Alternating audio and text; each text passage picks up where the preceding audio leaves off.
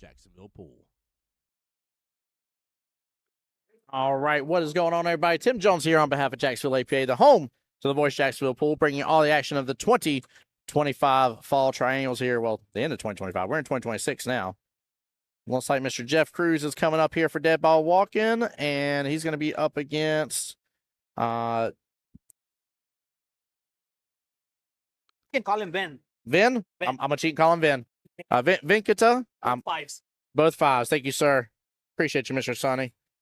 All right, let me get this update here. And I do mean that, Tasha. I had it in there one point, and then I forgot to update it on the second half of the post there. All right, Dream Team here. Mr. Vinkata. Both skill level 5, so I'm going to get this updated to a 38 race. This is a finals match.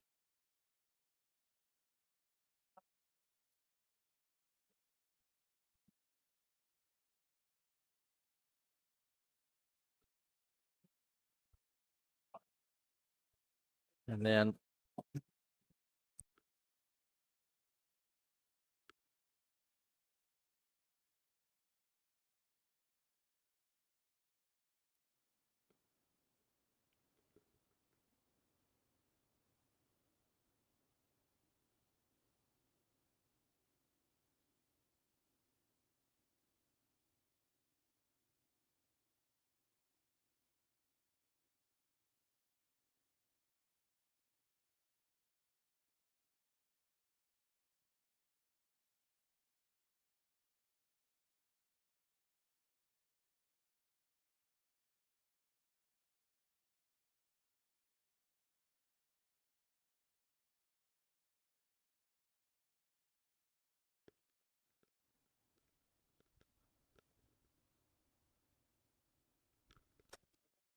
all right, that's right. Jeff Cruz.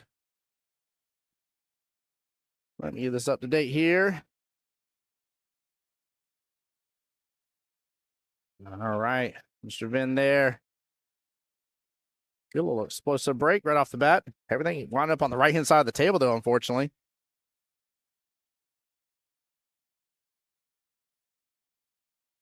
Looks like the 1-8 might be wired for him right off the bat, though.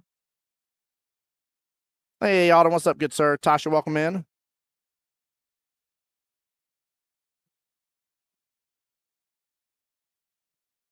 Oh, what a shot. Oh, he gets it at the last second. Nicely done. Nicely done. Very well played. Has eyes on the one right-hand side pocket. It's going to be tough, man. Look at that mess with the 2, 3, 4, and 9 over there.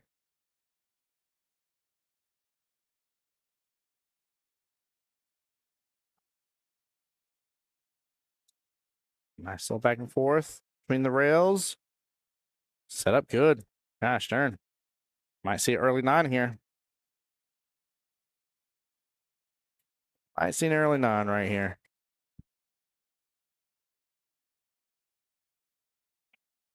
You actually need to almost hit in between the 2, 3 by the luck of it right off the bat. Actually, I'd hit into the 2, use bottom, maybe even potentially end up making the 3. Yeah, 3 caroms on over. Good try on all aspects. Then with a great show right off the bat, Mr. Jeff back to the table now. Jeff for team and dead ball walking. 2 ball looks a little frozen here. He doesn't have a lot of options.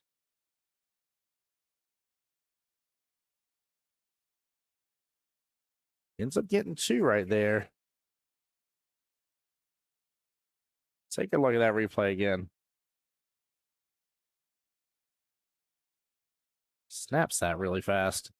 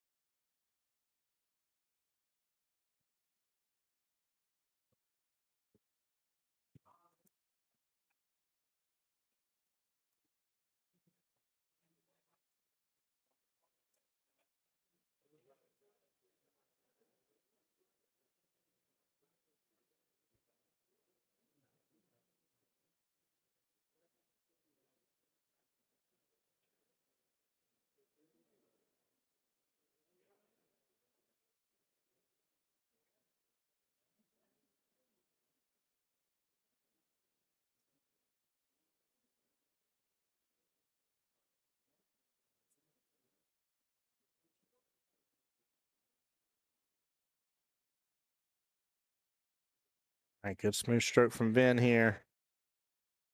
Yeah, you have to do a little bit extra, use some bottom and stuff to be able to gain better access to that 7.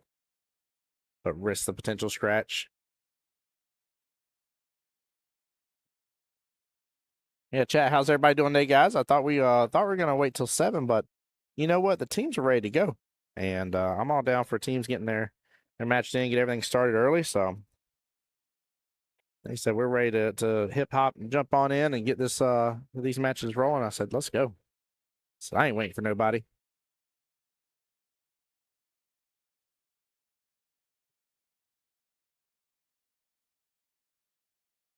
There we go. Nice smooth stroke. Ooh, looks like he's on the rail though. 7's off rail, just time to keep balls on the rail. Tougher leave.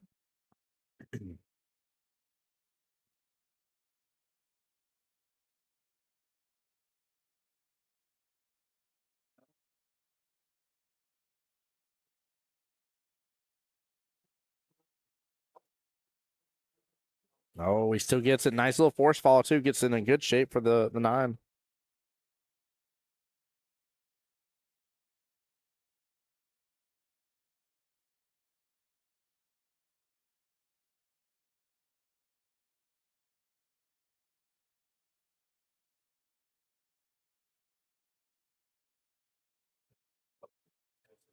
Oh, it hangs. Just gonna have the ability to tie this right back up to 5-5. Be a 33-33 race. Timeout on the field.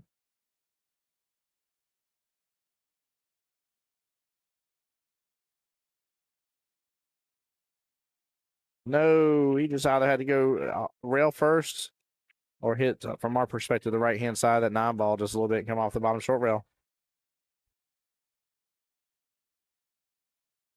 Very unfortunate with that. Was a huge opportunity. Big points right here for Dream Team. And the ability to break if he gets anything off this is really going to punish Jeff.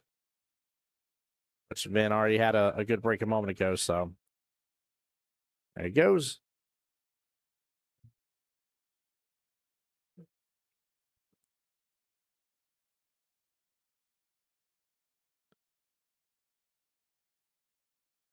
All right, 7-3 score confirmed. Looking good.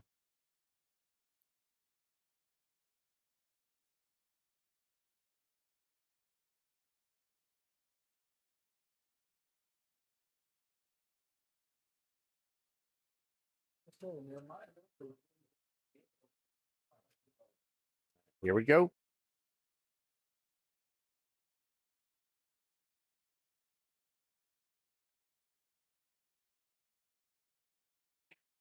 And getting something on the break in. 1 ball, though, all the way towards that top part of the table.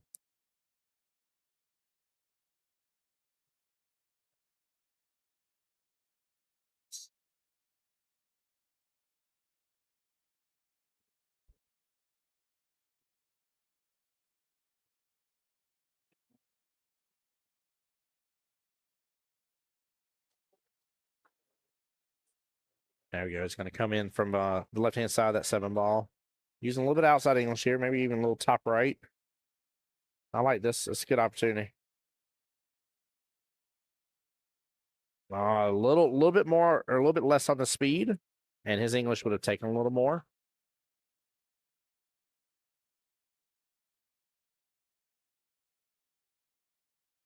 Might not seeing an early 9 because of where the 2 is. Wasn't bad though. Jeff gets that, he'll clear up 3 more points, make it 8-6, and have the break, which means they'll have a chance to potentially tie it up right there. So that's not going to be a bad thing if that's what ends up happening here.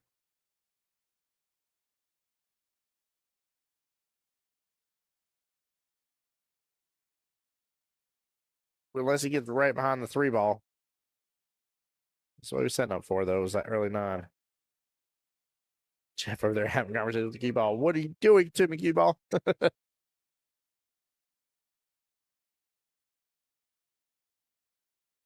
Yeah, 1 rail kick here. Oh, cue ball just follows right on over to the corner pocket. On hand of in.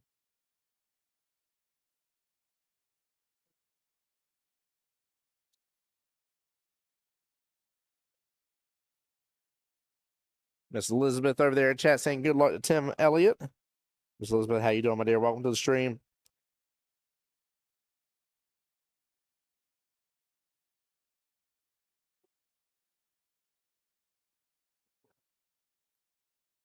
All right, he's a little tree topped over that 5, but he's got access to that 3.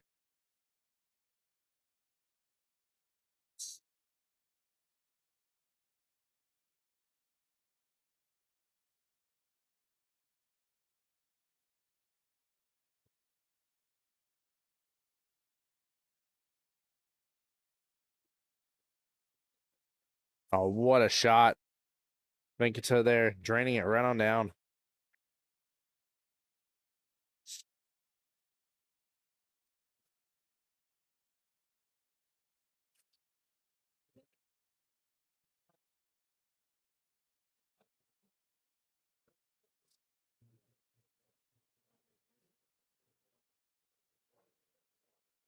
Interesting. National went to go cut it. It's getting a great lead, though. Key ball actually goes right behind the 5. Gonna leave Jeff a little buried there and a long shot anyways.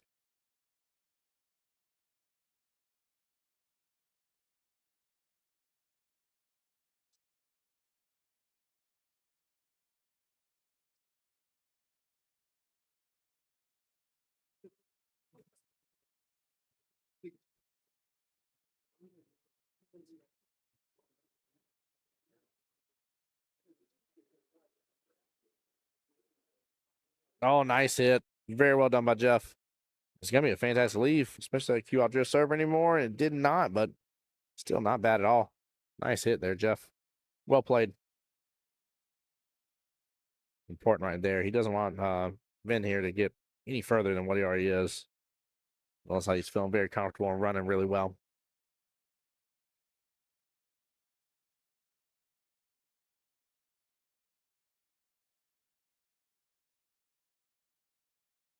Went for the bank shot. No go on it. Oh, man. Four ball sells out right outside that top right-hand corner pocket. Runs on for Jeff. Has a rough leave there for Venkata. Jeff has got to take really good advantage of this.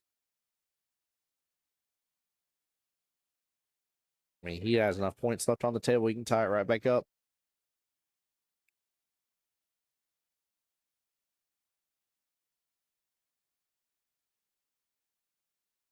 There we go. Nice job. Got back to that left-hand side of that 6. Good stroke from Jeff. Well played. He's just not going to have a lot of additional cue ball control because he's shooting from the rail. It's the only downfall of this right here.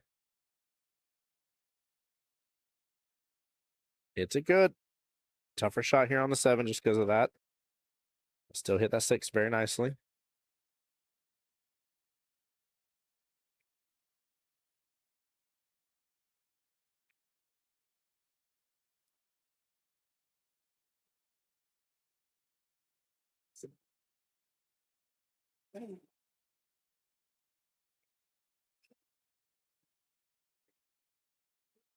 Honestly, I'm going for this in a couple different ways. I'm going for the cross bank in the right-hand side pocket. I'm going for the 9 as well. I'm going to go for that 7. I'm going to load up on some bottom. I'm going for both. Sure, apps to make one or the other. He was close. He was close. Had he sliced the 7 a little thinner, he would have had it. Good timeout. Good attempt. Nice try. Nothing wrong with that swing. I am not mad at that at all. Once again, you really increase your odds by going after both.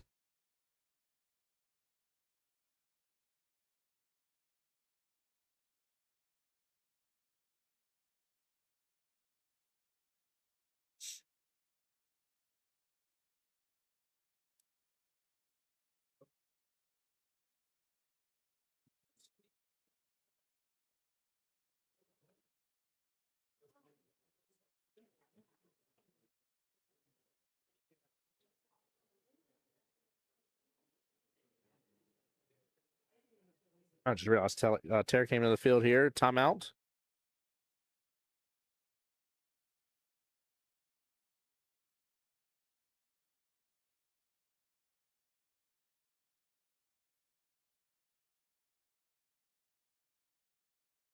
Yeah, if y'all guys look, that 7-ball's a little ahead of that side pocket.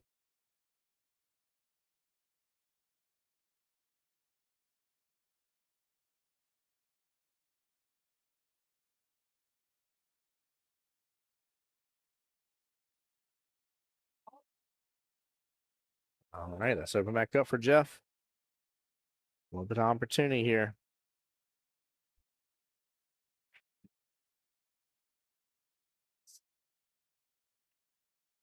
I think maybe just some force follow here. Maybe end up going 2 rails around. I gotta give a little pace though to do it. Chris Samuels, we are live next weekend as well. Yes, sir. We're gonna be live tomorrow. We're gonna be live next weekend, and we'll be live for the Saturday after that as well. So there's still 4 more streams to enjoy. We still got Sundays. We got Saturday and Sunday together for MVP, and then another Saturday for Ladies and Masters Championship. Oh, good try.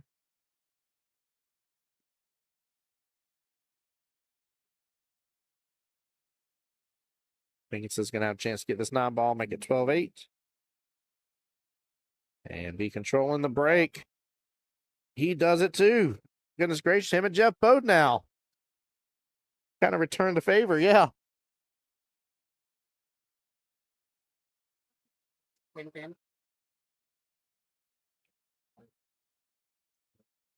right, so Vinkita's going to break one of my rules here. Chat, don't give it to him. Make him shoot it. I don't give a darn if they got ball in hand. I watched a skill level 6 bobble that shot before. So 10-10. Even Steven.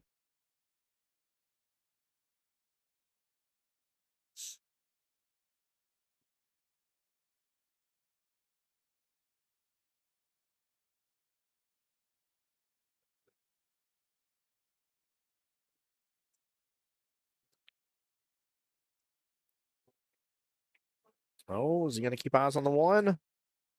He may have been able to keep eyes on the 1 right there. 1 on the break from Jeff. Seems like a very consistent 1 on the break from both gentlemen, either way. 1 not breaking better than the other.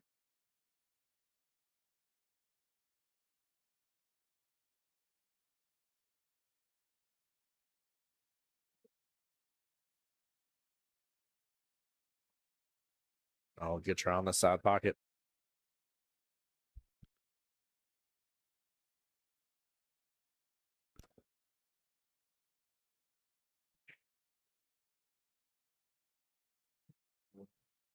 A little tougher back cut here, bottom right hand corner pocket. Other issue is he's going to run into that 8 in the process, and he may end up being just stuck behind that cluster. If so, I was about to say, he's trying to make sure and force it to go out. That's why, he didn't land it, in my opinion. But I think I would have went for the defense there, to be honest with you. I don't think the run was on.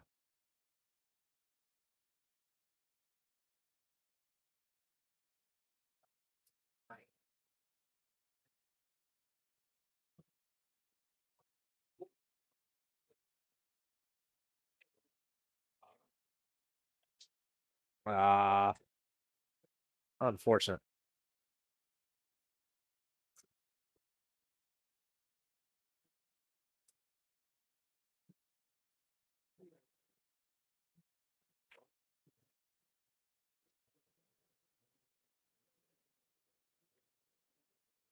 Big call in hand here. Pull back on this just a little bit.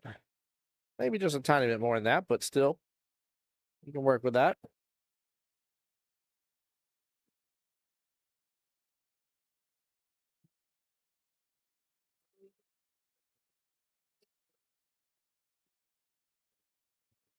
Got to bump into the 5, but opens back up just fine for him. He's stroking good.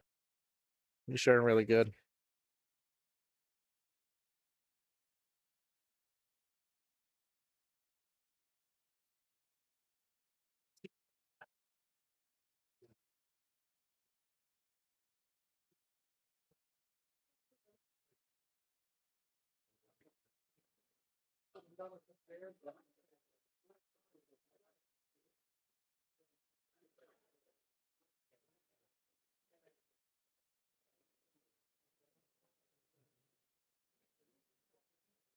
He's trying to draw it over there to the left-hand side of the 6. I see that now. He definitely, it was a good attempt.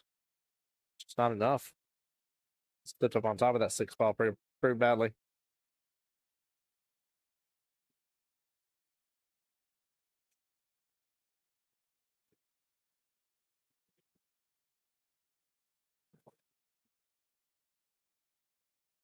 Looks like he's gonna maybe just try to defense this. Hit it kind of fully to keep all 6 close together.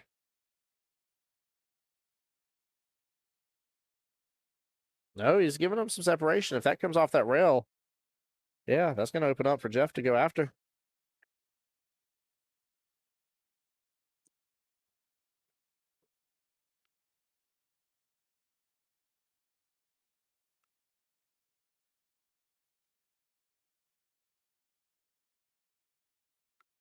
Oh, Jeff just a little bit off kilter on that shot.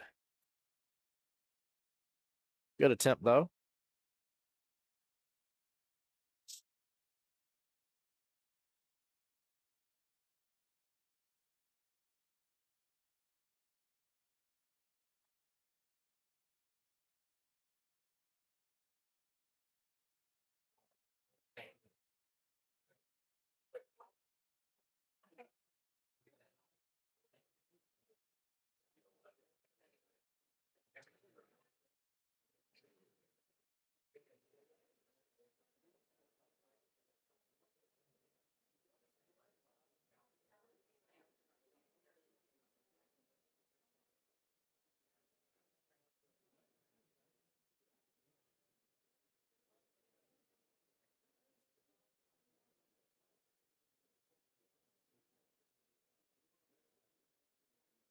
He's not working with a lot of room right there.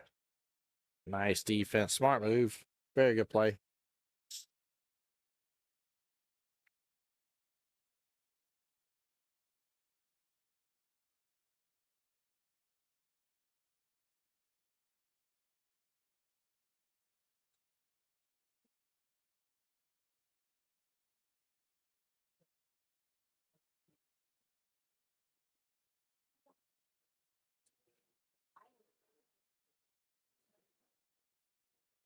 All right, just back and forth with a little bit of defensive shots. Again, honestly, I'd still play defense on this one, to be upfront with you. I don't see a real need. I mean, you can try to go for the bank, but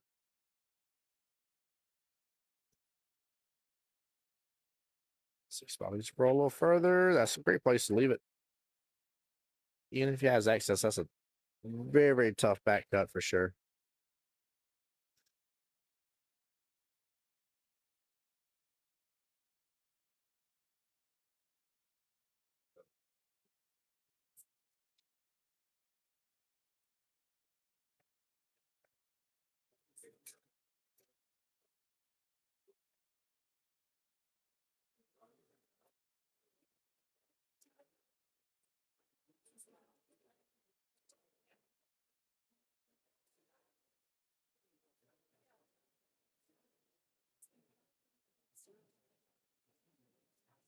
There we go. That'd be a good hit.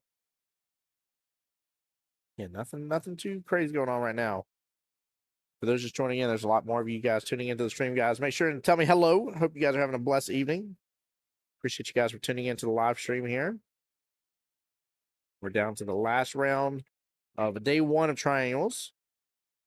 All the teams that are left right now are in their finals match. If they lose, they'll be joining us back tomorrow for the 1-loss side. But teams that win here, those teams get to leave here not only with the world qualification, but $800 cash money when they come back tomorrow. For the ones that are going through the 1-loss side bracket, they do not get cash money. And I promise you, it's a tougher field tomorrow. Less spots to be had. Oh, nice stroke. Uh-oh. It came out just a little bit. I don't know if he has access good to that 7 ball or not. Yeah, it must be tough because he's coming on down doing the, what I call the sniper eye right there. April, what's up, my dear? How are you been doing? Assuming y'all got me pulled up on the big screen here. Ben, what's up, brother? Hope you're well. There we go. Nice stroke. He had more of that than what I thought because he didn't look happy about it at first. But he hit that good.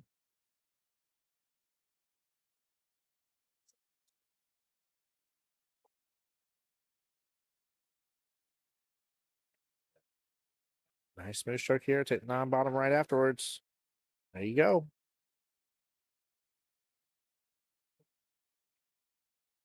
Nice little run right there.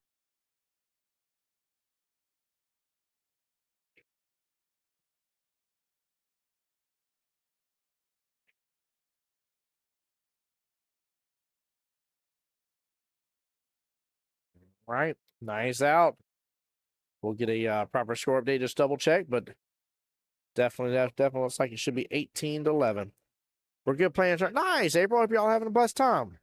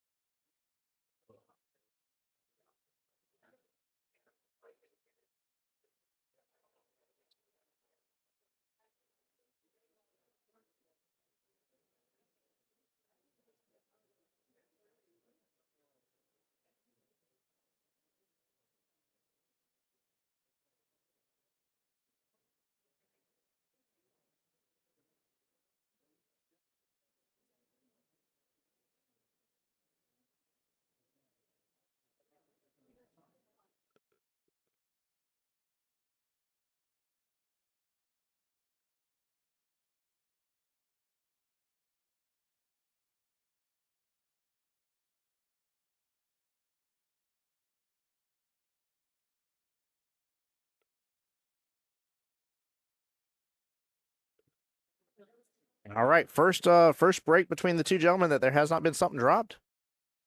Wild enough, each time they've got one on the break. But he has eyes on this one and may end up having eyes on two if he can get on over. A little top left here might do the trick. Yeah, clips full into the 8. Good attempt there. Small miss on the 1. Leave the 1 on the top short rail.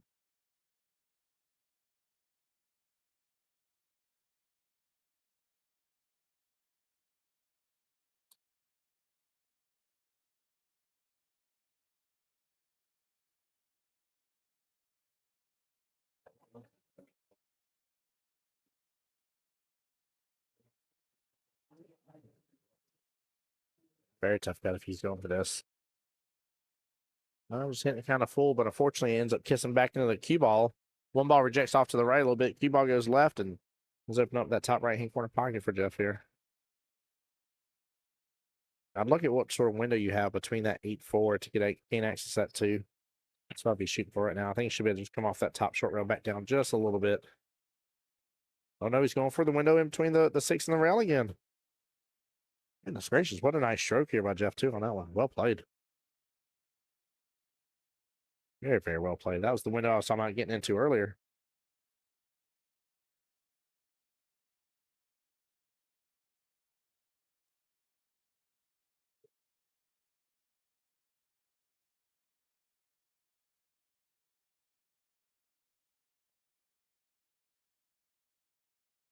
I really feel like he's looking at going for the 1 rail kick into it. There's good defense here. End up going 2 rails with the cue ball, hit the left-hand side from our point of view on the 3, and how the cue ball up with that 4, the 3 ball draft, draft on down the table, or up the table, I should say. And he's going for the 1 rail kick into it. Dangerous play. He hits it good and gets the shot. Nicely done. I feel like everybody's just wanting to take that shot on because I'm the one commentating the match. I know where everybody's like, Tim's going to say not do it. I'm going to do it. I'm going to land it. Well, don't tell me how to live my life. I do what I want.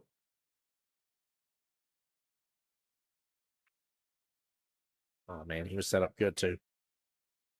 Passed up really well. Look at the leave he got for the 5. Had he made that 4 or 5, again, top right, come off top short rail, back downfield. 6 left-hand side pocket, drift up for the 7 right-hand side pocket, 8 left-hand side pocket, 9 bottom right. The run was on. He had a chance. And Vegas here is going to have a little bit of a hard time with this run. Just shows where that 5 settled out.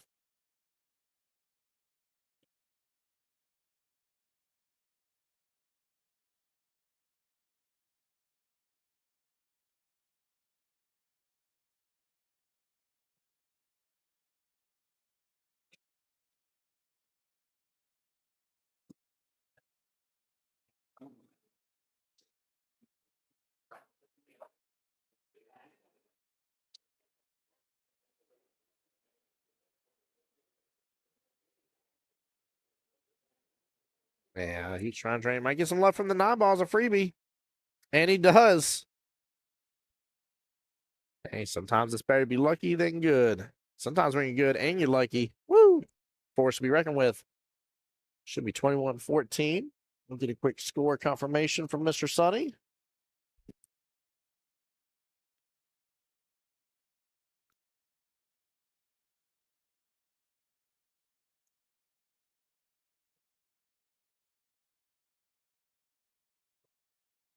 Perfect. Got a score confirmation. Thank you. 21-14 is confirmed. 17-24 left in the race of the first matchup out of potentially 5 here.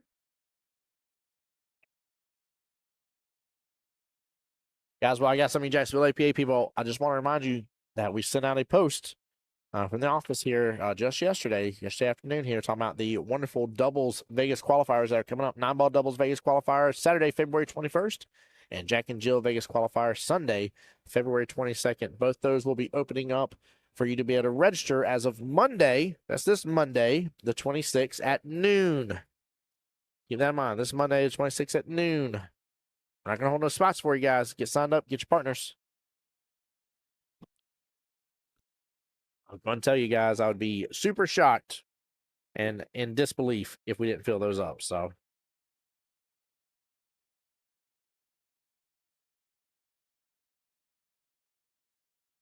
there is still sudden death, Steamroller. Yeah, with our triangles, we still do sudden death in the finals. That's just to keep everything moving along, and so that way everybody has a sudden death. But it's not till 9:50. I mean, they got 2.5 hours till we're anywhere near it. So they were given a few extra minutes of time to start, even earlier. So it is a I'd say at least in their favor to be able to avoid it, to say the least.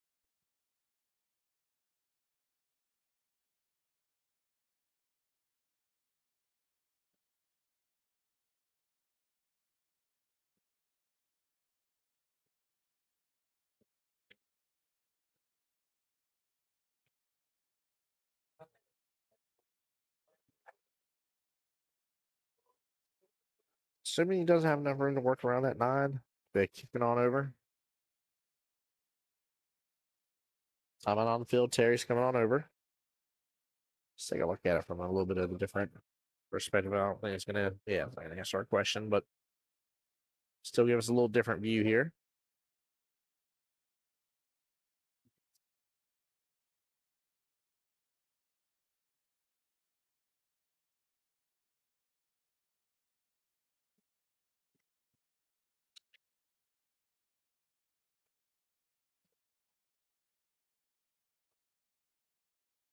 We do it all the same, Steamroller. Now in the World Qualifier tournaments, we've done that before, where the finals doesn't have a sudden death on it. Not to say that will or will not happen this year. I'm not speaking that, but it absolutely has been done that way before. But for this, it's better just from a pace of play style, and again, realistically, they were given extra time to start well before, so there, in my opinion, there's plenty of reasons for them to even avoid getting inside death.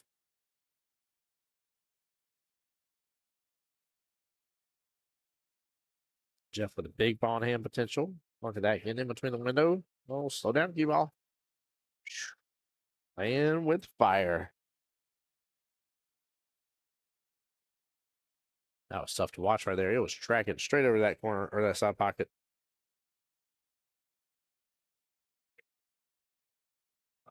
There we go. Just take your medicine on the 4.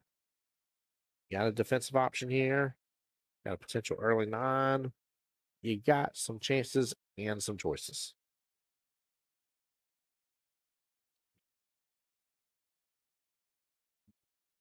Oh, should have went for that. Should have went for that. Can bottom pull that cue ball right on over.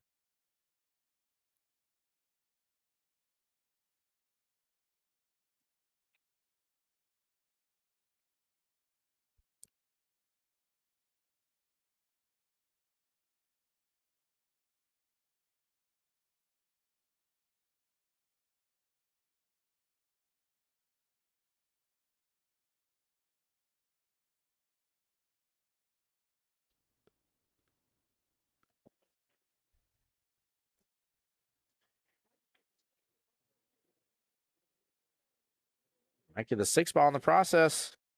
Oh, very close. Good attempt.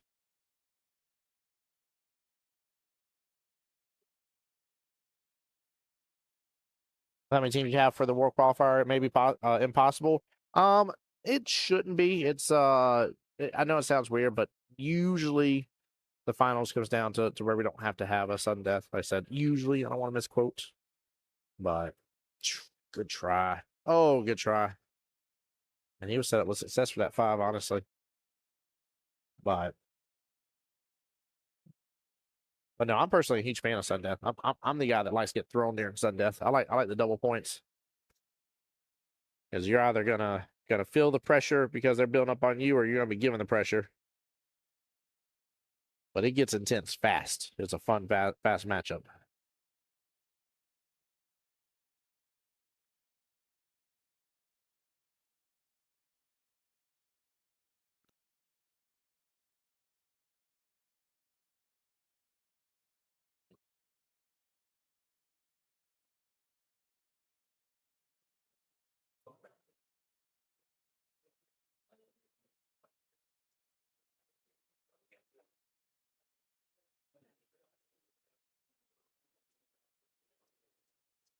Ash says I've never been put in sudden death. Oh man, it is.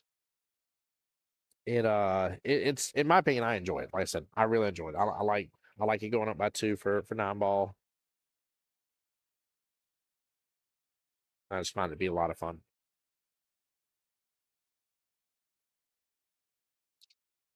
6 ball hangs on him too. Good attempt. Yeah, what can Jeff do here for that 7-9 sitting there? He's looking at the combo there for the 4-9. All right, timeout being called on the field.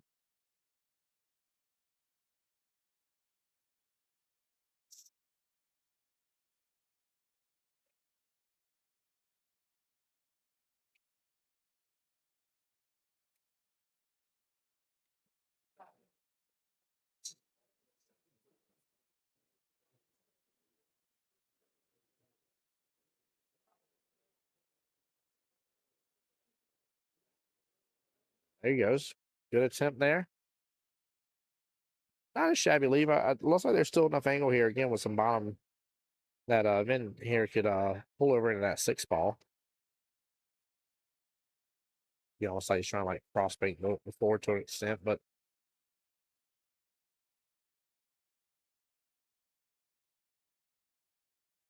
yep, just like that. Ooh, few balls sitting right there in the pocket.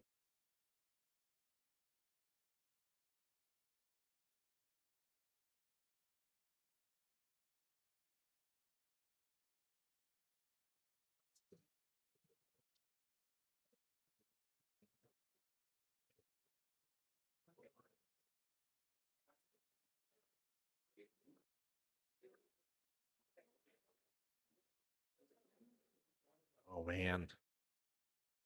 Get one great shot and just one small miss there. Ash says I tend to play early before I have to go and sit around and dwell on all the stuff in my head. Hey, you know, some players are better playing early, so Steve earlier there on my YouTube side said 9-ball sudden death is exciting. It really is. I enjoy it a lot. Trying to keep that skill level 6 from making 11 total balls gets crazy intense.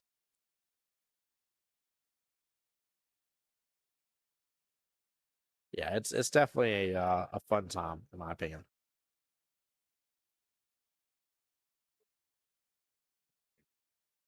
And honestly, again, I don't mind it as much as some people do. I used to. I used to really like, don't do that to me. Don't shoot. I shouldn't be the one. Right. But I mean, it's good. It's definitely a good time.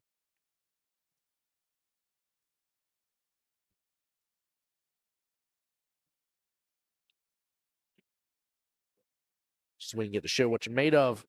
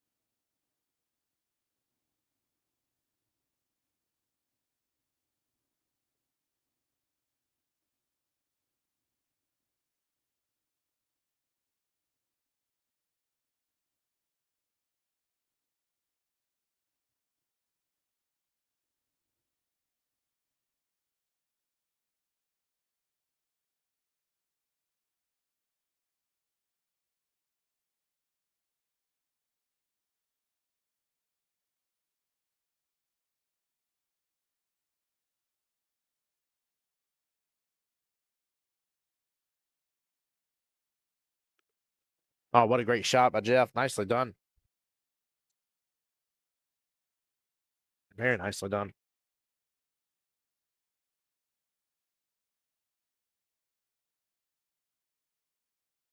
There we go. We'll back and forth. He's got some work to do on this one, though.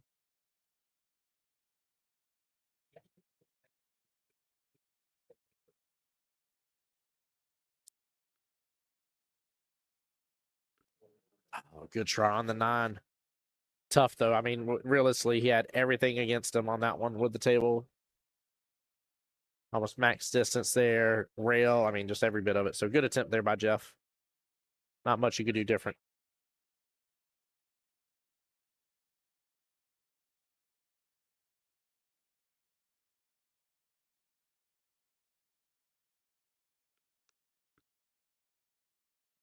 And good out by Vin there.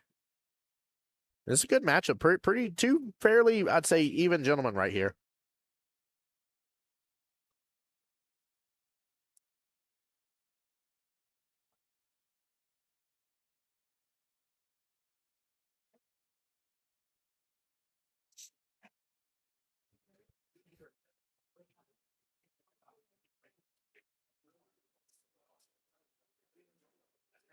All right, 26-19 is the official score on the field.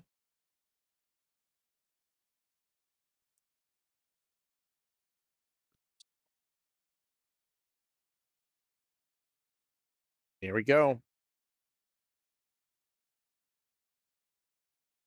Oh, what a nice gentleman right there. Look at that. There's definitely a gap between that 1-5. It must have just rolled off or something at the last second there. Good catch by Jeff. Great sportsmanship, by the way. Love that. Jeff saw it the moment he came over here to where he's been standing. And it's definitely very obvious from his point of view. Would not have been easy to see from head on for Vin there.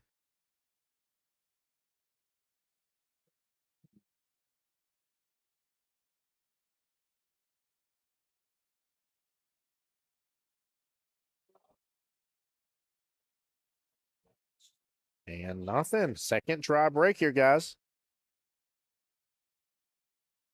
Brent says, how good is that headset? No background noise at all. I'm using a the headset's good. Don't get me wrong.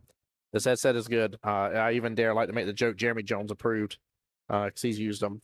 However, we have a program that's helping out with that situation a little bit. So I'm glad it's not letting in stuff though, because we obviously Facebook gets mad anytime there's any ounce of music at all. But appreciate the compliment, Brandon. Thank you, sir.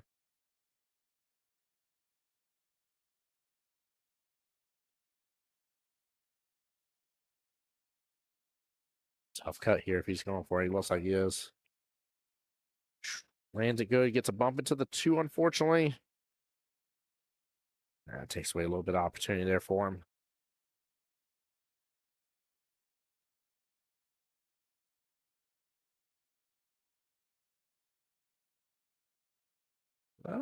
Going for the nice defense. I like it. I like it a lot. Definitely good to see.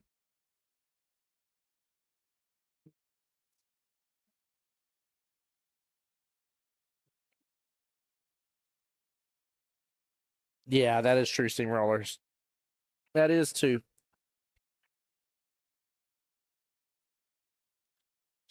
YouTube gets mad as well, just not nearly as mad. They don't care until you're monetized. That's when they start getting mad. I mean, monetized and you're one of those big time streamers. That's when they get all super mad at you.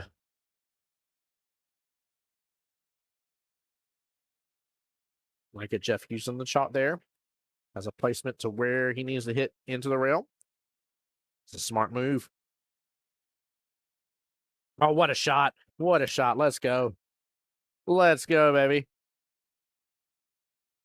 Jeff there earning himself a nice little instant replay. Way to take time on that.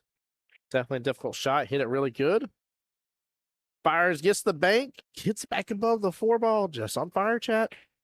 Just on fire. Steamroll's like top 10%. Stop it. Oh, man.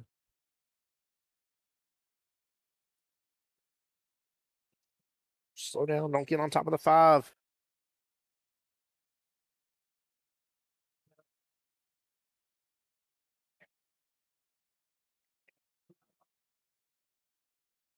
I wonder if he's got a thing here there. Just straight into the 9 instead.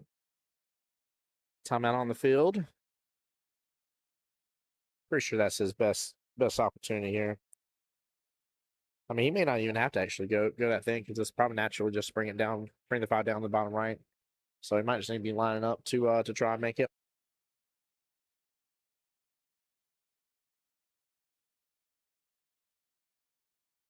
All right. There it is. Nicely done. Good out. Well played. Jeff racking in 2 more points here. 27-24. Race to 38. Very good out. 11-14 left in this matchup. Ash says, yeah, 9's a call. Yep.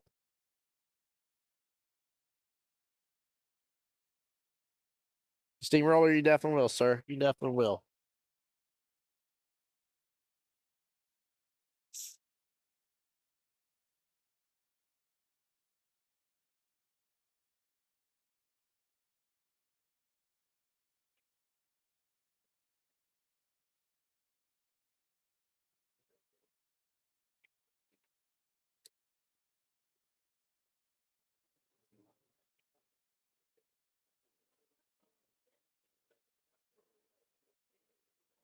All right, these gentlemen went from making at least one on the break, I think like 3 breaks in a row, to the 3rd dry break.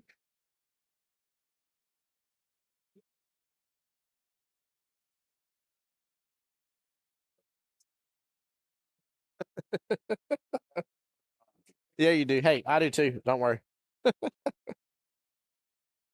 All right, Ashton says, sounds like the weather's finally here, brother. Y'all be safe, please. Please, please, man. Anybody that's got to experience that, man. Y'all definitely be safe.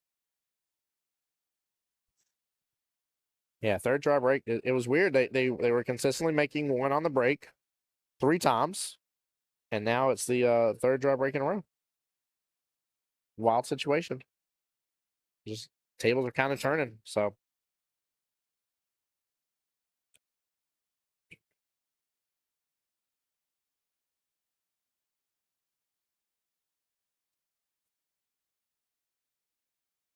Jerry, yeah, there's what you talking about? Dead ball walking, coaching timeouts, or scorekeeper right there, top left of the screen. And then yeah, if I turn the camera to the left, you see the other one keeping score. So no big deal with them doing so. Yeah, and they can talk to the players right now in between shots. They just can't talk to the player while it's their shot at the table without it being a timeout. I know some places do it a little different.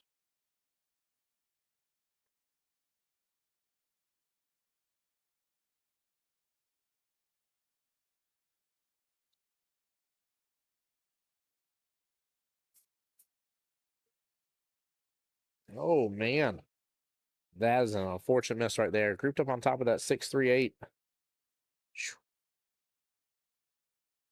Tough part here for Jerry is he's going to be treetop. He's got to really kind of brace himself with a little bit. Yeah, tries to send it. Gets good leave. That leave ain't bad.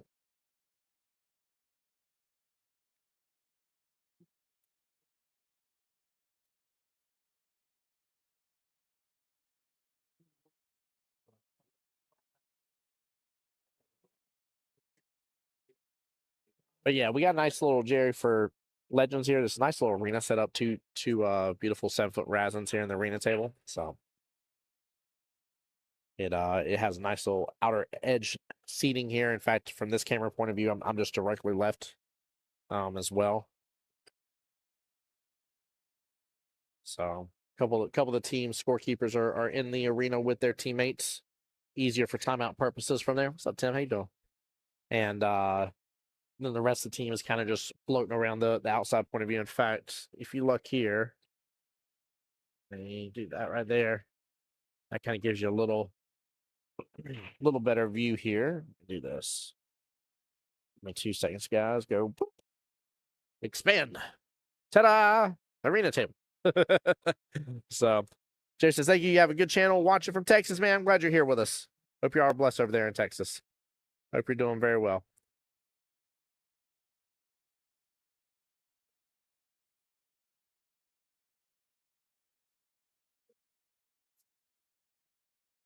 Should we kind of keep it just like that here? I'll adjust it more later, but we can get back to our main view.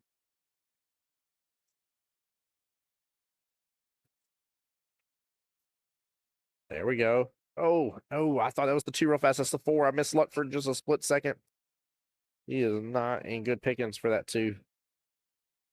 And if he's going to go 1 round kick, he needs to go off the top short rail. Honestly, that gives him the best opportunity.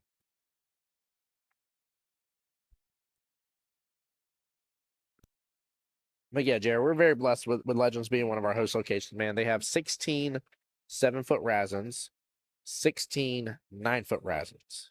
They have got a ton of tables, 32 total tables under one roof. Oh, let's open up just a little too far. Ball in hand back to Vin here. But yeah, it's been fun having them as a host location and getting to host a couple things. So we'll be back tomorrow over here as well. So we're still at Legends Billiards for tomorrow for the second half of triangles. We'll be in the 1-loss side part of the bracket.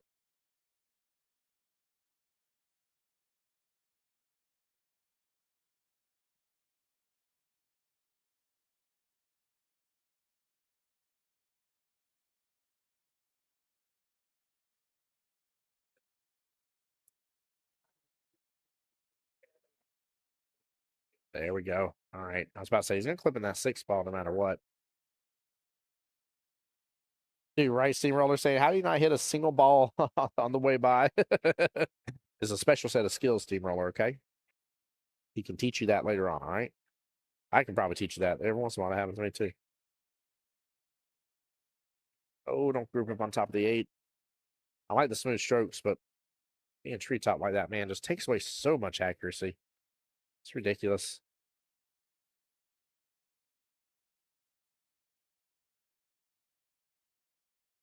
Guys, while I have y'all here as well, there's a lot of y'all watching on Jacksonville APA's YouTube and or on my YouTube as well, the Voice of Jacksonville Pool.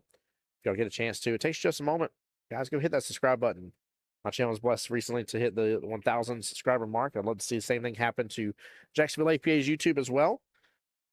It'd be nice to be able to tell Mike and Kelly thanks for everything they've done to invest in this stream and provide for the equipment and pay me for being here. I appreciate them so much for allowing me to do this stuff for Jacksonville APA. So, but it's just a great way for me to kind of be like, hey guys, let's get more channel views and stuff. It'd be a great way to kind of pay them back for that. So, if y'all will help me out with that, it'd mean the world.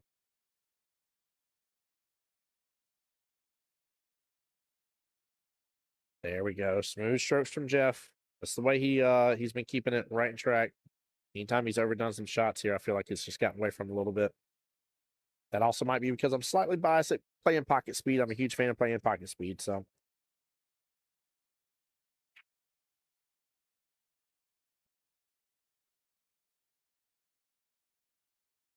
See, that one didn't get away from me. He's starting that good.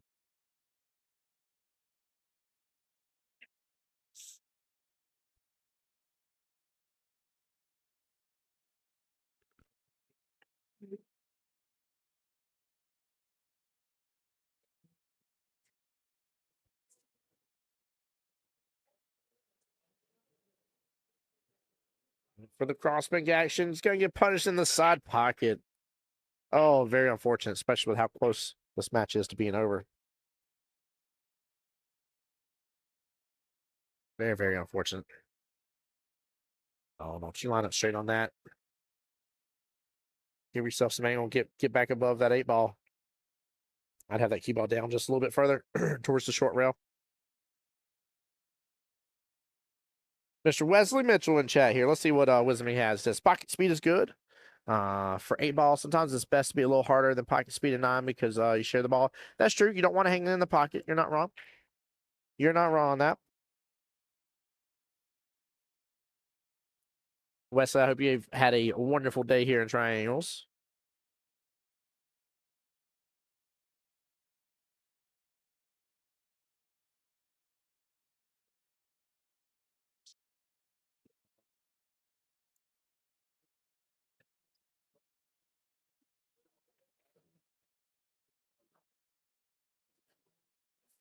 In fact, you had to have had a good day. Gravy's Navy's got the win. Big congratulations, Wesley. There we go. There we go. Back him over that 8-ball. That's the way to be. I will say about pace of play, though, you do got to keep in mind these are 7-foot tables. There have been quite a few shots today that have allowed people just to run around too much. It says these Jacksonville players are good. Oh, no.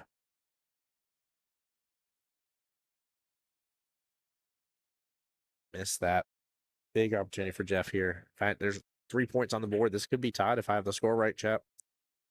I might be off on it just a little bit, but there we go. Nice little force follower off the top short rail. Give him an option to go top right-hand corner pocket again. Beautiful stroke. Very, very well played. Nice out by Jeff. Well played. All right, we'll get the score update here in just a moment.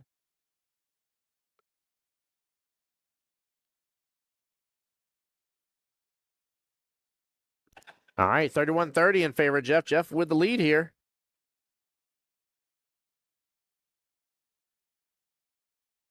Here we go, here we go, here we go. Maybe we can get something on this break. We need something more from the break. Need something more. We need something more from the break. Thank you, Kit. Good luck now for me here. Getting stuff from the bar for me. Appreciate her.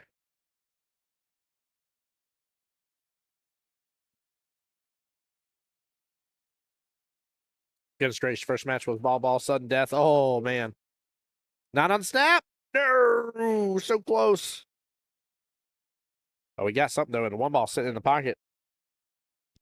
2-ball drifts right on down. Oh, my goodness gracious, chat. Do you see this run right now? Oh, my goodness. Good run potential up from, I mean, until you get to the 5-ball. He needs it the right-hand side of this. Just drift back up off that top short rail. Slow it, slow it, slow it. It's rolling.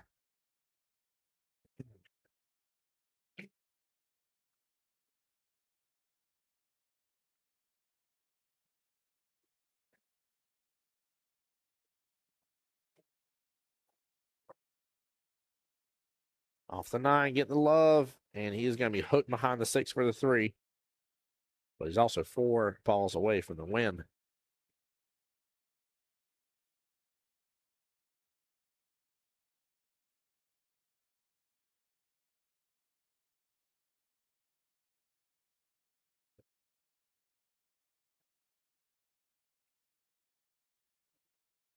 Just a little short on that kick. Good attempt. Ball in hand. Man, this got to take advantage of this here. Oh, man, does he.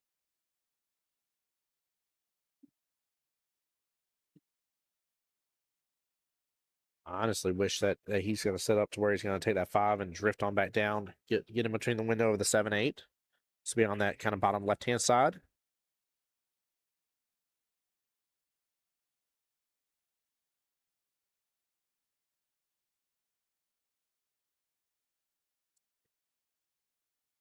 I can't distract him right now. He's in front of the camera.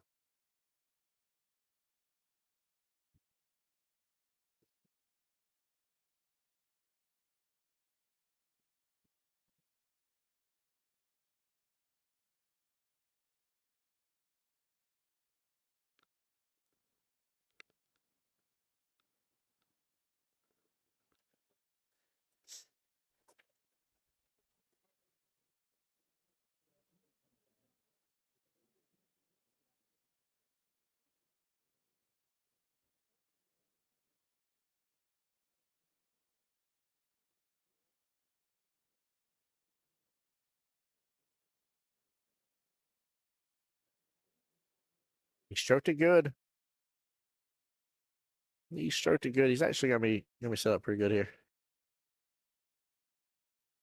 He's gonna be set up pretty good. Like I said, I kind of like the window of shooting that 6 in that right-hand side pocket to be set up for the 7 bottom left. Maybe over just a little bit more. That's my only concern. You really want an angle on the 7. I don't even know if you can still get it from that point to be up front with you, but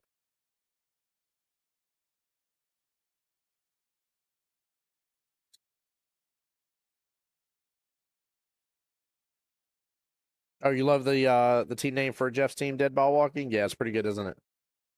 It is pretty good.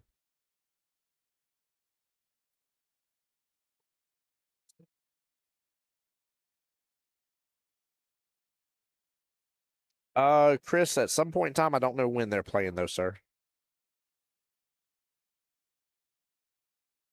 Going for the defense here. May have leaked out just a little bit, but that is the right call.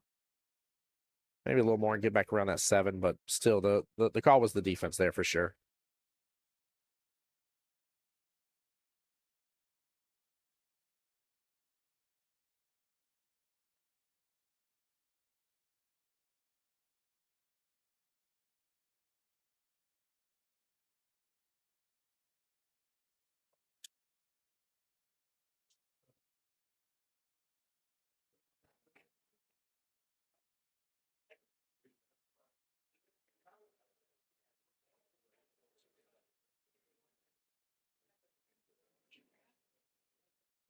All right, a little bit of a tougher cut here on the 7, but still makeable. Just gonna stretch a little bit across the table. Bottom right-hand corner pocket. Should drift back upfield. Just make sure to cut the 7 in, though. The 8 ball center of the table. You should have eyes on that 8 in some form or fashion. There we go. There we go. Tied right back up, 34-34. 3 additional points lie on the table. Could get one of the 2 gentlemen to need 1 point left for the win. If Ben does it here, he'll be on the break.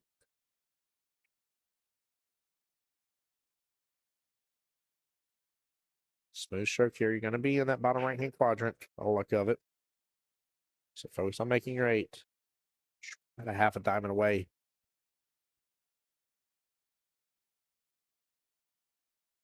Not a bad lead, though, that Vin did to Jeff. 8 ball's a little bit above that left-hand side pocket. Now, Jeff can still go after it, use a little top. That way, top should kick in. Allow the cue ball to drift up just a little bit and avoid the scratch in the left-hand side pocket just fine. Just don't spike this or pull down in it. Ooh, almost spiked it. Almost did it.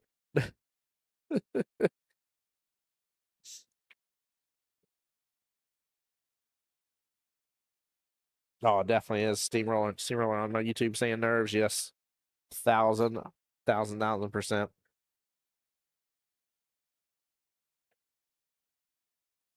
Can't blame them because they know the $800 cash money is on the line right now for their teams.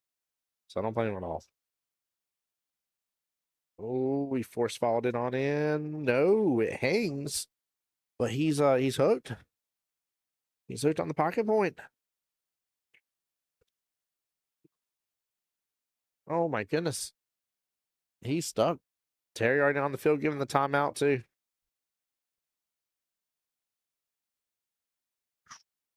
That cue ball is sitting in that pocket, baby. Oh, my Lanta.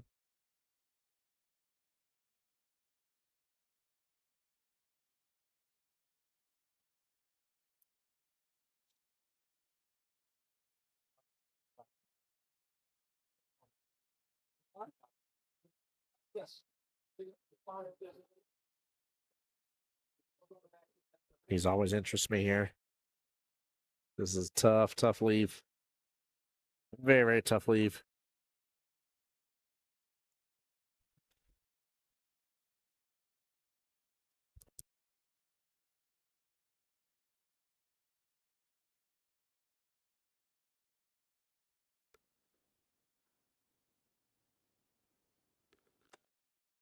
Oh boy.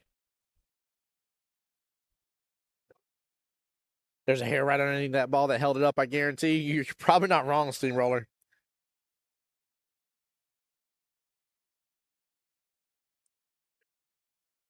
Probably not wrong. Oh my goodness gracious. He's going to get a hit. It's opening up too much. Oh, good try. Very good try.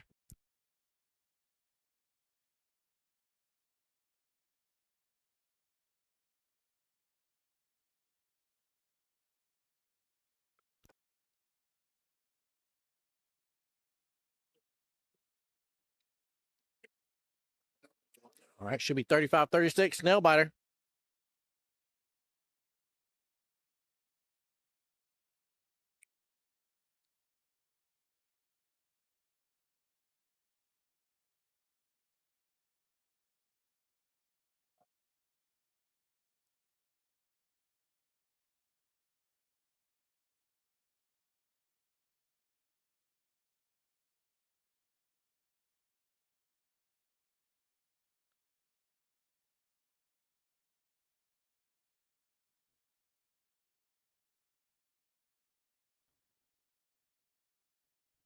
Oh, three ball. Three ball hangs.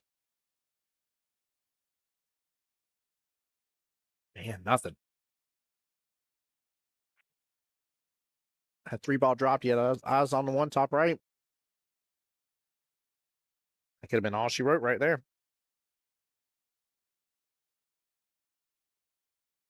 Very unfortunate situation.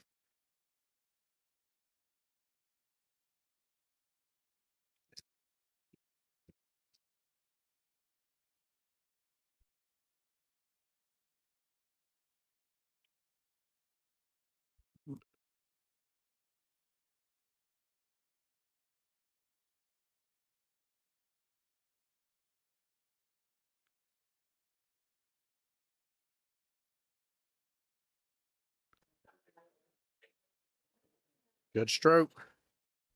Just a little less off. Nah, he's actually good shape. Really good shape, actually. And if you can get this two to either drop with a three or stand it where he still has eyes on in the pocket, this would be it.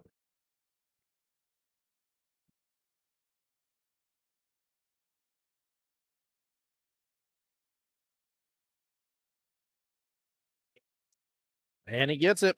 That's all she wrote. What a battle. Dream Team taking the first win. 12-8 victory for the team. Mr. Vince getting the win against Jeff. Nicely done.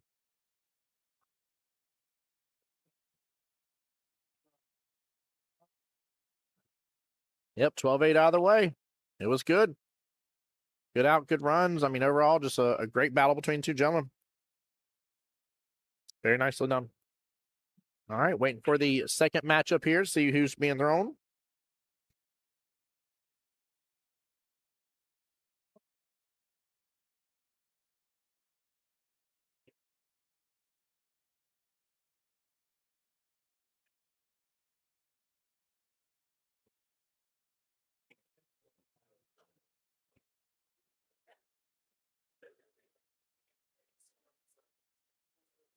All right, let's give him just a moment, chat.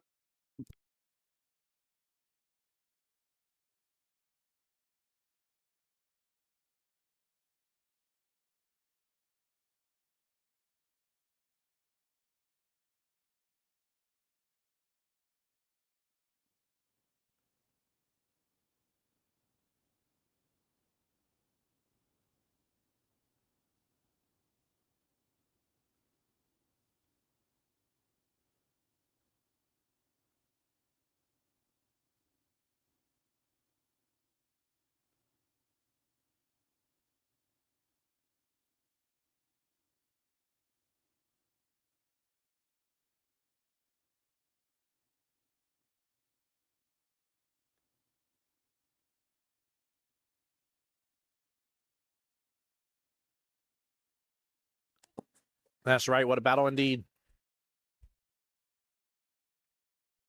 Hey, my pleasure, Chris Daniels. Thanks for being here, sir.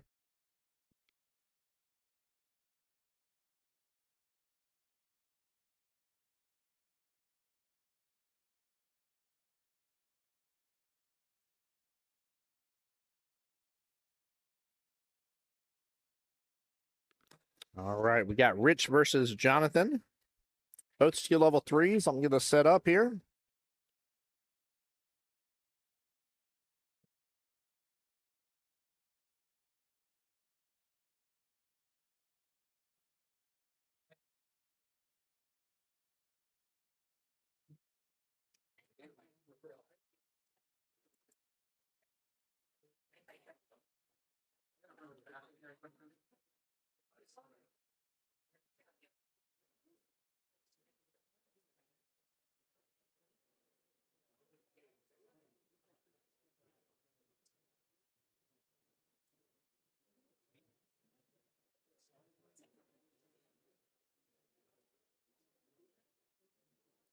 All right, both skill level 3. Jonathan for the Dream Team will get the lag, get the break first. Nice little race to 25, chat.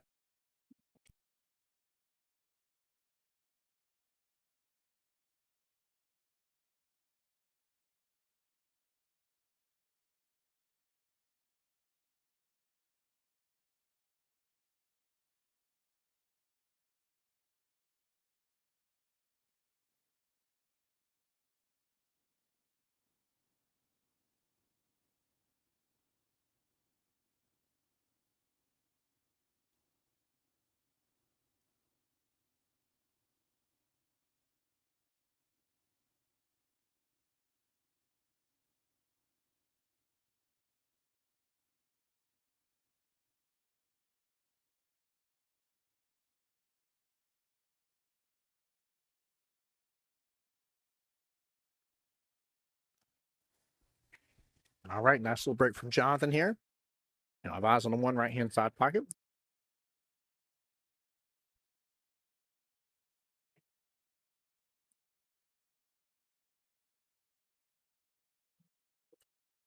I might be hooked up a little bit. Tough to tell. He's close to that 4, but I think he's got just enough room to get by.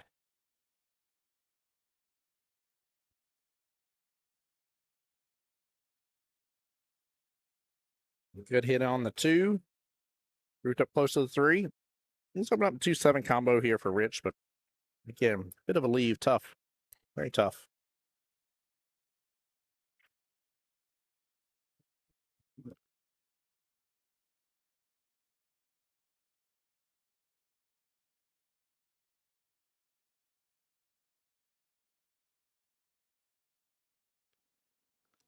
Oh, so close, chat. Oh, man, I even heard the crowd go, oh! He was very close to that. Good attempt there by Rich. Closer than what I thought he would have been. Again, that was tough. That leave, if he wouldn't have been tree-topped a little bit over that 3, I think he would have had a greater opportunity at it for sure.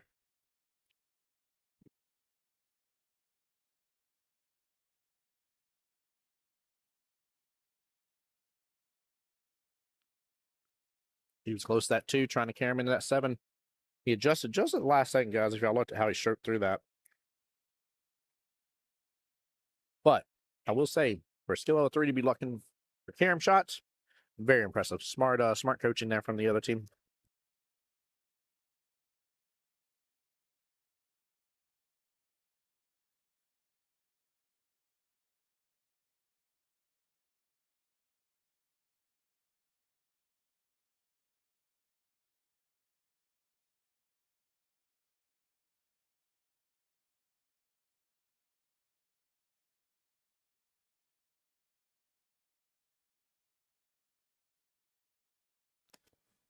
And Rich with an impressive carom right back, going for the early 2-9 combo.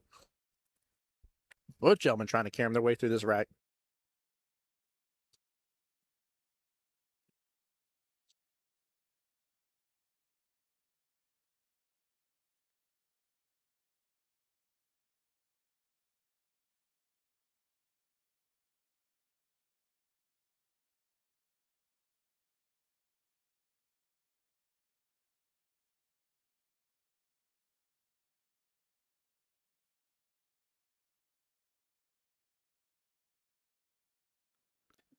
All right, 2 balls sitting still off the top short rail. Slight cutting into this. You'd be drifting right on back down for that 3. Might have a little back cut, though, on it.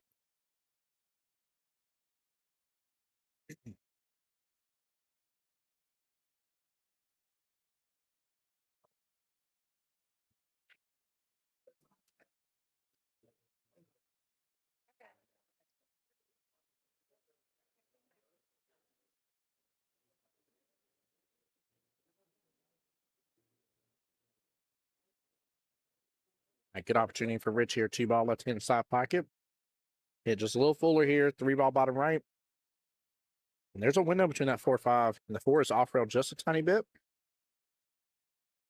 For you to be able to rock and roll. See him get that 4 all the way upfield.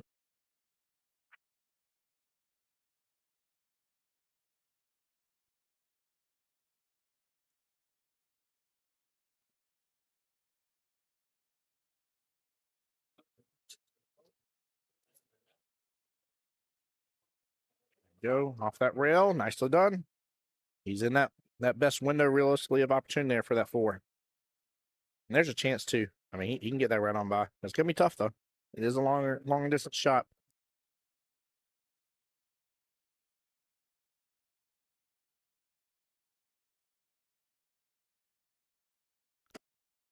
That 4 kind of curved there at the last second. Little table roll, if you will.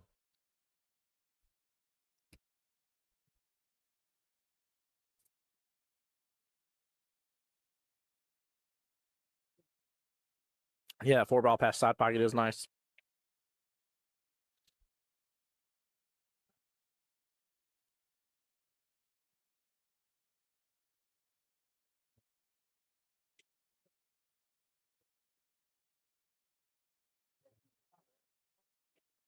wonder if Rich is going for the bank here instead.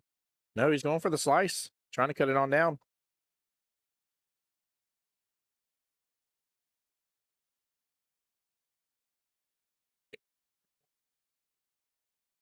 Ashton, that drift was unreal, bud. That was a strange one. I haven't seen that happen all day, brother. Haven't seen it happen all day.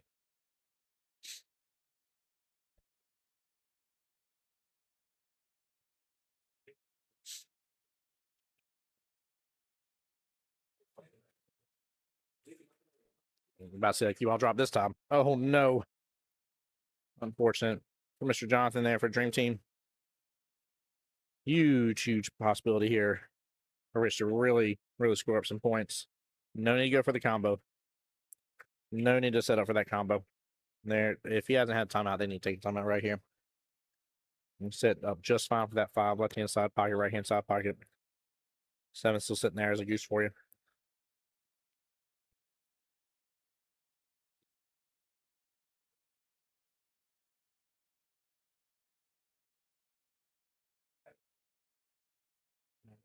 Yeah, should have used the timeout there.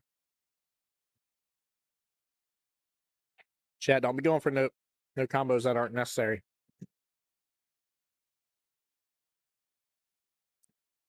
E-ball's going to drift on down to the parallel with the 8 ball, just a little below it actually.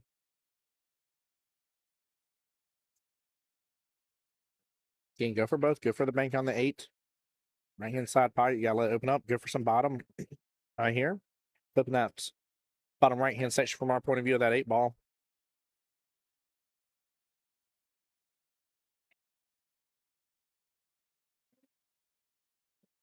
It's like Randy's being called to the field here. The timeout. Randy, one of the 2 skill level 6s, him and Bob Cameron on dead ball walking.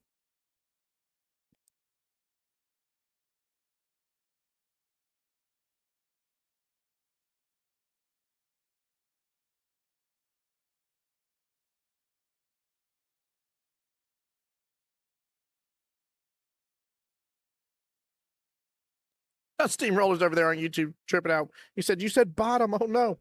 Yeah, you want some bottom in this. You want to yoink that cue ball right on down into that 8 into the rail.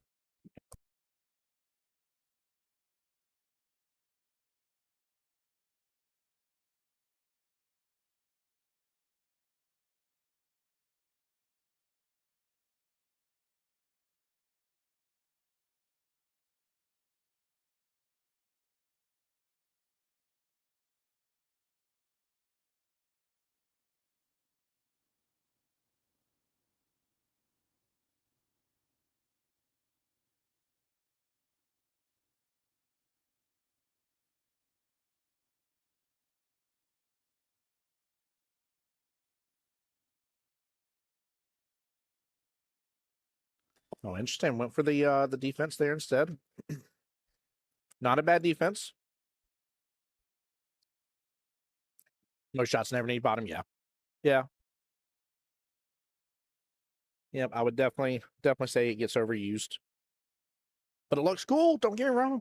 Like bottom can be really awesome.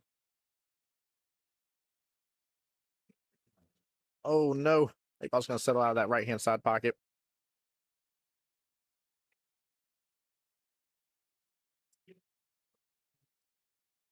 Steamroller agrees. He said this one would have said bottom on it too. Yeah, the shot during the timeout. I was saying there was a little actually kind of almost like a little 3-way. You could have made the 8 in the right hand side pocket. You could have made the 9 early. And even if you miss, you very likely you're gonna send that 9 or that 8 ball way far up table. Good out by Rich.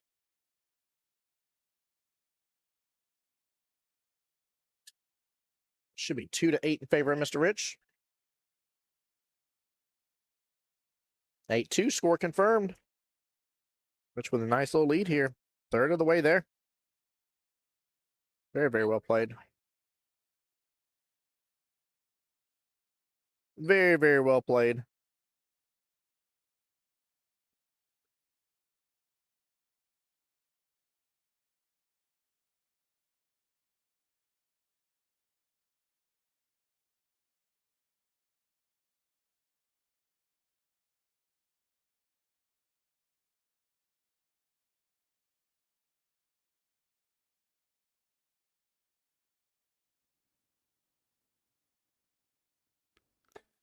Uh-oh. Rich not only got something on the break, but then he has eyes on the one, and the one has a pocket for the bottom left-hand corner pocket, chap. It's dangerous. Oh, no. Almost scratched in the process, but good attempt.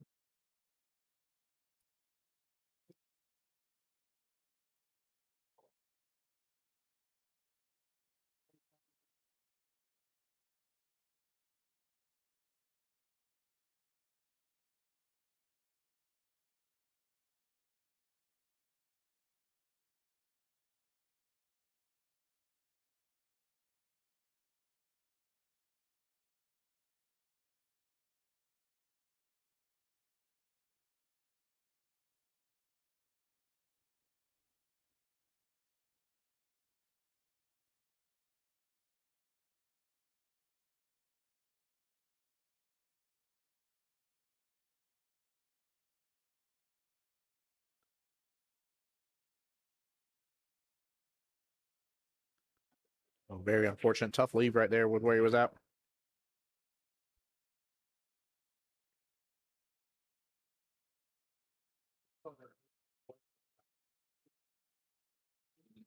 Oh, Steamer, I never heard that phrase said. The phrase "draw for show, follow for dough." That makes sense. I'll be honest with you, that makes a lot of sense. Because again, a lot of bottom, a lot of draw shots look very fancy. As long as he keeps eyes on this too, I'm not mad at him just going for this. I don't think there's need to try to set up anything crazy. We got 2 skill level 3s on the table. Rich is 40% of the way there on his overall goal of getting the 25, 10 out of 25 points.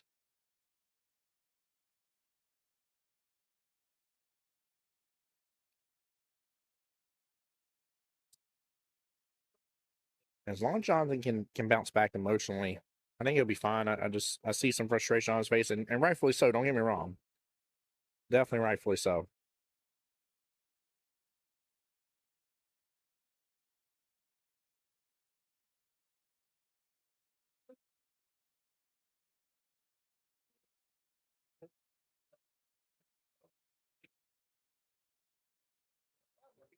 There we go. Smart move by Jonathan.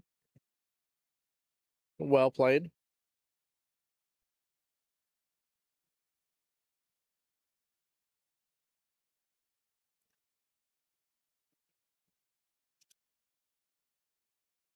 Just gonna try a defensive right on back. Need to double check, make sure that two's not frozen. If it's frozen, you need to call the frozen rule.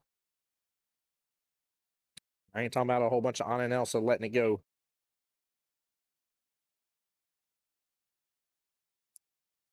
8 ball hit the rail anyway, so it's good.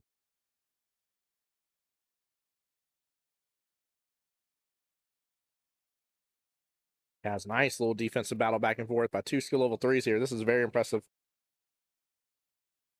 Good plays.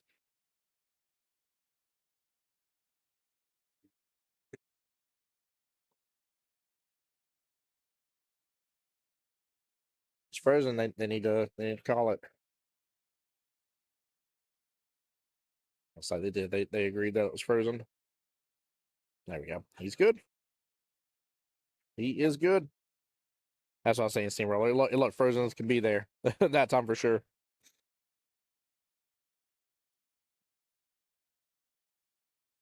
I overheard. I think Jonathan was permanent on the sidelines with Rich too. So,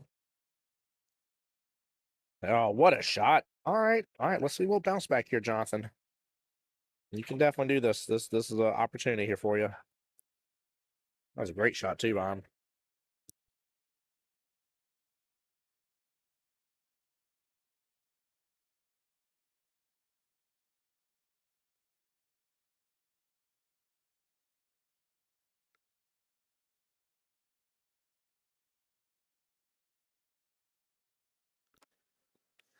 Just Rich back to the table here. A little bit of stretch. I hope he doesn't lose too much accuracy on this. Almost shot on the 3, nothing special.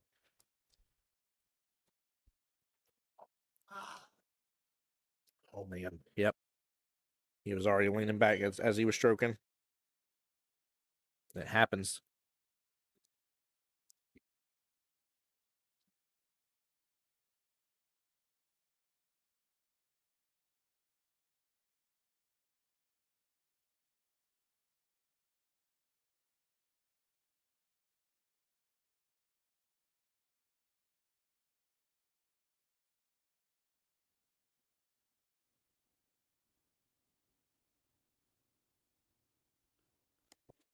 Really good behaviors from Jonathan here. Look at him kind of mapping out the run.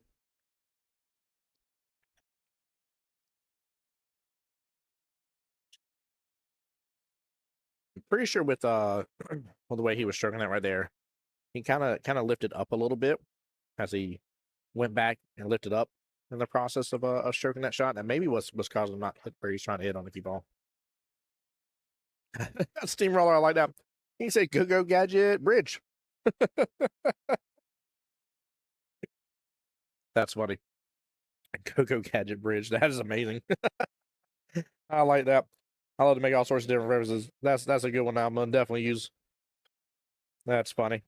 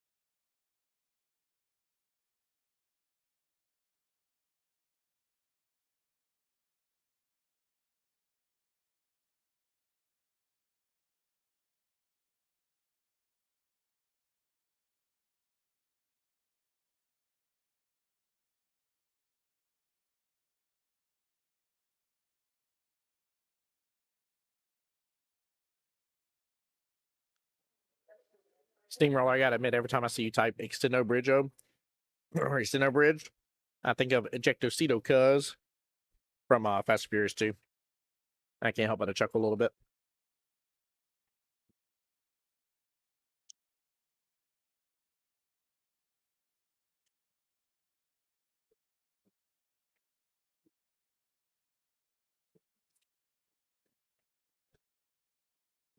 Nice job. That was right. That was the right call. Didn't overdo that shot. Just got back below that 8. Little pace here. Got to hit this with a little pace. I like a little draw on this, actually, just because of where he's at for the 9. Got to hit it good, though. He sends it. Looks like cue ball drift on down, though. But honestly, right now with him having the lead like he does, that's not actually a bad thing. I'll be up front with you. Not saying he couldn't get set up better, but he's down to 12 points left versus 20. Big difference right now in a skill level 3's race. So they're going to set him up here for the back cut on the 9. I don't think I'd be having him go after the back cut.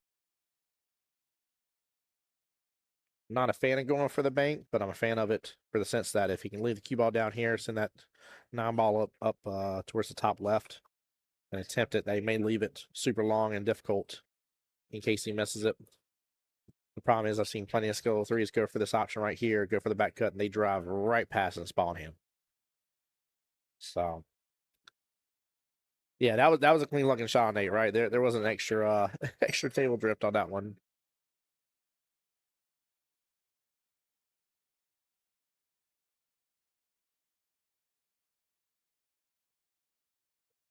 I hope he makes contact with us.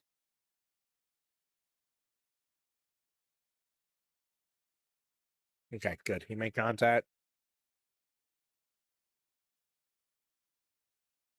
At least he didn't get a ball in hand. That's the important thing. Like I said, I've just seen it happen too many times recently. I just think it's a bad call. Now, granted, they may have already worked with Rich around that. Maybe something he's a little bit more comfortable with, of at least getting a good hit on it. You know, he may not have that fear. It may not be an issue. So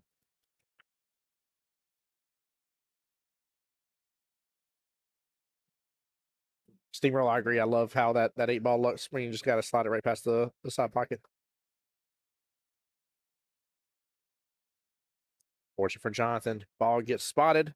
Ball in hand to Rich.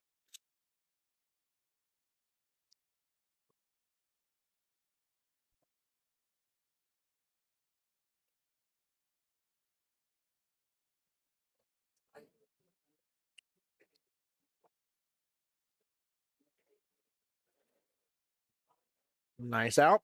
Rich up 15-5. 60% of the way there.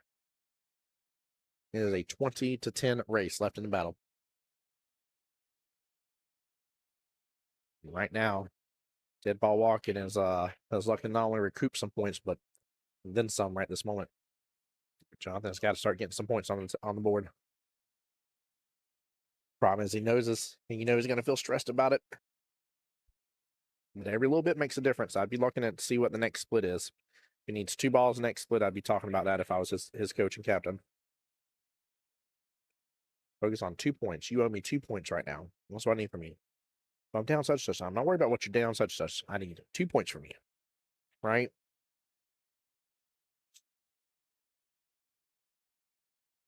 Rich making one on the break. Eyes on the 1 ball down bottom right hand corner pocket. 7's exploring a little access to it, but not fully. I think he should still be able to slide it by. It's just a little tougher. He might clip that 7 in the process.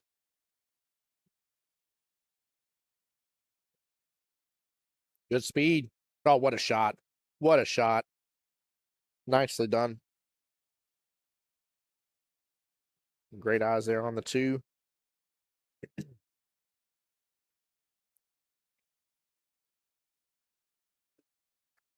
Again, just make this shot because you're just adding on that pressure for 1 or 2. You're going to have eyes on the 3. Right? You might be able to make it a little easier, but you're going to have eyes on that 3.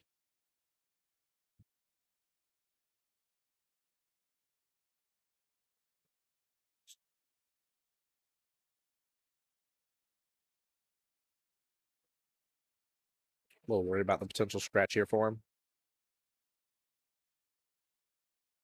I kind of like taking that 3 in the opposite pocket because of it. Yep, he made the scratch happen. He may have thought it for just a split second, and somehow or another, the 3s, 4s, I dare even say all of us, actually. I shouldn't even say a lower skill level. We see the scratch can happen, and we make it happen. Good defense potential here for Jonathan. Not much more.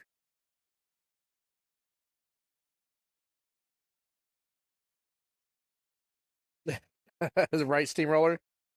Steamroller saying if the arena table didn't have their billboards going with how still some of the shooters stand, you would think that the stream's frozen from time to time. Ain't that the truth? It cracks me up with it. There's been a couple times I've had to look. I'm like, wait a minute, did we freeze up? We've had a couple internet blips today. I've been all outside of my control, but a couple of them have happened. So it gets me worried.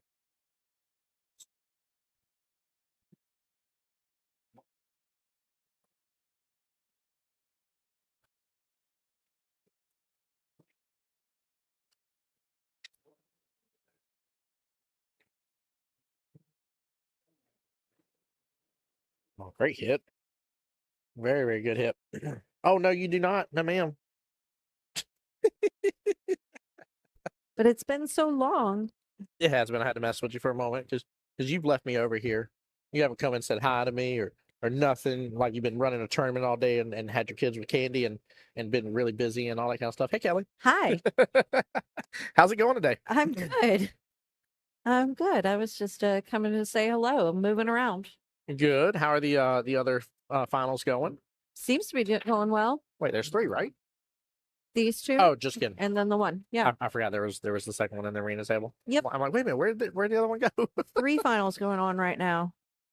Still $2,400 cash money to hand out. But I heard we were giving away points over here, handing off some ball in hand, not making them shoot it. And I was like, man, yeah, that's awfully kind of you because I definitely miss it. Oh yeah, 100%. I am. You know me. We talk about this all the time, right? We talk about timeouts and we talk about that, and you just don't. You give appropriate timeouts and you don't just give away free ball in hand. Yeah, and not make them shoot it. I was just bragging over there about recently. I feel like I'm super low. But... Oh, here. No, they can definitely hear you. Okay, all right. Yeah, there. No, that's better. I just can't hear me. You just can't. Yeah. I was just saying. I was telling Mike like I've been shooting pretty good lately, and this was I don't know right before Christmas, and I said I've been shooting fairly good, and we don't get to go out to league night together all that often. Yeah. And so he comes out to the first league night together that we've been in a while, and I missed 3 ball in hand. No. It gets worse. It gets worse, Tim. It gets worse. It gets worse. I missed 3 ball in hands in 3 consecutive innings. Goodness gracious. And Mike You looks really at me. piled it on, didn't you? Mike's like, "Oh yeah, you've been shooting great lately." Shooting your best. Oh no. Of course that's what happens though, right? Like you're like, things are going good for me. I can't make a darn ball. 3 ball in hands in 3 consecutive innings. That was prime example of why you do not hand over the 9. Yeah. I saw somebody earlier and they didn't believe, but it's been on stream. I don't remember when it was. But we watched this skill level 6 miss that where the 9 ball and the key ball were made together. So you got to spot it, put obviously the opponent spot it, but you got to put the cue ball where you want to, make it in whatever pocket you want to, rattles the pocket. That's because the voice in my head is so loud going, all you need to do is make this ball. Oh, that's it? All I need to do is make the ball. Great. Now I just missed the ball. I'm glad I decided to tell myself I need to make the ball. I'm having this whole conversation while I'm shooting ball in hand. Right? Yep. Oh, man, that's so true. I can't be the only one that fights with my brain while we're shooting. Nope. There's books about this conversation. Are there? Yeah. There's definitely books about exactly what you're talking about how to let the secret art of tennis is one of them. Talks about how to let your second self do what it does best. That's why when people are jamming out to music, for instance, in the pool hall, and you're jamming, you're like, man, y'all shoot really good. It's because they're not thinking about the shots that they're on. They're just naturally doing what they know how to do. Oh, it's like the break and run curse. Like as soon as that stinking phrase enters your mind, like the very first, like, oh, this could be a break and run. Gosh darn it. Yeah. You just blew it, brain. Yeah. Like, why did I even have to like consider it? Why was this a thing? Why did it get brought up? Why is it that I'm so angry with myself? Exactly. Oh. Goodness. Oh, I can get in my own head. That's for sure. Yep. In a world where rent is astronomical, we love to live rent free in our own brains. Are you keeping score? Yeah. Oh. Yep, it's 10 to 20 right now. Favorite Mr. Rich. I just happened to not notice you keep score at all while I've been standing here. That was very smooth of you. Thank you very much. Actually, what it is, I blink for the right eye for Rich and left eye for Jonathan, and the computer's webcam was catching it. Oh, yeah. I'm sure you could probably like code something to do that. Probably could. Yeah. Probably could. There's like if I lift my right hand, Rich gets it. If I lift my left hand, Jonathan gets it. That'd be hilarious. I think somebody could probably do that. Probably one of our viewers here knows how. Right? That's how cool it is and common it's going to become. What is Tim and Kelly doing behind the booth? Like, they are not dancing this song very well at all. If Melina were here, she would dance for you. Oh yeah. And she was cracking me up. She kept messing with me around the corner. And I peek around the corner with the pin. I know where I'm going. I'm gonna red on you. She started giggling. How'd they do with Candy today? I think Connor they was looking happy. Good. Oh yeah. Glad to hear. He's on a mission. Yeah, he is. He was the top salesperson in his school last year, and so he is determined to do it again. I love it.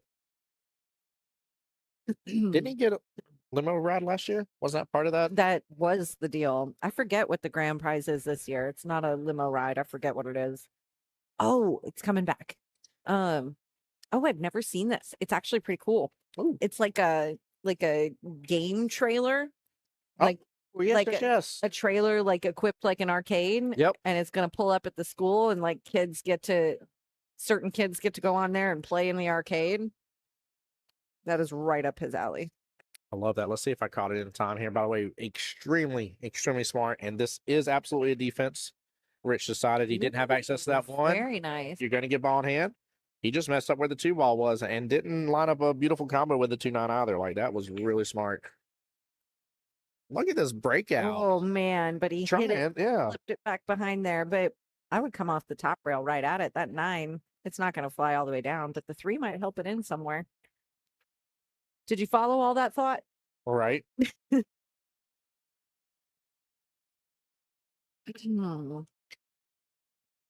Anybody taking a look at the bracket tomorrow, if you were here earlier today and are on tomorrow's one-loss bracket, just a heads up, we realized last round that part of the winners. Okay, so the losers column. Nope, go back over. Go back over, all right. Yeah, so the 2:30 round today, the losers of that round were not feeding into the losers bracket properly. So we had to make a handful of adjustments and move everybody down 2 positions on the losers bracket. Okay. So if you are looking at the losers bracket tomorrow and you're wondering, why am I in a different space spot than I was when I left today. That is why everybody just went down 2 spaces. Gotcha. Because, and I just want to put it out here when, to make sure everybody knows what we're doing.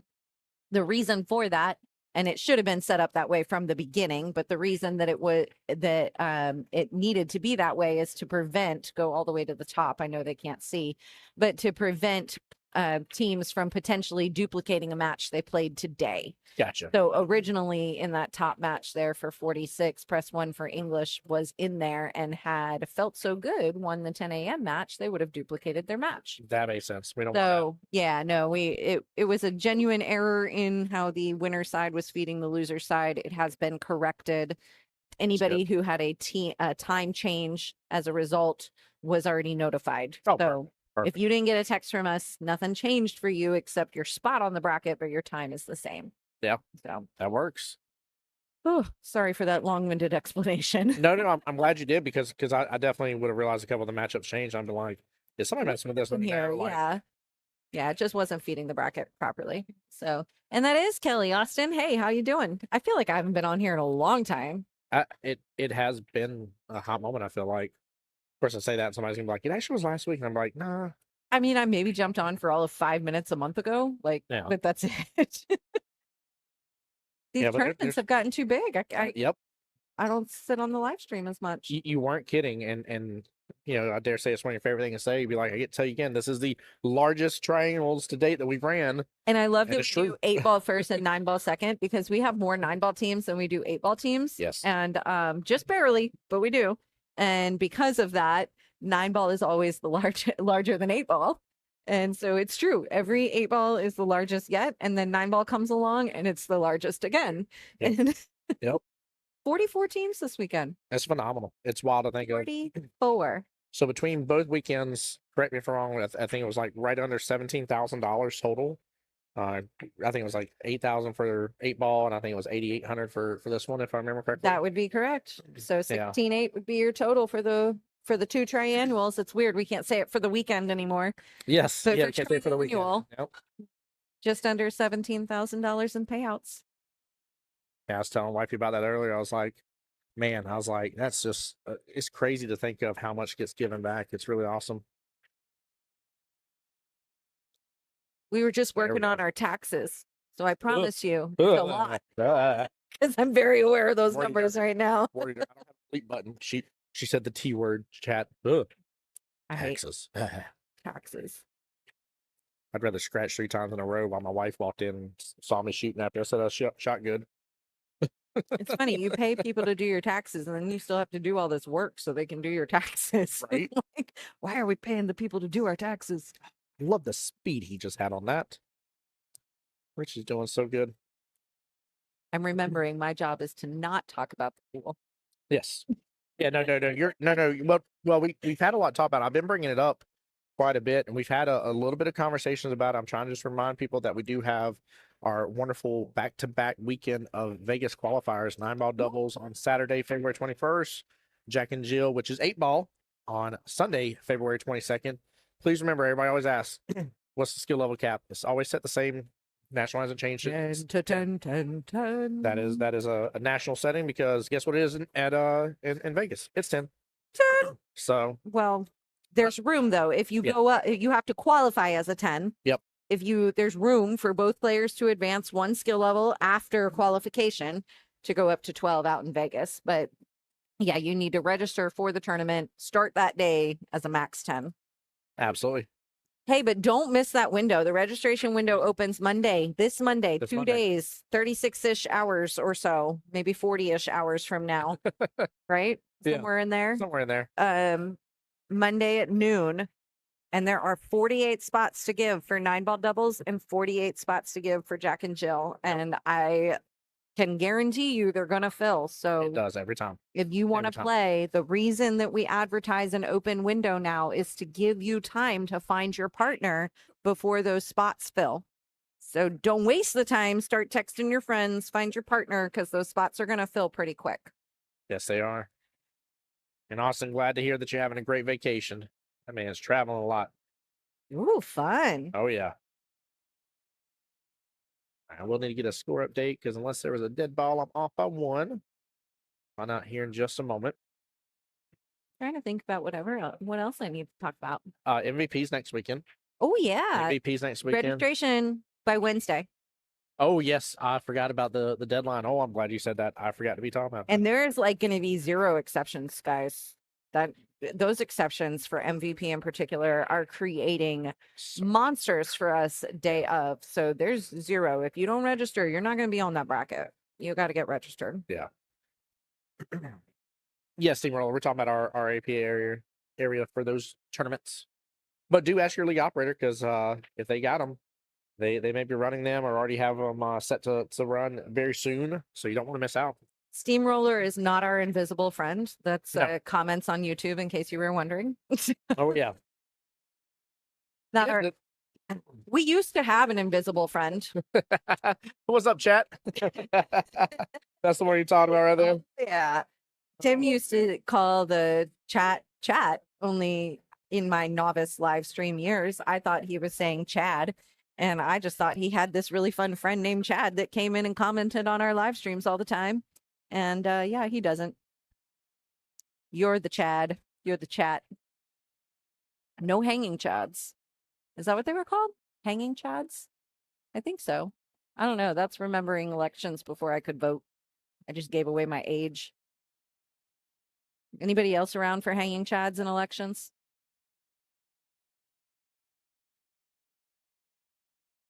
So I did have to go double check that, because that 1 point that I was off definitely makes a difference. That's okay. We were talking about hanging Chads. Oh, Is that what happened? You had a hanging Chad?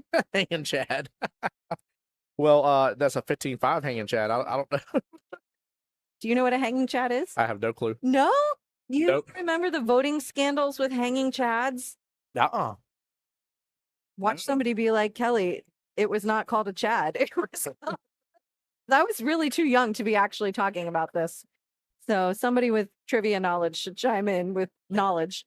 Let's see. Steamroller talking about his area. He says we have a date for 9-ball doubles, not for Jack and Jill yet.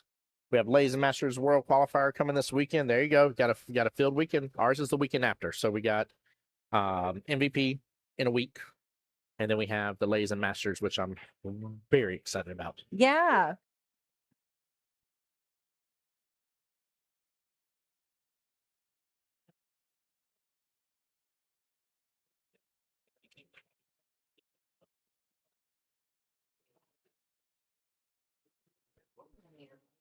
I love that. Checking to see where he can check back in and watch the match later so his wife can see it. Oh, yeah. Totally cool. Yeah, I went over there. I was like, go tag your friends. Here it is. Here it is. Here it is. Go. Hey, Chad, you're failing me. I was really wanting some trivia. Wesley Mitchell, you're in there. You're the trivia guy. Come on, what you got? Sunny on the table for Dream Team. It is called Hanging Chads. Okay, good. YouTube is supporting me. Bush and Al Gore. yeah, okay. that's what I'm talking IRC. about. Okay.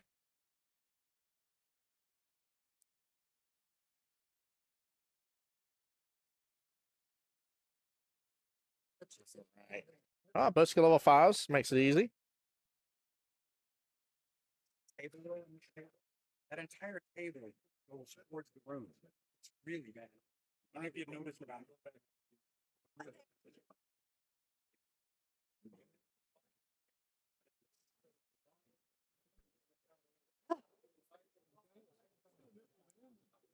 I hope you guys have been taking notes of all these advertisements in the background.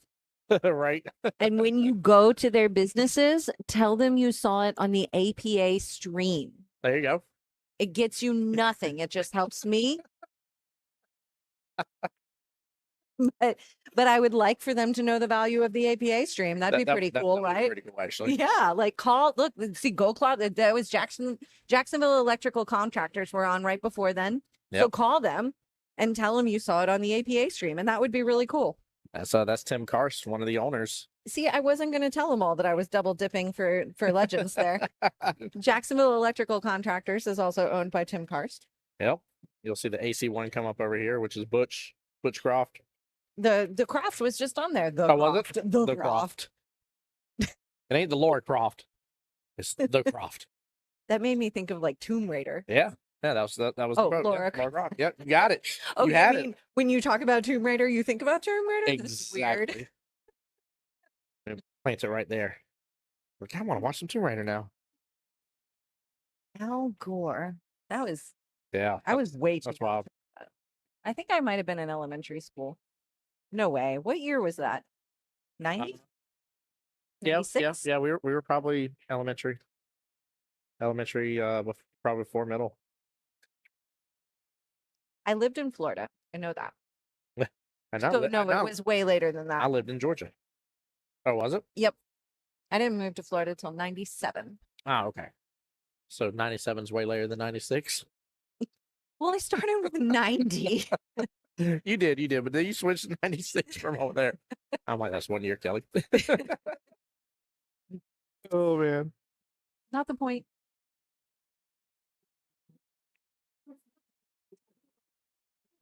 Oh, don't scratch. There you go. Good shot by Tom. Tom used to play on a team called Brilliant Networking Idea. Yep. And it was a team of business owners. I thought it was a brilliant networking idea. Yeah. Hanging Shads was after 9/11? Oh, wow. Was it? Okay. I should said I wasn't that young. No shot. You were in elementary. I was not in elementary school after 9/11. So have no fear. I was at least a middle schooler. Yeah, I was ninth grade. Ninth grade when 9/11 happened.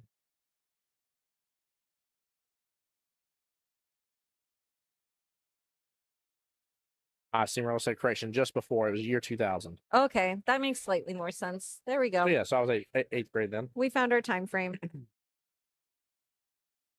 It's funny how you get hung up on these trivia things. It's like it has zero importance of anything, but like we needed to know what year was this? How old were we? Came up in our brain. Mm-hmm. I want to know more about that Mag Cube. I keep seeing that advertisement. Mag Q. Yeah, it's a magnetic Q extension. I keep watching the advertisement too, trying to take pointers of like, okay, all you need is a logo and a QR code. Yeah. Got it. Got it. That's it. Because now you've enticed me to scan it to see what the heck a Mag Q is. Right. Do you know what a Mag Q is? It's a magnetic bridge extension or magnetic Oh. extension for your not bridge. I'm sorry, for your Q. Forgive me. Wait, okay, so I don't understand. It's you know how you have the extensions that screw into the bottom of your Q? Uh-huh. It's supposedly a magnetic one for the bottom of your Q instead. But the bottom of my Q is rubber. So it probably has an adapter piece that blows in that gives you a metal plate that's magnetized, and then it clips onto that magnetized plate. Oh, like instead of my rubber thing, like it replaces it, you're saying? Probably does. Yeah. I should do that because my rubber thing falls out all the time. Yeah, if y'all keep looking at the background logos, Kelly brought up the advertisements. Remember, tell them Jacksonville APA sent you. Yes, there's one that's labeled Mag Q, and if you read it closely, it talks about something about a magnetic extension for your Q. And so my guess is that it probably has a little plate that screws onto the bottom of your Q or covers up the rubber part of a magnetic plate, and then it has its own piece that clips in. I forgot all about good old Jeb. Yep, he was around. Good old Jeb Bush. Jeb. Jeb Bush. I'm sorry, I can't say his name normal. That's because you're from Georgia. I have to. Jeb. You got to turn into a Georgian. Jeb. Did I tell you what, Jeb? Do you say it Georgian? Georgian? How do you say it? Georgia? Georgia? Georgian? Georgian? Georgian. Georgia peach? Peaches and cream? Connor's obsessed with Georgia peaches. They're good. Specifically Georgia peaches. They're absolutely delicious. He made us buy the ones from out of the country from Publix yesterday just to compare if they were better than Georgia peaches. He determined they are not, by the way. So I love the fact there was a scientific experiment here that was done. I mean, he had a hypothesis. He's like, I guarantee they can't be better. I got to buy them. Goodness gracious. So my background is in sustainable agriculture, totally different turn than the pool tables. So I talk to my kids a lot about like what's in season and where do they come from and where are they growing and all this kind of stuff. And so we were talking about Georgia. You know, he's tried peaches from Georgia. He's tried from Florida, from South Carolina. He loves peaches. Yeah. He's like, well, I want to try ones that weren't even grown in America. I was like, okay, well, here they are because it's not peach season. And yeah, so we determined he likes the Georgia ones the best still. The Korean white peaches, and you can get them from Lotte Mart. Ooh, Ooh, very delicious. Very, very delicious peaches. But a different, in my opinion. Korean peaches? Yeah, Korean peaches. Peaches. Yes, ma'am. They ship them from Korea? Yeah. I mean, I guess that was dumb. They don't have to grow in Korea to be Korean peaches, but No, yeah. And I'm sure there's probably like a specific term for them, but there you go. Good little clip by Sonny.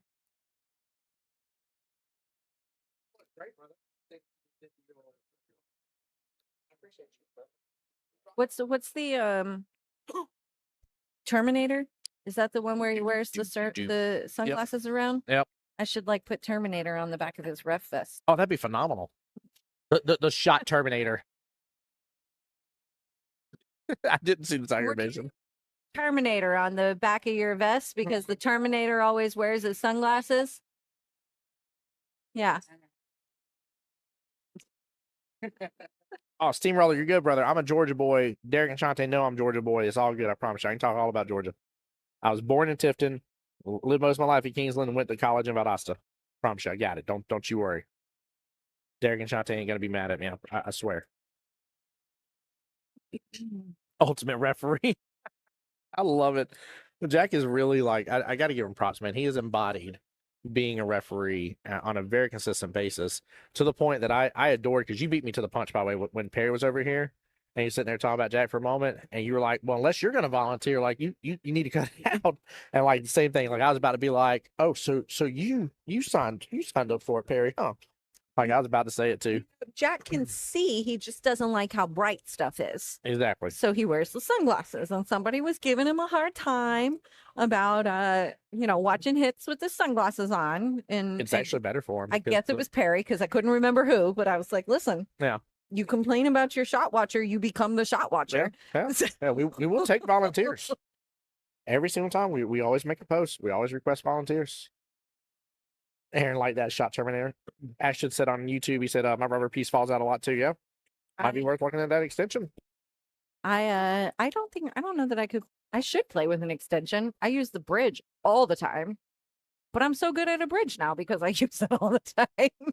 Dude, at Southern Shindig, the amount of people that had, I call them the extendo bridges, but the telescoping bridges was ridiculous. It was like every single team had one. I'm sitting there looking, I'm like, there's nobody here selling them. So like y'all all came with these from around 4 different states to here. I'm like, what? Like, I've never seen so many people in one building and tournament have so many extendable bridges. I'm just focused on the word extendo. Somebody who developed the word telescoping definitely missed the opportunity to instead develop extendo. Extendo bridge, cuz. Ooh, oh man, what a nice bank too. He really like thought that out and calculated it. It was. So, how do you calculate that and not scratch? Do you just have to instead do a different angle with different English to avoid the scratch, or is it just not doable? Definitely doable. Yeah, and hey, just... you're a 5'2". I'm not asking you. I'm just kidding. Like, you hush. I'm just kidding. You can get advice from anyone, right? Yep. No, you definitely can. So yeah, that's it. I agree that I think a little English there would have went a long way. He could have hit it just a time it fuller. A little left-hand English from that would have opened it up to the bottom short rail earlier. He'd been fine. So, but I guess in my head, he already had to shoot it with English just to make it. Maybe that's not true, but I thought that, I mean, I don't know how to do it without. And so you just have to like use your English adjustment and then adjust from there? Yeah. Okay. Yeah. Also, he hit it with appropriate speed too. He really let the angle open up a lot because of his speed. Ashton's on the YouTube side say I don't play on a 9-foot table often enough to use an extension on a bridge. Who talked about 9 foots? I only shoot on 7 and 8. Yeah. And I got to play with the bridge all the time, but I play 5'3", occasionally with a 2 or 3 inch heel. But 5'3", so bridge is my friend. I don't need it that often on a 7-footer. Stop.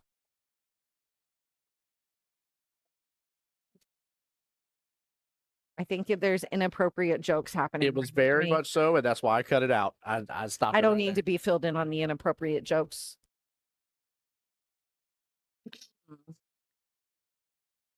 It only took me 10 minutes on the mic, and he's lost track of the score.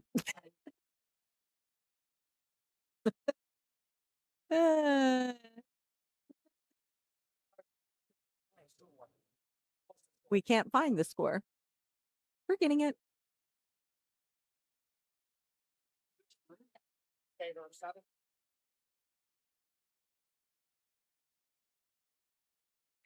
All right, 6-3 in favor of Mr. Sonny there for Were you right? Dream Team. No, I was definitely not. I had 5-1. I was Oh. like, I'm missing too much. I love that Ashton over here bragging because he's 6'2" and can lean across the 7-foot table without issue. Some of us aren't 6'2", Ashton. Didn't eat a bunch of weeds growing up.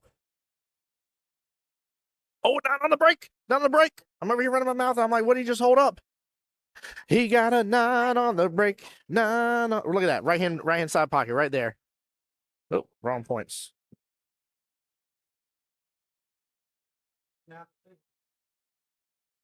Sorry, it's gonna. I'm trying to get us a patch, but I'm speaking sign language to the patch guy. I've got to figure out what my code is doing. It gets mad if I hit that button too many times. Oh Lord. It was Tom, right? Oh yeah, Yeah, Tom yeah. got it. Hey Tom, come get your patch. Woo! So we have seen a break and run on stream today, and we have seen, I think that's actually the second 9 on snap we've seen on stream. Nice. Normally there are days I just can't beg for it, and I see people come and get patches all the time. I'm like, it just ain't meant to be on stream. I feel like there were not that many today. No? No, there were not a lot of patches at all today, unless Mike was handing them out and I didn't notice, but I only handed out like 2. Oh yeah, that's low. Very, very low. Yeah. Remember, we gave away 20 free patches, 20 free accomplishments on the squares. Yep. For the Jags playoff game at the Triannual for 8-ball. Yeah. And we had so many accomplishments that we ran out of free squares. Yes, we did. And those were on 7-foot tables as well. Yep. So somebody can't be like, these are more difficult tables. They were both 7s, bar boxes. 7 foot. They're not bar boxes. I mean, you're talking about a Racing and Diamond table. Those aren't bar boxes. 7-foot bar box, I mean, it's saying the same thing twice. It's a 7-foot table. Bar box is interchangeable with 7-footers. But I agree with you. They are fancier tables than bar boxes are. They're not the valleys. Interesting. I've always just considered a bar box the quarters table. Ah, okay, I got you. I don't know if my terminology is correct or not, but that's just what I thought. Well, as long as we agree, these are definitely fancier tables than quarters tables. Well, I think they got them beat. Yeah. Yeah. But I still like the system. I know every once in a while it gets a little stuck every once in a great while, but the whole system for the ball return is amazing on this. I enjoy it. You know what I like about it? What's that? Nobody has reinvented a ball return in ages. Yes. Yes. And they did. Yep. They tackled it. And nobody knew there was anything wrong with it originally. Right.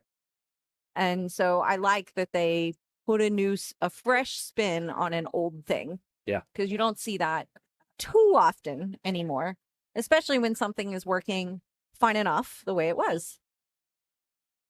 Yeah, I definitely agree. Senior was saying, with you, Tim, 7-foot and bar box are interchangeable. Yeah, just as long as people don't. I mean, if it worked with Kelly in the sense of her thinking that I was talking about valleys, for instance, I definitely want to give these tables their due diligence, and it's not that I'm picking on valleys. Gotta keep in mind, valleys used to be the table at Vegas for APA. And I'll never forget the announcement. Sorry, ADD brain. Whenever APA did, where there's smoke, there's fire. Diamond table. Oh, when we had Diamond partner. Oh yeah, but I definitely want to give these tables a due diligence. Again, like Kelly said, this has been a huge. These are way change better than for us. Yeah, bar box tables, in my opinion. That's why I think quarters is the difference. I don't know. To me, quarters tables are just not maintained as well, and I think that's where the term bar box really comes from. Is the maintenance of them. Yeah, 100%. But that's just my thought. Plus, I remember. I don't remember the ins and outs. I know there's an advertisement for it, but I'm going to misspeak. But these balls are different, like brand of balls, than what we're used to having as well. Is this not Aramith balls? No, these are I'll see it in there. Something Dinosphere, I think is what they're called. In case you were wondering, I am not the tech guru. Tech in terms of like what do you like the gear? I don't know the gear of pool the way that Tim and Mike do in our office. I defer to them as the experts on the gear. I'm just like, yeah, that's a pretty cute. I'm not in disagreement with some of those though. Is it purple? Because I like purple. I like green a lot too. Right. Green's my favorite. Yeah, You're trying to talk about table quality, and I'm like, what color is it? I'm going to be honest with you though. There are not a lot of good looking green cues out there. So green is not, in my opinion, a like. There's a nice Moochie. I don't understand what your Yeah. problem with against green cues is. Oh, it's not. I've had plenty of nice green cues, Tim. Do you want to go talk to them and tell them why you don't like them? No. It isn't. I don't like them. I'm saying that I think that there are tons of green cues out there. I do not think there's tons out there that look good. Is what I'm saying. I think green is a choice that's not used a lot in cue making. Whereas if you have a company like Moochie, for instance, there are a couple of definitely very nice Moochie cues that are this greenish teal color. It's beautiful. I like the teal ones, especially the ones that have that like the bull carbon that we gave away. Oh, that was pretty. That was a nice one. What do you call that? Iridescence, like there's another word I'm looking for, but Dinosphere. There it is. Next gen phenolic resin balls. That's what we're playing with. oh, Dinospheres. When dinosaurs roamed the earth, and here we are with dinospheres. they made out of dino bones. I don't know. Do you think there's enough dino bones in the earth to do anything, or have we found them all? I mean, we haven't found them all, but We haven't like, found them all, yeah. kind of odd. Like, as many dinosaurs. He's looking at me. I love this. I love this. This is the reason why Kelly and I get lost and well on stream. We just talk about random stuff. It's a good time. Well, if you think about how many dinosaurs roamed this earth, and then how rare and exciting it is to find a dinosaur bone, Yep. like, doesn't that sound really contradictory? It does. It very much so does. Huh. Hashtag fake news. I'm just kidding. I'm kidding. I'm joking. Chat. Don't go down the deep end. And if you think about how many museums have a dinosaur exhibit with dinosaur bones, that's a lot of museums to share the bones wealth. There is. You're absolutely right. I want you guys to know that these conversations are Well, right. Ray was like, Bones Wealth. Yeah. Did it work? Yes, it did actually. Should it have worked? I don't know.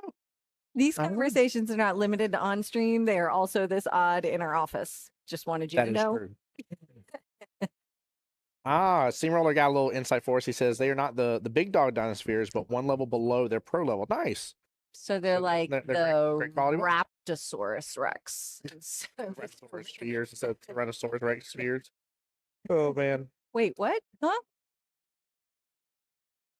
Oh, Oh, Jerry's saying he's seen a Sean, if I'm saying that right, Sean. I don't know how to pronounce that, but with a nice green Sean. Sean, with a nice green malachite inlay. That's got to be beautiful if it's malachite. Those are pretty cues. Yeah, it's. I think that's the word I was looking for. I gotta look that up now. I think the malachite is like the carbon fiber that we Yeah. were talking about. Yep. The I would wool agree with that. carbon, I mean.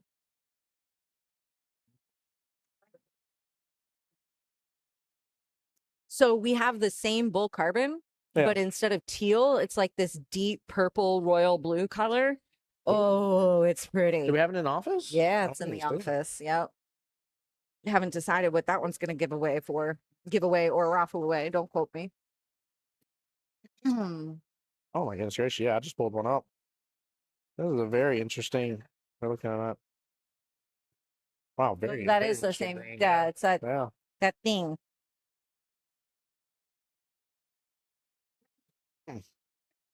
Very cool.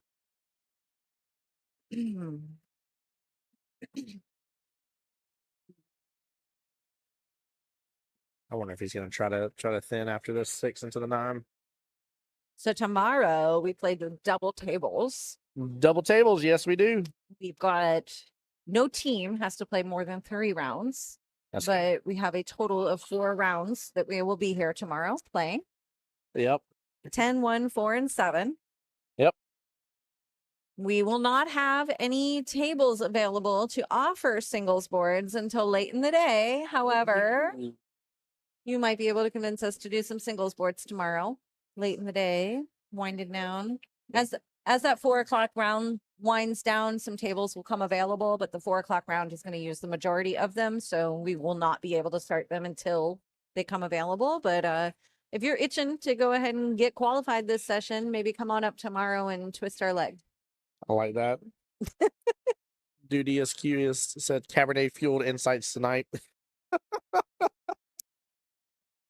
Oh We don't have Cabernet. she does not. She does Nope. not. It's hilarious. She chose that one though. And who is that? I have no clue, but it's one of our people. I've determined that much. Probably somebody in the room. Nice out by Tom. Well played. All right, we'll get a proper score update here in just a moment. Do I have you off again? Yeah, I'm off by I think 2 points. But it's all good. That's why we got official scorekeepers, and it's why y'all don't trust me for the score. I still can't believe a team did that one time. They're wanting to argue, and they're like, "Tim's got this." I'm like, "No, Tim don't. Tim ain't got nothing. Tim talks too much." Well, that's I don't know if I better. keep going third person, but don't do it. That's better than you scoring a match that wasn't a real one. Oh, No, you did that. Remember? did I? Remember, I was mad about the match because you were scoring and commentating as if it was a real match, and then we found out they were just practicing. Just practicing, yes. We didn't know you guys were ready to start. Yeah, I wasn't very happy about that situation, but we recovered. Sometimes things don't always go as planned.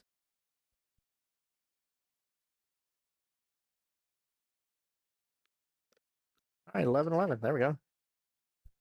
11-11. Make a 7-11. wish. Make a wish. Oh, what a nice 3-rail. Actually kicked into the bottom of the one ball. Great hit by Sonny. Melina makes a wish every time she sees an airplane at night, Oh, thinking it's a shooting star. I'm not mad at that. No. I saw one, by the way. It tripped me out because it was pitch black and it was like 5 o'clock in the morning whenever I was driving back home from Fort Walton Beach. But it got really bright and the shooting star came down like really just right in my front view and like scared me real quick. I jumped. I was like, "Oh, it's just a shooting star. I'm okay. Aliens aren't landing. I'm fine. I'm fine." It was gorgeous though after I like calmed down after a second there, but I was like, "Something's happening." There were 2 meteor showers that happened after league night in the fall session. And Did you see any of them? you're looking at me like it's nuts that I know this. No, I would believe you would totally know this, but I want to know, did you get to actually see any of them? One of them I looked for, but I did not. I think there's just too much light pollution around here. That was my guess. Yep. But and one of them I was upset that I forgot about it. I posted about it before league where I was like, "Look up," and then I forgot. And the other one, I think I wasn't up late enough that night. Yeah. No. And there's just a lot of light pollution. That's why I was waiting for you to be like, tell me like you saw it playing as that. I'd be like, how? Like we get the slightest bit of clouds in the sky, and all you see is just this giant bright reflection up in the sky. You're like, Yeah. like who's got those the giant those little area lights like a venue's opening up or something? What a shot by Tom. We used to live out in the dark country, and man, I miss those stars. Steamroller's got me. He said, "Okay, you were correct about it being a screw-in piece that goes into your regular bumper.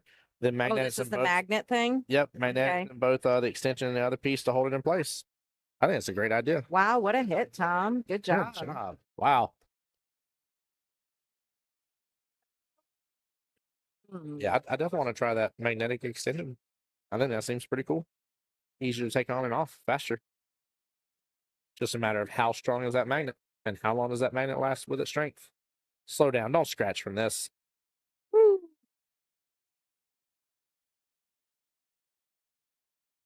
Double tables, double trouble tomorrow. So those 2 over there, I don't believe they're pool players yet, Yeah. but they came in with their own cases. So you would bet I'm going to go invite them to be You go talk to pool them. players. Yes. Good. But I actually wanted to comment. They came in with matching pool cases, which is super cute. Yes, it is. But I've never seen those cases, and they're super cute. It's like maybe like custom leather style cases. It's like a little okay, for all my ladies listening, it's like the clutch version of. Do you know what a clutch is, Tim? Yeah. You know what a I know clutch what is? clutch is, Wow. yes, ma'am. So yeah, that's like a clutch pool case. I Like agree. all it is a tiny little slim case. So it's better than the slim case that you would get in like when you buy a cue. Yep. But it has a strap and everything like that. But it's just a thin leather clutch. Oh, yeah. And wow, I like it. It's simple but looks sturdy. Yeah. Yeah. Well, I don't even know how sturdy it looks, but it looks classy. Durable, I should say, because it's looking leather is what I meant. Yeah. I definitely said sturdy, but It's thick enough. yeah. Yeah. But that's cute. I like it. I have an empty spot in my pool cue case right now. I'm about to tell you real fast how she's about to approach these people when she's going to start off with, I love your cases. It's true. It's true. And it's sincere though. It is sincere. It's a great way to do it. Why not connect with somebody out of truth? Yeah. Right? 100%. Steamroller said they're 200 for the magnetic Q extensions. That's still, I mean, that's relatively on par. For an It's not- extension? For the magnetic Q extension. Like I said, guys, I'm not the tech one. I mean, it's you're probably not going to spend less than 100 on one, realistically, unless it's like, yeah, unless it's some sort of knockoff brand. I am clearly not the Not against that for anybody, by the way. extension. Holy cow. Yeah. With that being magnetic, I think the price seems justifiable. It's just still a question how strong it is. Like, if that thing's weak and I go to stroke and it comes apart in the middle of my stroke and I make a bad hit, I'm gonna I'm gonna be mad as all get out. I'm really liking the brown and black vibe. Yeah, they're decked out together. Sorry, I'm still admiring the pool cases.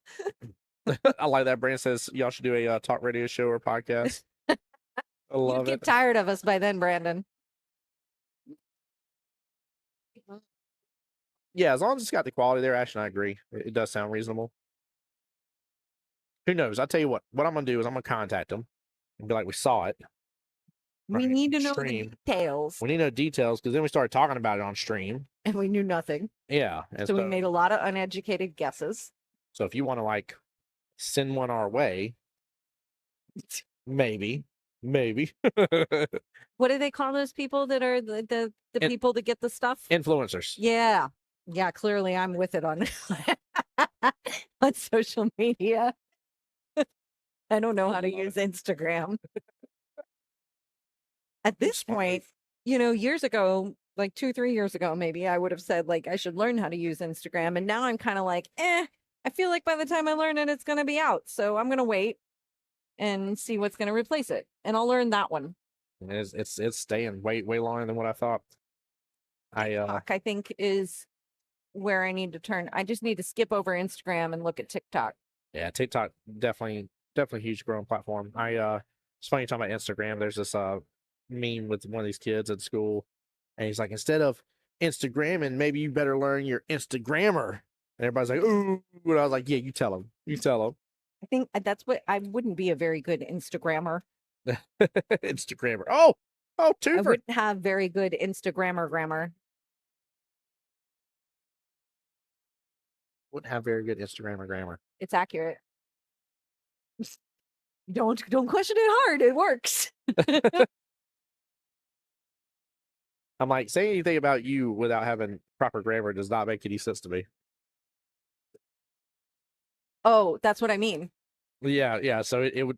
I can't be an Instagrammer grammar Yeah. because I have very proper grammar. Yeah, you wouldn't shorthand any of it or anything like that. I come down on Tim for commas and text messages, guys. Yes, very much so. Very much so. If you don't have any commas from our office, I guarantee it's not me. My favorite. I still love whenever there's certain words used and everybody's like, "Thanks, Kelly," or "Thanks, Mike," and I'm sitting there like dying laughing the whole time. I was like, "That one's from me somehow." Or I sounded like Kelly that time around. Got it by you. Got 'em. I like where they're like, "Thank you, ma'am." Yes. It's like, "This is Mike," or "This is Tim." Yeah. You're welcome. Yeah, we got you. Like we're all good. That always cracks me up. Do you want to hear some of the fun things that are coming? I've been debating on whether or Oh. not I want to say them or not because they're silly fun things. Oh yeah. But Yeah, you guys know I love silly. of course. I mean, we shot broomsticks for Halloween. Well, So exactly. We love silly fun.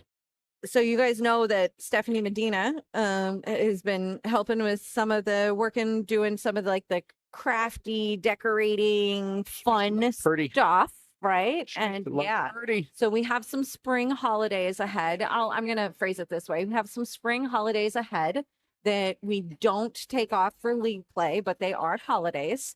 And we are going to have some fun with them during league. Oh, So nice. Stephanie's role is going to expand a little bit further beyond events. And I don't know what triggered me on this in this conversation, but Down for it. I don't know when the last time any of you had an Easter egg hunt is, but I'm showing up with confetti poppers. look for it the week of league of Easter, because there might be an Easter egg in your rack. Oh my goodness gracious. And I'm That'd be super amazing. excited about That'd be amazing. Oh my goodness gracious. How cool would that be to have a fake 8-ball, but it's an Easter egg. So you put it in the middle, right? You go to break it, it just cracks open. Like, surprise. I feel like I just went through the list of room owners that would hate me. And I love it. Good night, Kit. Congratulations again. but no, we're excited to do some fun things with the holidays coming up. The lesser celebrated ish holidays. So So close to being 9 on a snap. it was. Wow. Ooh, look. So close. I'm that late to everything, by the way. But it might happen right here for an early 9 anyways, because I mean he's got to hit that one towards it. Oh yeah. I mean, you're not going to do anything else silly with that one. Except not make the 9. Yep. That wasn't silly. That was just Yeah. like it just didn't happen. Yeah, exactly. Hey, but just like that, whole new game. Yes, it is. We're playing them out. Sunny's finally broken ahead. They were both 11-11, and now it's 20-12. Huge difference from that last rack. You know, what an interesting idea there. Like, Mhm. I don't know if Tom missed that intentionally or not, but what an interesting idea to miss that if you feel like that if you're a strong player on the table compared to your opponent and you take away the pocket 9 and you leave the table clear. Yep. Because now look, Tom has a great run. Yes. Yep. Huge potential. And when you're except for that stinking 5-ball, look at it. Look Yep. at it getting in play. Said I'll see your huge run.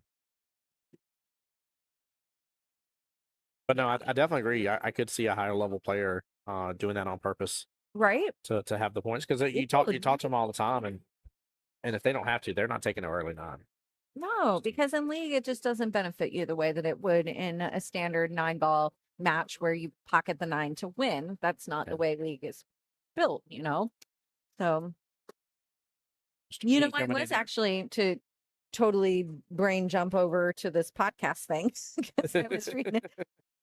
At one point in time, it did cross my mind that we should start up something where we at least kind of chat about what's going on in Jacksonville or something once in a while. That'd be fun. Yeah. But I don't want to commit to anything regular. It's Because then I have to keep up with it. Yeah. Problem is, it's like I told somebody the other day. I was like, you realize like we had our 8-ball tries. I went and did the shindig. Here we are, 9-ball tries, MVP, then Lays and Masters. Yep. Yeah. So even without the Southern Shindig in there, right? then- Like four weekends worth of pool stuff that we've already have dedicated, and we're not even through February. So Oh, I'm literally staring at the calendar right now in the office. And anytime we want to put something on it, it's like, all right, which month do I not want a weekend off? Yeah. Which one? Oh, but hey, it is fun to have a job where your job is to create fun. yes. It makes having to work on weekends slightly more manageable. Well, you can't help but to, like, every single time, and I was talking about earlier, say there was a great match going on in front of me, and you hear the cheers from the team, you fist bumps going around, like James Brown went and got fist bumps from his whole team, and I was like, you can't help but like feed off the excitement. Sorry. No, you're good. I stopped for a second there too. I was like, man, But yes, let's feed off the excitement. yeah, like you can't help but just enjoy it. So, like, as much as there is obviously clearly a work aspect, like we want to do this right and take care of you guys and everything. At the same time, it's like we're celebrating with you. It's fun. All I want to do is create fun. Yep. Well, we just know, like, regular life, all of us have to work, all of us have to do other things. A lot of life's going on. Yeah, we want this to be enjoyable, right? First rule of APA: have fun. And When, it's play pool or meet people. When Mike and I got married Mhm. and we were planning our wedding, you know, you have all the traditional wedding things. You got the garter belt, you got the trade shoes game, lift your shoes up thing, you got the first bite of the cake, you got all Yep. this stuff. I trimmed the first dance down to about 30 seconds of the song. I appeased my dad and did that first dance as well. There you go. We did nothing else. We didn't do cake. We didn't do any games. We didn't do anything. The two of us were just like, nope. If we're not having fun, we're not doing it. We're not doing any of it. Yeah. Keep the music rolling. Let's have a party. Yeah, 100%. we had ours, and after everything was said and done, and went through all the fun stuff of the wedding, then we went to Dave and Buster's. Nice. We're like, guys, we really want to go to Dave and Buster's, so please feel free to come if you want to. If you can't, we understand, because at the time we got married up in Kingsland, so we came to this Dave and Buster's in Jacksonville. So we were like, we understand if you can't, but we had probably like a party of like probably like 14 of us or so that were in there, just hitting up the arcade. I was sad watching him line up for that because I saw the left on the ball, and that was not going to help him with that 8-ball shot at all. Nope. He needed some inside English on that one. Yeah. Yeah. He needed it to come back out straight towards that side rail where the 8-ball is, and rather than the other direction there.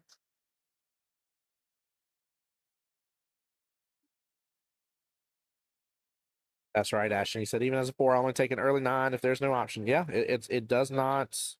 I'll take that back. There's something to be said that if you feel confident and you've been breaking good and you're behind, there's something to be said about trying to rack in that early 9, get to the break again, and go about it from there. Like there was a guy that I've seen before on stream that, I mean, he could pretty much almost every single time get 2 on the break and still have eyes on something. And so, like, if you're breaking that consistently good, you know, again, it may benefit you then. But past that, it's just that's such a weird variable to say. But past that, I would never do it. Thomas Root over here just had a break and made 3 balls on the break, nearly made a 4th on the break. Yeah, he did. Good break. Yeah. Mm. What's that? That 8-ball sitting in the corner pocket for him? Goodness gracious. Yeah, you're right. Wow. Anybody watching at home, I believe that team is a few balls short that we're talking about, I think, bracket wise, and they are playing against Rackham and Wheat.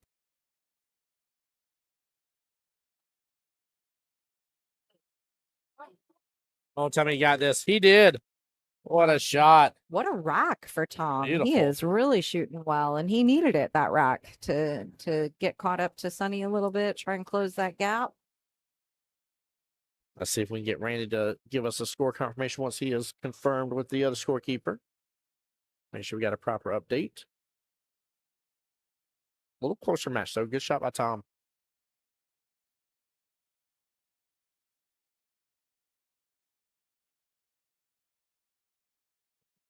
$25-17, score confirmed. Thank you, Randy. Oof. Appreciate it.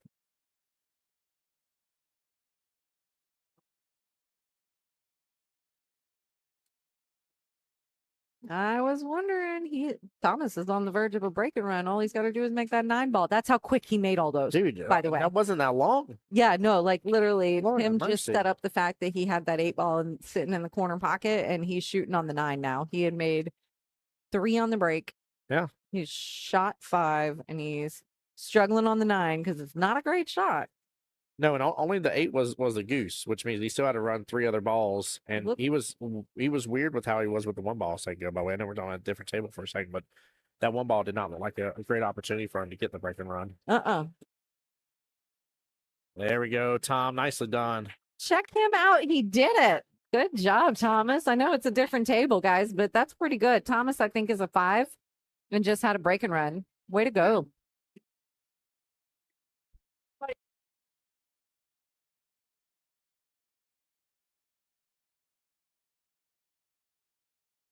Three balls on the break. 8 balls sitting as a goose. Get the break and run.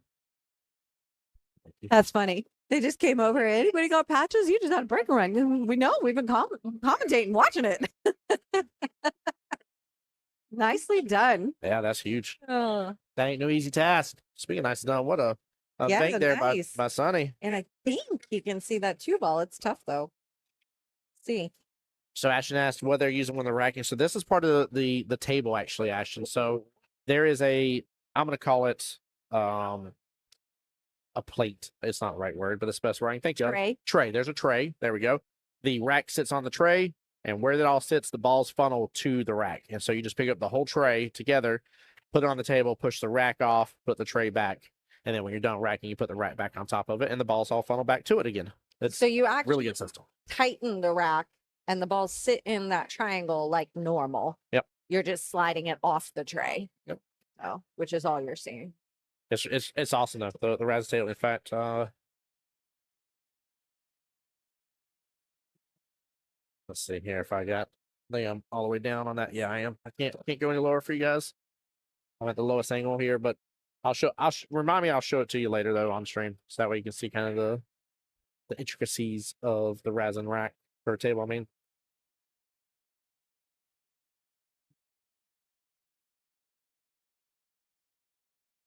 I'll be back in a minute, Tim. all right.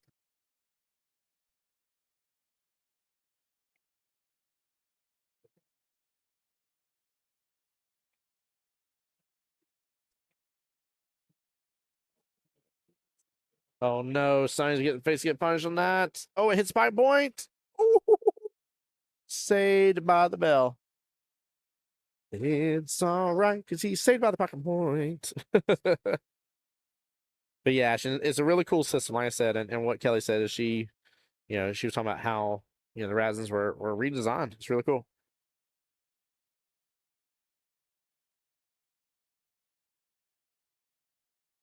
It's not going to show the underside steamroller what I'm wanting to really show them. They'll see the tray part, but they're not going to see the underside. They can already kind of see the tray part anyways. But I really want them to see the underside of the table. Is what I want them to see.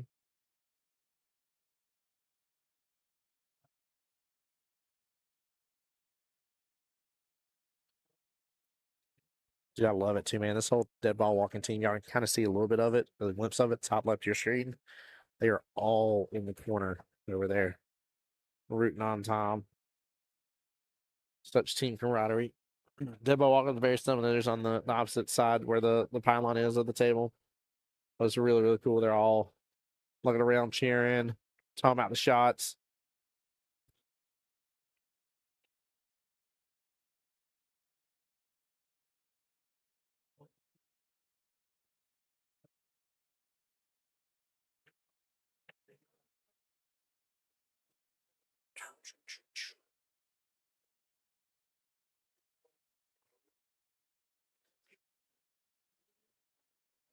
Oh, might get a second time around.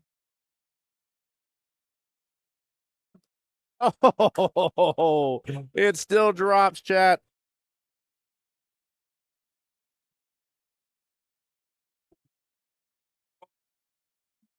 Dead ball walking. I heard him say it. I heard him say it. So, oh, he did it fast. You can somewhat see a little bit underneath the second Razin there at the top of your screen. That little black piece there underneath the right-hand lettering is part of the little under system that goes around the outside of the edges where the pockets just fall right into it. And like I said, the cue ball or the balls all gather right there underneath the table. I'll try to show it to you again here in a moment.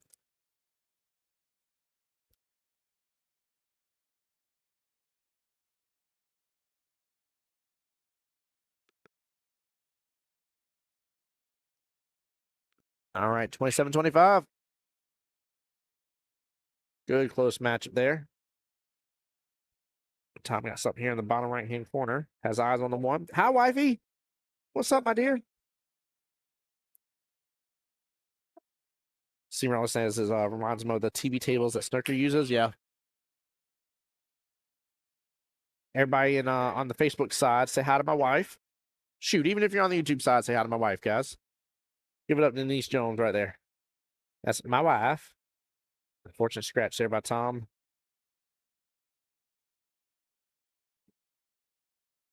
Nice little close matchup here. Again, both teams doing really well. Really good matchups overall.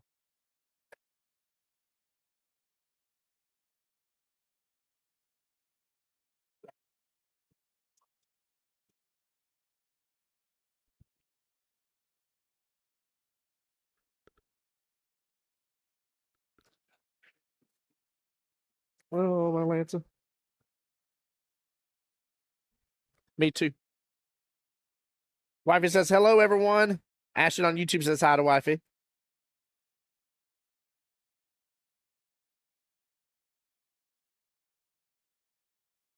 I couldn't hear all about it. Oh, did I do it again, Dubious? I'm bad about it, brother. I keep wanting to give the wrong person the point. I appreciate it. Good catch. Good catch. What's bad is I don't have an excuse right now with the names or something. I had I'm trying to think who it was. It was Grayson and it was Grayson and Mason were against each other on one team, and then it was Mike and something else. Nope. Trying to think. It was two similar names, but they had them going up against each other. I was like, this ain't confusing for everybody at home. It's like Grayson versus Mason. The first option there, Joe. Now, actually, hold on. No, your stream may be buffering a little bit, Toto. So.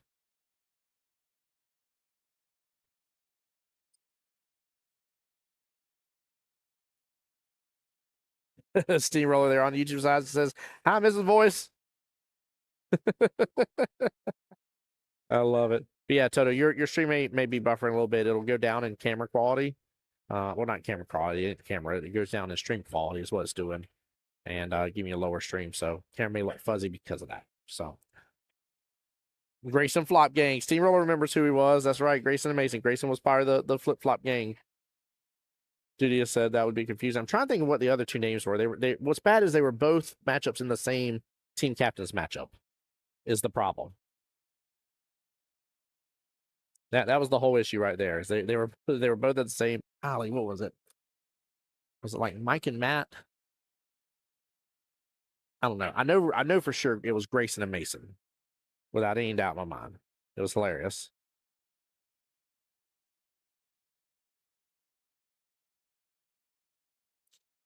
But no, I think a lot of it's just because we're all chilling out, enjoying the stream together, guys.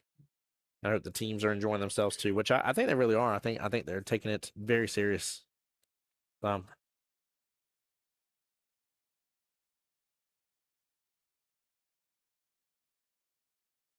Ash says, "I'm very happy with Dream Team for wearing the shirts. They are repping the shirts. They're repping the gear. It's awesome."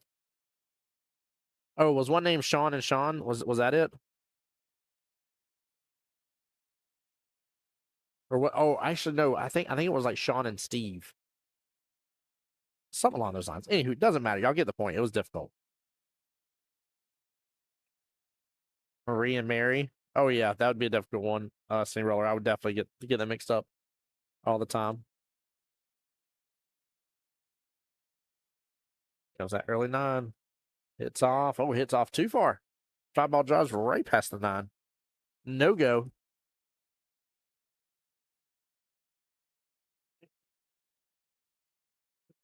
Yeah, something along the lines of it. Yep, 100%.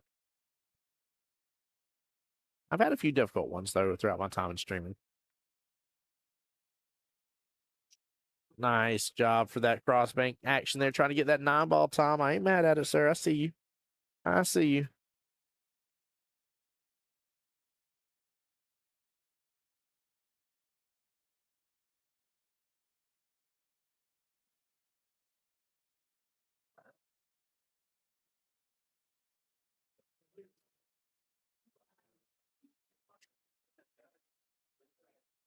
With an overcut.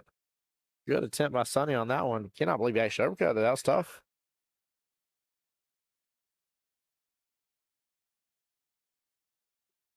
Oh yeah. No, we did have Maria Mary. You're absolutely right. Maria was the skill one wearing not wearing shoes at the shindig. That's right, Steamroller.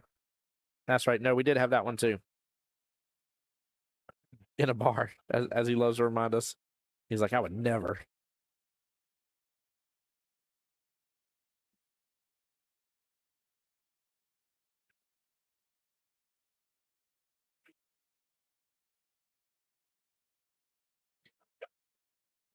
Ooh, so I just swap hands right there? Slight timeout's been called by Terry. So, chat, I need to know who's going to be joining us tomorrow for the live stream.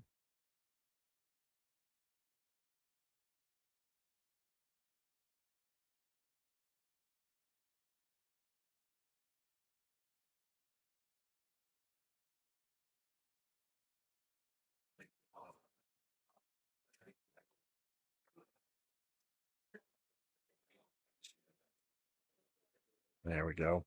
Yeah, Terry called timeout on him because he swapped hands out of nowhere. Just told him to use the bridge instead. There you go. He's setting the bridge down. Bridge is touching the table. I like it. It's another small overcut.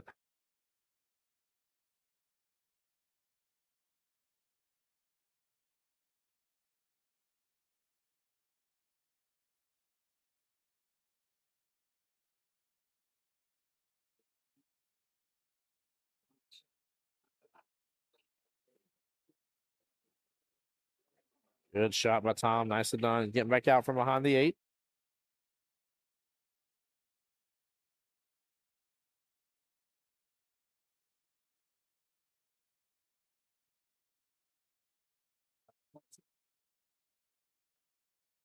There we go. Oh, not overstroking. Get behind the 9.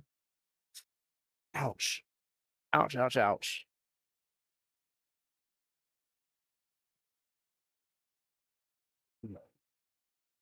Yeah, he definitely needs to train with a bridge. I agree with you. Oh, drives right past the 8. Sonny's got to capitalize on this. And if I have the score right, we'll be right back to being a tied match, 31-31. Just a normal opportunity here. 8 ball top left. Yeah, just keep it simple. 9 ball right hand side pocket.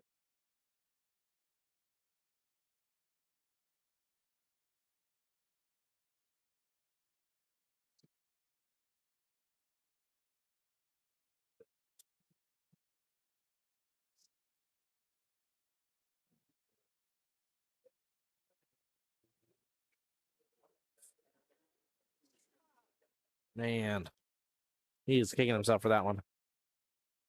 That would have been huge. Getting this tie right back up, have the break.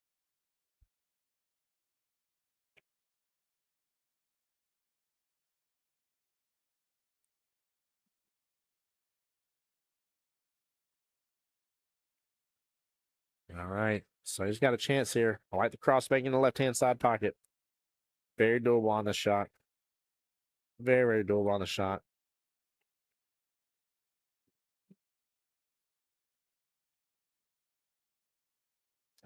Over hits it there just a little bit. Actually hits into the pocket. All right, Tom back up here. Let's see which gentleman's going to get this 9 ball first.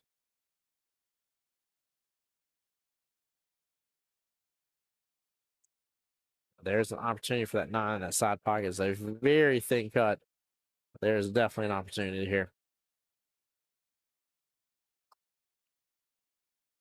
No, he hits it too hard anyways for that. All right, down to the corner pocket here for Mr. Sonny.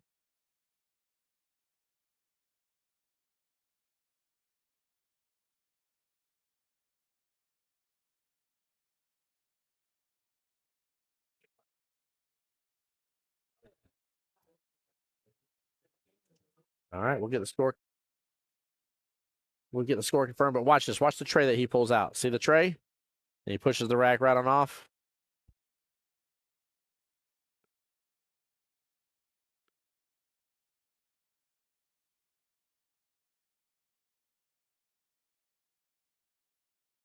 All right, score confirmed is 32-30.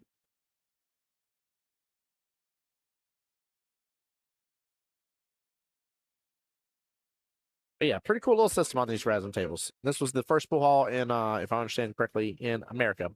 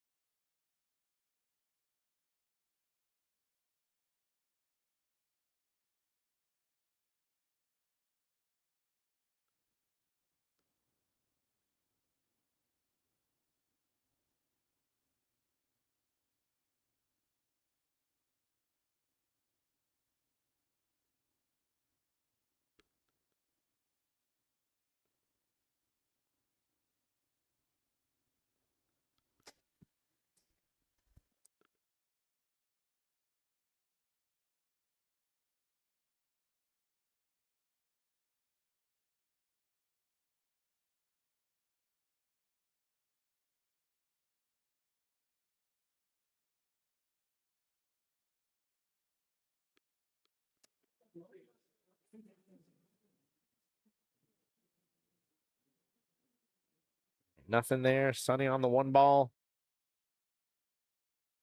Gotta be careful about this. Oh, he hits it good. He hits it so good. Get behind the 9. It's treetopped on the 9. That's not bad. That's not bad, chap.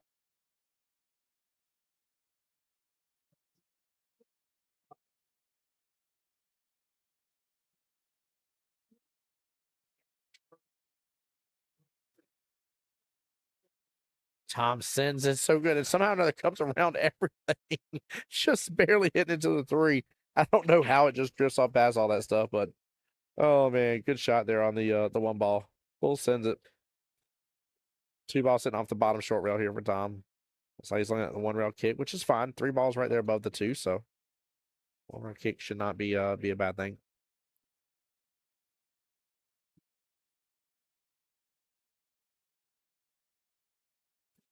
All right, Sonny confirming there, ball in hand. 6 to 7 left in this matchup. That is it. We're getting close to another potential and very likely 12-8 split. Both teams have 1 win under their belt right now.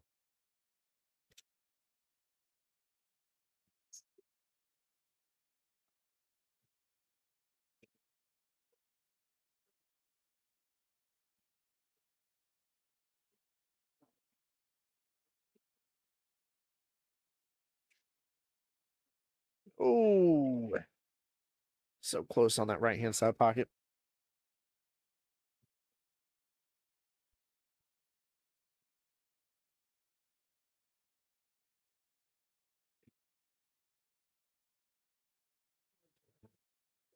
Nice defense by Tom. Smooth move.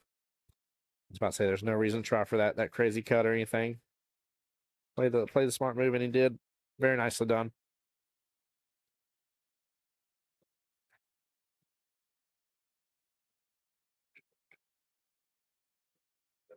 I was about to say too, he could have had that. But again, smart moves from both gentlemen here. I'm kind of keeping quiet because our teams are getting a little quieter over here, chats. Oh man. But great moves from both teams here. Now, I know the right hand long rail is the shorter kick, but I actually like the left hand long rail, man. He could go for the make. Randy agrees. He could definitely go for the make and have eyes on the 4 after. It's not a bad attempt. Oh, he hit it almost dead straight. Surprised he didn't hit the 4. Good try, good try. Ball in hand, back over to Mr. Sonny. I do believe that was the right call, though. I think there's a lot of value in that shot. Slow roll this. Ooh, coming back around. Could have just went for that 4 top while take corner pocket. He did a little extra there. I mean, still not bad, but just a little extra.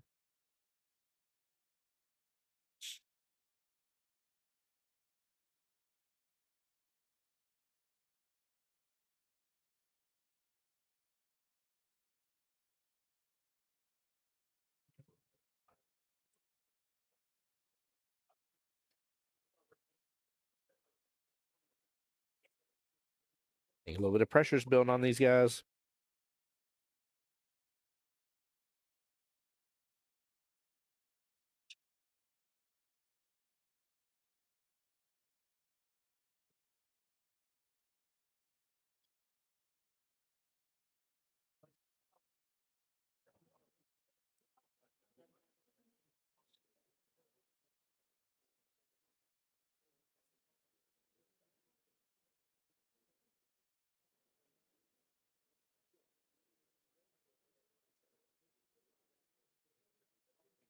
Same with a good opportunity here on the 4, and actually maybe to get right up in between the window on the 6 and 9 to get back up the field for the 5.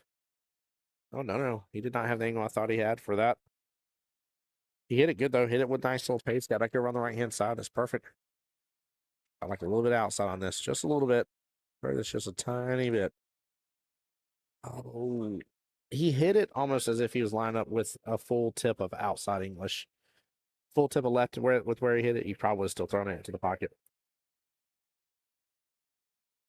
That's correct. This is match 3, and Sundeath is at 950. Should be. I'm pretty sure that's right.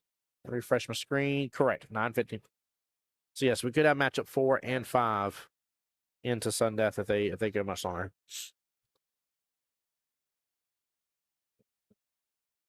which is not a good place to be.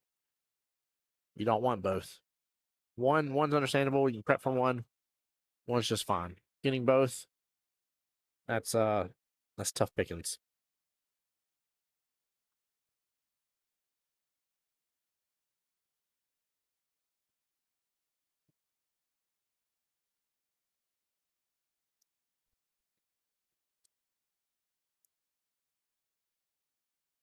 Well, welcome back, Kelly. Hi. How's it still going? I found a golf ball. Did it fall out of the golf simulator? No, it was out in the parking lot. Oh, that's wild. I found it by the car, and I was wondering who was hitting golf balls by my car. Oh, yeah, I would definitely ask that question. It's like, Well, Kelly, we got an interesting situation. We could end up having match 4 and 5 going to sudden death, depending on how much longer this one goes. oh, Yeah, sudden death is 9:50. 9 minutes away. Yeah. Keep in mind, chat, they have to have the rack struck for sudden death to not happen. Oh, they're gonna beat it. They should beat it. Should. It's iffy though. Like if they come down to 1 point, they might not beat it. Yeah. But if somebody wins it now, Which should beat it. would have to be Sunny.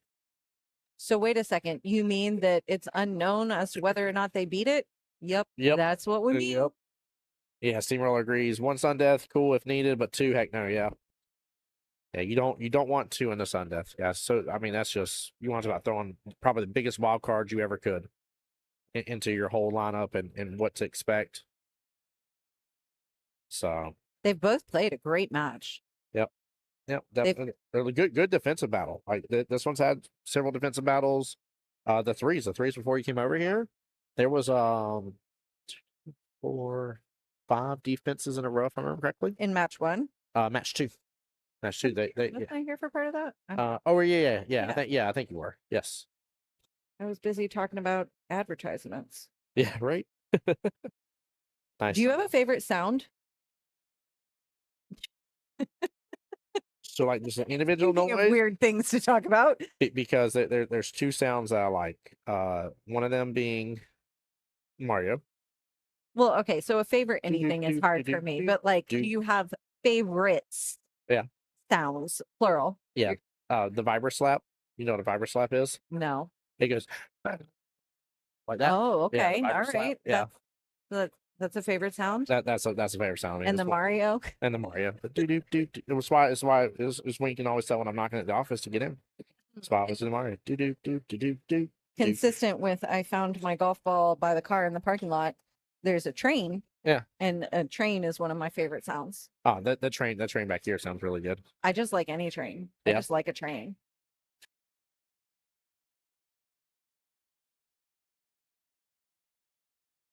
And a good out by Tom. Do you have a least favorite sound? Nails against the chalkboard. Ooh, that one's bad. I feel like every pool player owes it to like the pool world to say the cue stick slapping on the floor is a least favorite sound. What's going on over here? Is he playing peekaboo? Yes, we are. What's happened?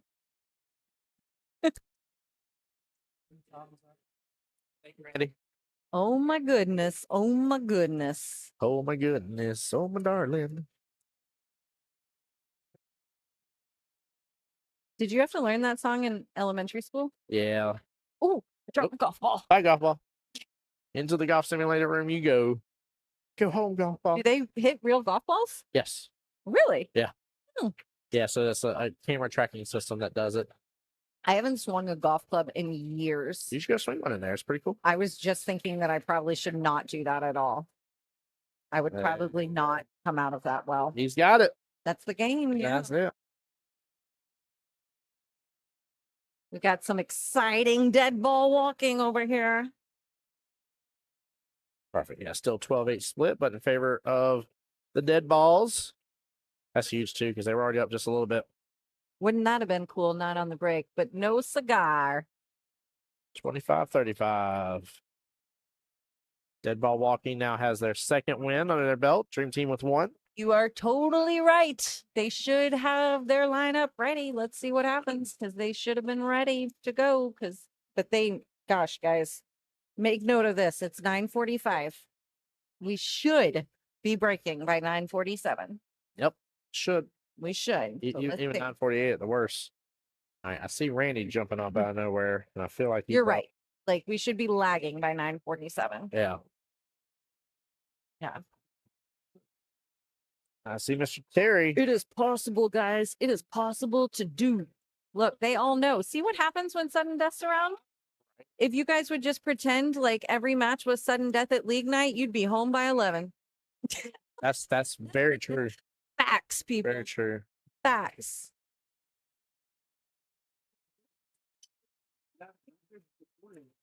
Yeah, then I don't see anybody up for DVW unless Oh it's, no, they're is coming. Randy coming? Yeah. Okay, it is Randy. All right. Uh-oh. Stop Knocking with the camera. with the hurricane or the earthquake. You should know your plan. And because your plan doesn't need to change that much based on the outcome. Like it always feels like your plan should change based on an outcome, but when it really comes down to it, your plan's your plan. Yeah. And the outcome probably won't change it that much, usually. Or even tell two players, like, hey, I can't decide if I'm going to put up you or you. Yep. Both of you go do your business because we're going to figure it out at that moment. That Kelly's right. She said lag by 947. I see 947 on the dot. Good job, guys. Hey, that's how league night needs to go. Yeah. In case you missed it the first 17 times. I talked to a group the other day around that. And I said, hey, I was like, I don't blame people for needing to go to the restroom. But they should already know they're put up, and just tell them to go and go. Go get your drink refill, go to the restroom. Keep do your your secrets biz. from your opponent. You don't Yeah. need to keep them from your teammates. Yeah. Yeah. I like the way you put that. That was good. You don't need to give your Yeah. opponent your strategy, but tell your teammates, like, I might do this. Whisper. Right. Steamroller says there's been nights where full double jeopardy, 8 ball, 9 ball. We've been done by 10:15, 10:30. I love it. Yeah. Love it. Love it. Keep a good level set of pace. It's good. It is It's not impossible. totally Yeah. possible. 2 ball, bottom right hand corner pocket. And Randy will have eyes on them. Excuse me, on the one right away.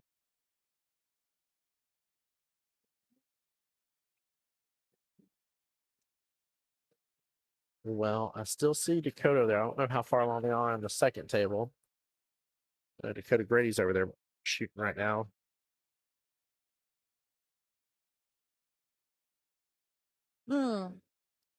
Just had a scratch. Yeah, I wonder how far along. You gonna announce the Sun Death? Or you just gonna run to him real fast? 1 minute. I'll go run it to him. To I'll be back. see you soon.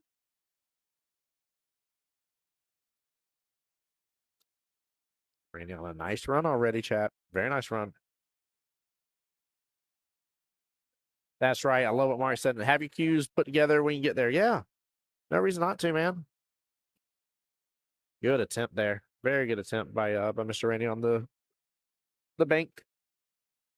Yeah, I'm a big fan of and even some people were like talking about, the strategy is, well, what if so and so loses or so and so wins? Why not tell both players? Be like, hey, if he wins this one, we're gonna throw you next. If he loses this one, we're gonna throw you next. You're not assuming you're anything negative, you're just preparing for both scenarios. Like you can still be strategic and still let the people know that need to know as for who's up. Or maybe you're just not sure between two players. You're like, look, I'm not sure yet. It should be one of the two of you guys. So will you both just make sure you're ready to go? There's nothing wrong with that. It's easy peasy.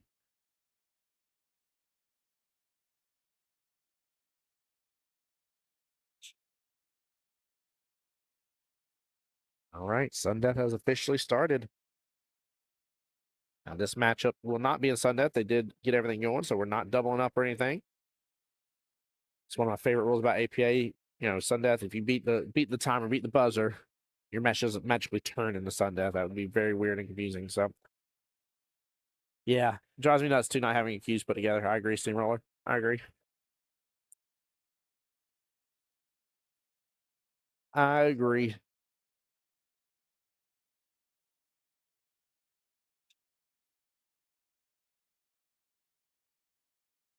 Oh, what a slice by Randy.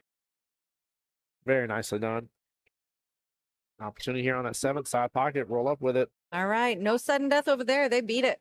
Oh, are they on match 5? Oh yeah, they beat it by like Very 8 or nice. 9 innings.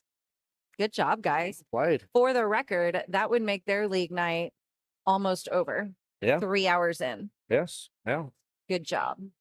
It's always possible. Always possible. It is. So have this conversation. It's my other favorite thing too. Like we really took advantage of this a lot on our weekly masters, but I'm taking advantage of this a regular league night too. Like, there's some nights where it's like 5 to 10 minutes. We start early. We're like, you warmed up? Yeah, we're warmed up. You ready to just go and toss? Yeah, let's get it going. Nothing wrong with that. I really like that. About our 7:30 start time, and I'm going to talk about it for just a minute because I realize that I don't sit on here very often anymore. And one of the things I like to do when I sit on here is explain some of our logic sometimes, just so everybody understands why things are weird on the surface sometimes. But officially, if you play in a double jeopardy division, your start time for 8-ball is 7 and your start time for 9-ball is 7:30. And the reason that we do that is because sometimes in double jeopardy to have two players plus 2 scorekeepers right at 7 o'clock puts a lot of strain on that team. And so we officially say you got to start 8-ball at 7 because 8-ball can be a little longer than 9-ball to play. Yep. And because it's easier for somebody to score their own 8-ball. Yes. If they need to. 100%. So you can get started with 1 or 2 players at 8-ball at 7 o'clock. And then if your team needs that extra minute or 2 to get settled before starting 9-ball, you officially have till 7:30. But a lot of teams will elect to get it going earlier if they're ready. Yep. So, but that's the logic. That's why they're different, is to make sure that no teams are feeling super rushed right at 7 o'clock. And it typically works out that most people do not push it till 7:30. No. Or if they do, they're like, I'm sorry, I have to push it to 7:30 this week, but my team's just got stuff going on and I need the minute. Yep. And that's why it's there. So I've definitely had to do that. So yeah, it's happened once before for sure for me. Well, that was really nice of John Dolquist. He just dropped some nice fruit candy over here. Delicious. Get you one. They look like it. Orange. Mambos? Mm-hmm. Mamba. Mamba, sorry. That makes me think of Lucy Ricardo. And remember the episode where she's dancing to the mamba? Mm-hmm. Oh, 8-ball, get out of the French toast way.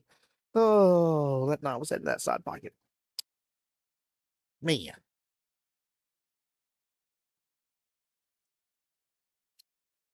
Yeah, steamroller on the YouTube side talking about, I mean, someone's been there already an hour or 2 hours and don't have their cues put together. That's right. That would be me. I will say, so we couldn't, the other week, we couldn't field numbers. And once we had confirmation, the other team was really appreciative, but I was like, for sure, no matter what, like, we're only going to have this amount of players here. And she's like, all right, are you sure? She's like, I may send a couple home that we're not going to play. I said, that's perfectly fine. It's not going to change. I said, we already know it's not going to change. We have confirmations. And so it was definitely good. Sorry, I was very distracted with my fruit chew. With your mama. Courtesy of John Dolquist. Apologies for that awful silence. Right. Chewing silence. Oh. So let's see.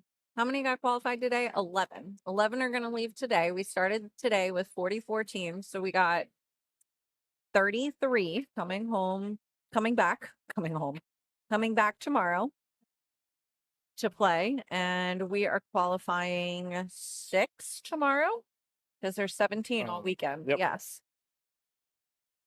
So tomorrow you come back 33 teams, 6 qualifiers. That's good. That's huge.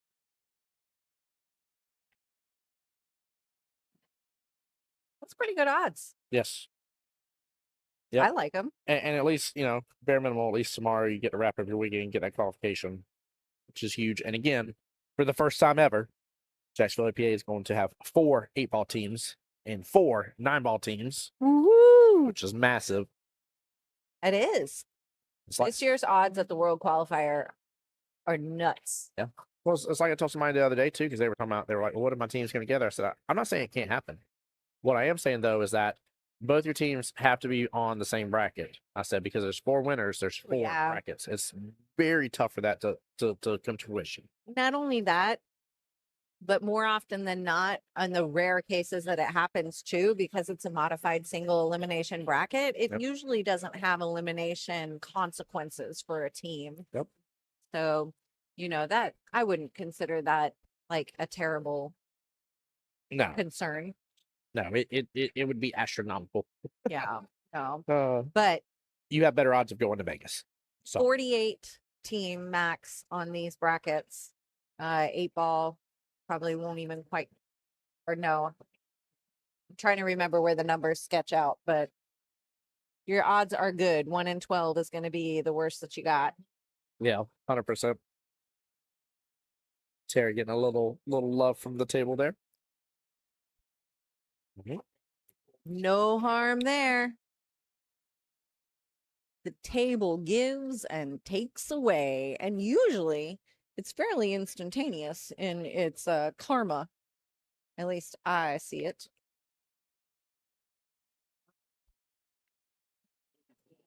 Whoa, and hey, look at that. Did you see that? That one ball just went two rails and in. Oh, did it? Yep, He got a little more love. he did. He did. He's getting all the love from the table. I'll tell you what. April over there screaming on, let's go, Terry. Show him some love. Show him some love, chap. I found this golf ball, and now all of a sudden I realized I need a fidget spinner. I accidentally left the magnetic one I play with. I left it in my pocket. And it magnetized to the drum of the dryer.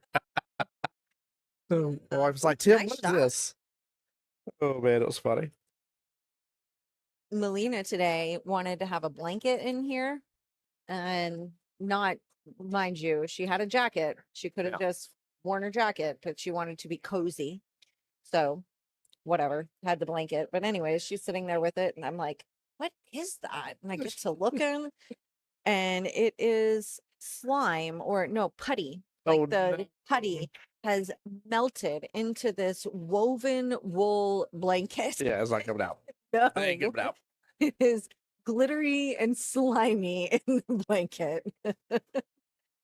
Oh, Steamroller, I appreciate you being jealous of us having all those slots into the world or Whirlpool Championships, but I love exactly what you said. He said, "I'm working hard with my league operators to help grow the league." That is the response right there. You want more? Yeah. You want more spots? Help grow that league. Get your friends into it. It doesn't take a lot, man. All it took was a good conversation with me 13 years ago, and my buddy said, "Look, you've played pool before. Stop making excuses. Let's go have fun." And finally, I was like, "Cool," and did it, and haven't looked back since. that's a valid point. People may not understand that the number of slots that we can get as league operators depends on the size of our league. Like, Yep. we can't just tell APA corporate that, hey, I want this many slots for my league.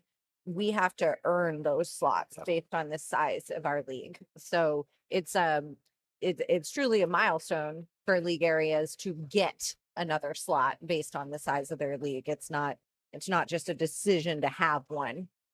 So Yep, some absolutely. minor clarity. I think it didn't quite occur to me that may not be widely understood.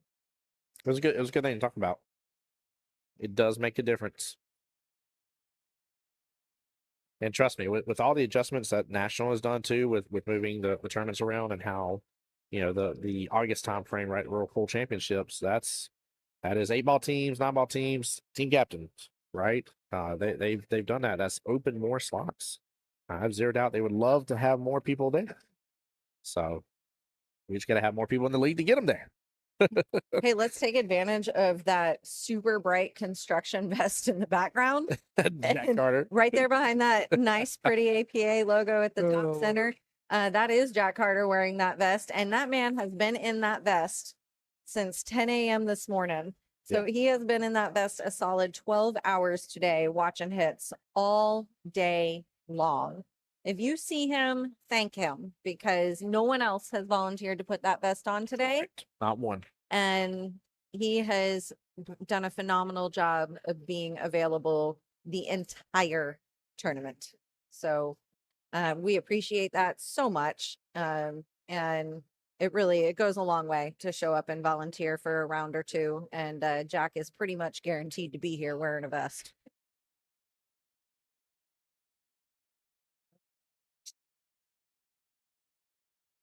Oh, there's a question about the 4 and 4 Vegas slots. No, that is not the maximum. There are some areas much larger than our own that even send 8 or 10 teams out to Vegas. So yeah, no, you can keep growing, keep earning more slots. Yeah. I assumed the answer to that, but I was curious as for like how many more potential, and I never would have guessed Yeah. eight to 10, because if oh my god, like APA is committed to making sure that the odds stay fair and equitable.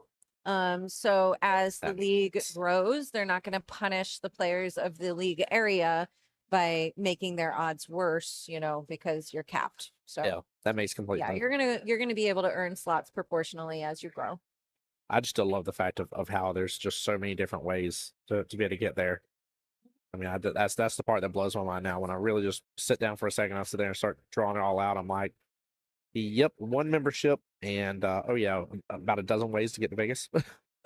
Like, it's not wrong. It's true. It's not true. Like, it's crazy. We have been doing a lot of calendar work in the office lately, getting our 2026 calendar ready for full release. And in that process, one of the things that we'd like to think about is being able to spread those opportunities around throughout the year. And it is pretty neat. I enjoy the goal of making it so that almost every month of the year, we're qualifying somebody for something or sending a team somewhere. Yes. And usually we can accomplish it. Usually it's 12 out of 12 months out of the year. We either have teams traveling somewhere to play, or we are qualifying them to go somewhere to play. One of the two things is happening. And I think that's pretty cool. I love that. All right. It's the secret little built-in goals that we strive for. That's huge, though. I mean, that gives you something to always continue to look forward to and try to grow towards, or start contemplating, right? So, But says I'm tired, but well, that's too darn bad. Oh, I love it.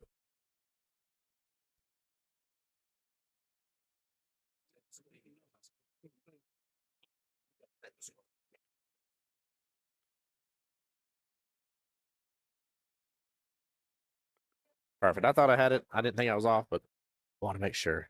Terry is up 12-8 right now. Ooh, 9 head toward that side pocket again, and he gets it. 9 on the snap, baby. Let's go. I think I want some headphones like Melina's. Oh, yeah? You know, like her unicorn headphones? Oh, yeah. Yes. I want light up what unicorn headphones do you have headphones to commentate. Maybe I'd commentate more if I had light up unicorn headphones. Yeah.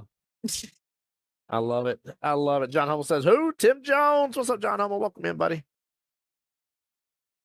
I should say that he wants to try to go after more, but it's always when he's at work. Hey, here's the nice thing. If they put out the calendar for you, you can then try and request those days off. Huge recommendation. Hurricane season is definitely, gosh darn it, man. I think Tim's responding to some of the comments on YouTube if you're not on there, but somebody's asking about hurricane season. Yeah, no, it's a huge risk every year with second night on the snap. Woo! Sorry guys, I didn't have my finger on that little button to mute him. It caps, I promise you. But yeah, no. Southeast Challenge and singles regionals and USAM every year, one of those three gives us a scare on, are we going to have to cancel it, postpone it, blah, blah, blah. Knock on wood, 2025 was fantastic. We had no scares even. There was one that came like within a week of one of them. Absolutely. And I was like, oh, because that stuff is awful to have to replan. It's tough with the out of town stuff, right? Like that's, oh my Lord.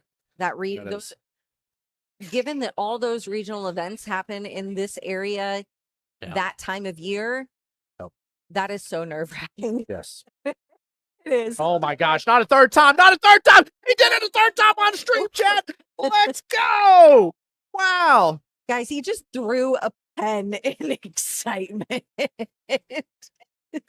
Oh my Lance, I'm sorry. I should have. I definitely did. I didn't realize I did it.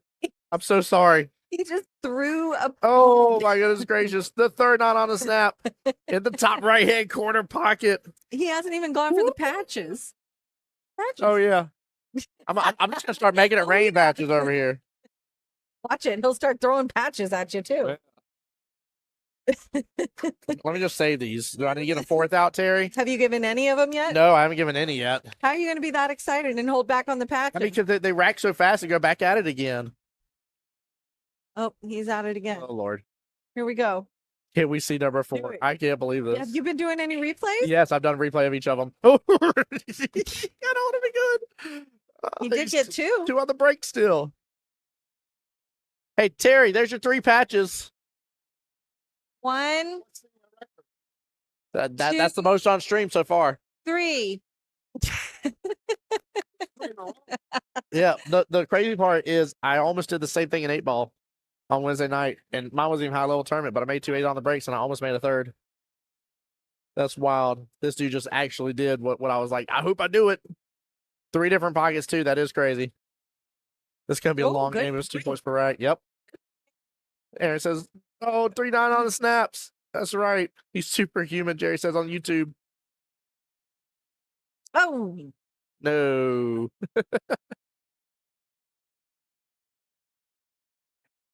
what's a better word for that? Because that's like what I call the table karma. Like, all right, I'm going to give you 3 9 on the snaps, but then I'm going to make you hit the wrong ball and scratch. Oh, Like, that's that checks and balances by the table. yeah, That's what that is. I feel like karma's quite the right word. Yeah. He needs to go for around the world, right? Dude, if he did that and then did a break and run, I would absolutely lose my damn mind. I'm like, I'm done. Y'all enjoy the rest of the stream. Mark Ramsey today had a mini slam. Yep, he sure did. He sure did. That man, for him to have been as worried as he was to be on stream first, he came out absolutely on fire. Like a little bit later. Was his mini slam on stream? No, if I remember correctly, the break and run I think was. Okay, But okay. not the on the snap. Yeah. Okay. If you're listening and you're wondering, mini slam is when you get a break and run and a 9 on the snap in the same league match. Yeah. He did awesome. But I was just proud of him for again. He's like I'm nervous to be on stream, Tim, and I was like, man, don't let it be a nervous thing, man. Just do you. You're doing fine. You're shooting good. And he came out of the fire, man. It was really awesome to see. Miss Carolyn said, I forgot to get my 9 on snap patch. Make sure and just remind us next time you see us. It's got to be the high level tournament one, so HLT. These beautiful gray and kind of red But patches. she'll be here tomorrow because she is qualified. Gravy's Navy. Yep. Do you have any other teams still in it, Carolyn? I'm trying to think. I think I only ever saw her on Gravy's Navy today. Yeah, I don't think she was on another roster. And Wesley, he's slacking. He's not even participating tomorrow. Yeah. I don't understand what he's doing with his life.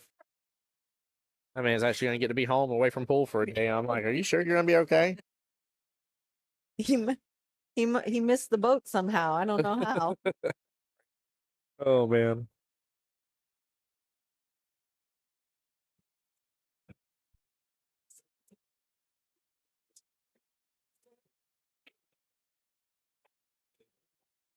Was he just tapping on you for something? Or Who, what? was he just tapping on you for something? Or? Not that I'm aware of. No. Is somebody tapping me? Oh, I thought he did. I thought I saw him reach to you, but I am not aware.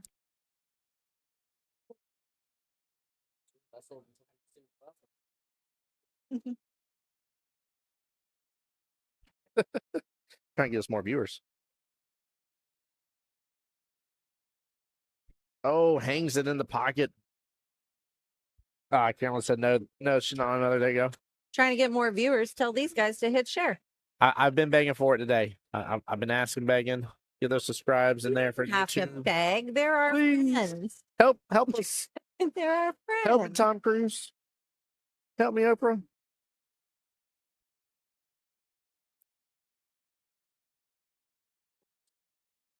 So, well, didn't hit it quite hard enough, but might still be able to give it a go. There were a lot of really good matches today. Yes, definitely were. Today was none against 8-ball side, but I don't know. Today felt more dramatic. I guess is. I don't know if that's the word I want to use, but Well, eight ball got gritty. eight ball on Saturday was good, and Yeah. then eight ball on Sunday got a little bit watered down with the Jags playoffs, not True. in terms of participation. So, but I am happy to report that we have a very high level of participation tomorrow and expect the competition to remain fierce. Oh, we're trying to get a score update right now. Oh, and after all that, he scratches on the break. Hi.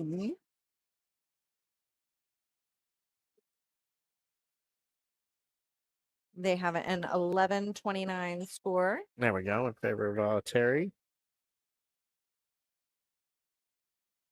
Big ball in hand opportunity here. Look where that 2 lies, leading up to the 3 top right. Just got to watch out for the 5-6, not get caught up in it to be able to get to the 4 bottom left. There's a run here. Ooh, it drifted off rail just a little bit. I was worried about it for him.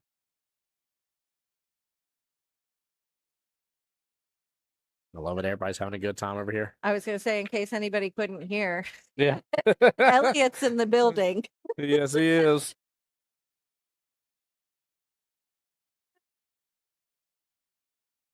But I love when Elliot's having a good time because he brings everybody into his good time. Yes, he does. John Hummel saying he's coming back tomorrow, firing tomorrow. He's looking for a 20-0. He's looking for a skunk. There you go. There you I go. like that. Get it done. Steamroller, but I'm talking about Jacksonville APA's YouTube, man. We got to get the subscriptions up there, brother. Talked about it earlier, man. There's a lot of them in there right now. I know a lot of you guys like it on the big screen. Definitely hit that subscribe button. It's free. It's free. It doesn't cost you a thing. What if we promise the podcast? I'm just kidding. I don't want to. Yeah, nope. Oh, he's going to get a good leave out of this. I do want to get more creative with on-stream games. Yeah. Like, I remember when we did the, what did we call it? The secret word? Oh, yeah. Yeah, where there's a magical phrase I always do, and then everybody has to type out some sort of response. That was super fun. And then it became work very fast. What was funny is people started participating with it, even when it wasn't on, to then fool me Yes. into thinking there was participation happening. It was amazing. If you don't know what we're talking about, at one point in time, it was like 2 years ago now, Yeah. we posted a secret word, and every time Tim said the word, everybody had to comment the word back in the Yeah. chat. Yeah, you all had a response. And it was so fun because he had to try and figure out what word was triggering it. And because of the delay, like It was tough. it was so fun. It was good. I think we should do it again. I think so too. I think chat was really enjoying that. That was fun. I think maybe for the Vegas qualifier weekend, we'll do something like that. No way. Stephen Highsmith just had one heck of a combo to make the 9 ball. You know, I've been able to watch some of his games in the recent dealios, and he's actually been a really enjoyable player that I've been enjoying. Oh, he's Yeah, a good he's shooter, good. and he's a respectable guy too. Yes. I like him on and off the table. He's a good presence in the room. Great attitude. Yep. Very good attitude. And I like that that's such a family-oriented team. I agree. It makes a difference. They're here to have a good time and enjoy each other and enjoy the game. Yep.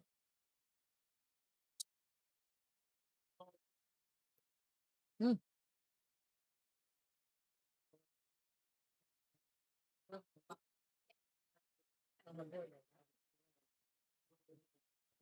Uh-oh.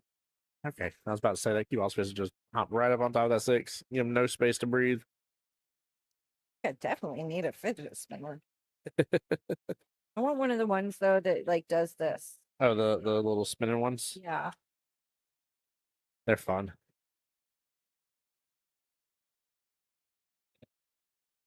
I like it because it kind of teaches kids about gyroscopes if you take advantage of it for a moment. So it occurred to me why I brought up the putty in the blanket earlier. Oh, yeah, So yeah. The funny Yeah, thing well, about the putty in the blanket Yeah. is I realized I need the fidget spinner. I've been driving around and the kids left the putty in the car. And so I drive around just playing with the putty like a stress ball now. And I do it all the time. And the other day, Melina asked to play with it in the car. And I reluctantly gave her the putty because I like the stress ball now. Yep. And then she let it melt in the blanket. So That's right. John Hummel talking about his team for that escalate quickly. They have 3 couples that play on the team. That's right. I remember that. It's a fun one. Yeah. Yeah, if you get a 4th couple in there, I mean, you'd have your 8. Although you guys can never like go travel together.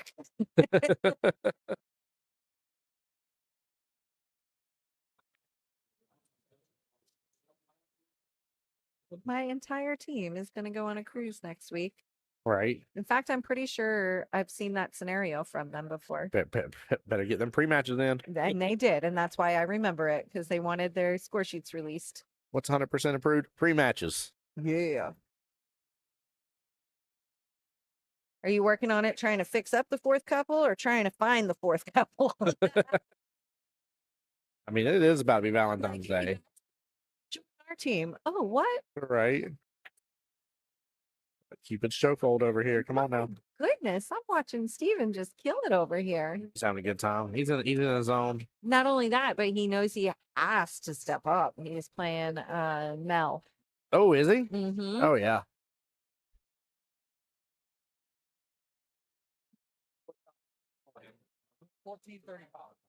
Mm. Score confirmed. He missed the break and run, and Mel is ready to take control of this table. Wow, but he missed it and left him hooked. Probably next session. I mean, the nice thing about next session, though, that's summer. That starts the new fiscal year.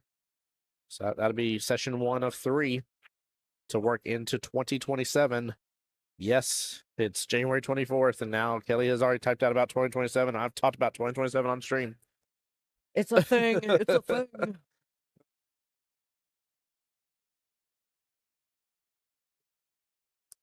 Wouldn't it be fun though if you had like a team of husbands and wives where all the wives gave each other timeouts and the husbands gave each other timeouts, and it was like a rule, like I can see that being a smart move. if you're married, you're not allowed to give each other timeouts, but Yep. everybody else on the team, it's cool. Yep. That'd be a great way to handle it. Mike and I couldn't play together for the longest time, like doubles. Oh no, that was not a good scenario. Like, That's funny. oh yeah, no, we were not good partners. And then finally, once I got good enough where he didn't feel the need to give me timeouts every 3 shots, then we were allowed to play together. Oh man.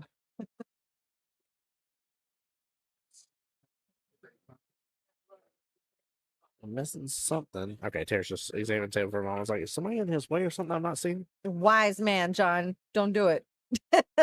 Yeah, try not to. That's Nobody's yes. gonna come away happy from that scenario. I Yep. mean, be real, right? Yep.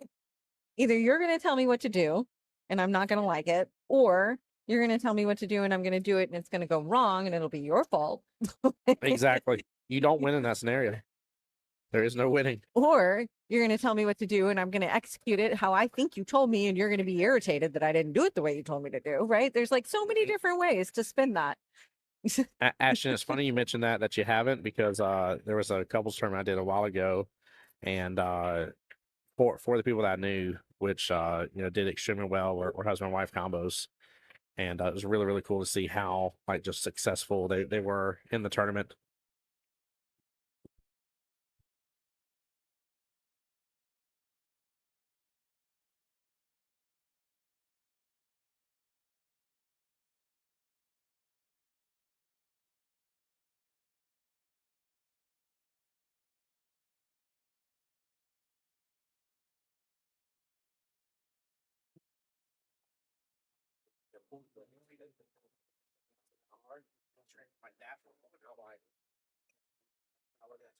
Sorry, guys.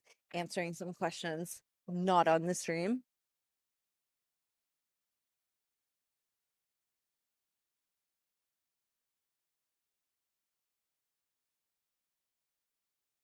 Ricky's talking about giving a parent a timeout, and I've seen the parent timeout situation, the parent kid timeout situation. It can go either way. Like, it can be productive. It can also be super like destructive. I've watched it go both directions. But the husband wife I've normally watched not work. Yep. Very very typical. Do you think it works better before they're married? That's funny. Like they're both still like going to be okay with it. And then they get married and they're like, wait a minute. Yeah, Now that I think about it, I don't want you telling me what to do. right. Like, I've seen how you brush your teeth at night. You don't get to give me a timeout, okay? We got other things we need to talk about. Full disclosure, both of your commentators today have been married more than a decade. Yes. Yes. In fact, working on year 16 right now. Let's go. Nice. Yes. That's right. John Hummel said Ashley and I played before we were married too. Yep. Oh, and so no, you couldn't give her timeouts then either? Yeah, I don't think Mike and I could do timeouts before we were married either. In fact, I think it was even worse then. I don't know. This is a hilarious conversation, by the way. Here we're talking about not giving your husband or wife time out. I get it though, to an extent. I really do. Like I get it. Like I could see it being potentially agitating. It's not that you don't love your significant other. It has nothing to do with that. It's just No. like it's somebody you're around 24/7 almost, and it's like, dude, like let me be. It's my fun league night. Leave me alone. You're stressing me out. And these are like the minor instances. I've seen some instances where like people have had to go sit on the opposite room on the opposite side of the room of their spouse playing pool because they're like, oh, if they see me or hear me, they get annoyed while I'm playing. And I'm just That like, happened recently. yeah, right? Like all the 100%. time. They're like, oh, I can't be around him while he's playing, or I can't be if I'm around her and she's playing, then she's upset. Just like it happens all the time. I talked to the husband. I said, "Why are you over here?" I said, "Y'all are playing all the way, like literally, it was like 8 tables down." He said, "Wife's up." I said, "Oh, okay, never mind." Yeah. And that, No, that, oh, no, that, that was it. There was nothing else to be said about that situation. It was wifey's playing. I stress her out if I'm around, like Yep. all the time. Oh, John earning them brownie points right before Valentine's Day. He says, "I'm teasing. My wife is an absolute dream come true. She's honestly easy to give a timeout to." Look at that. John, are you working on that Valentine's Day? I tell you what, that man's smart. That man is smart. Either that or he didn't realize Ashley's watching. Just kidding, John.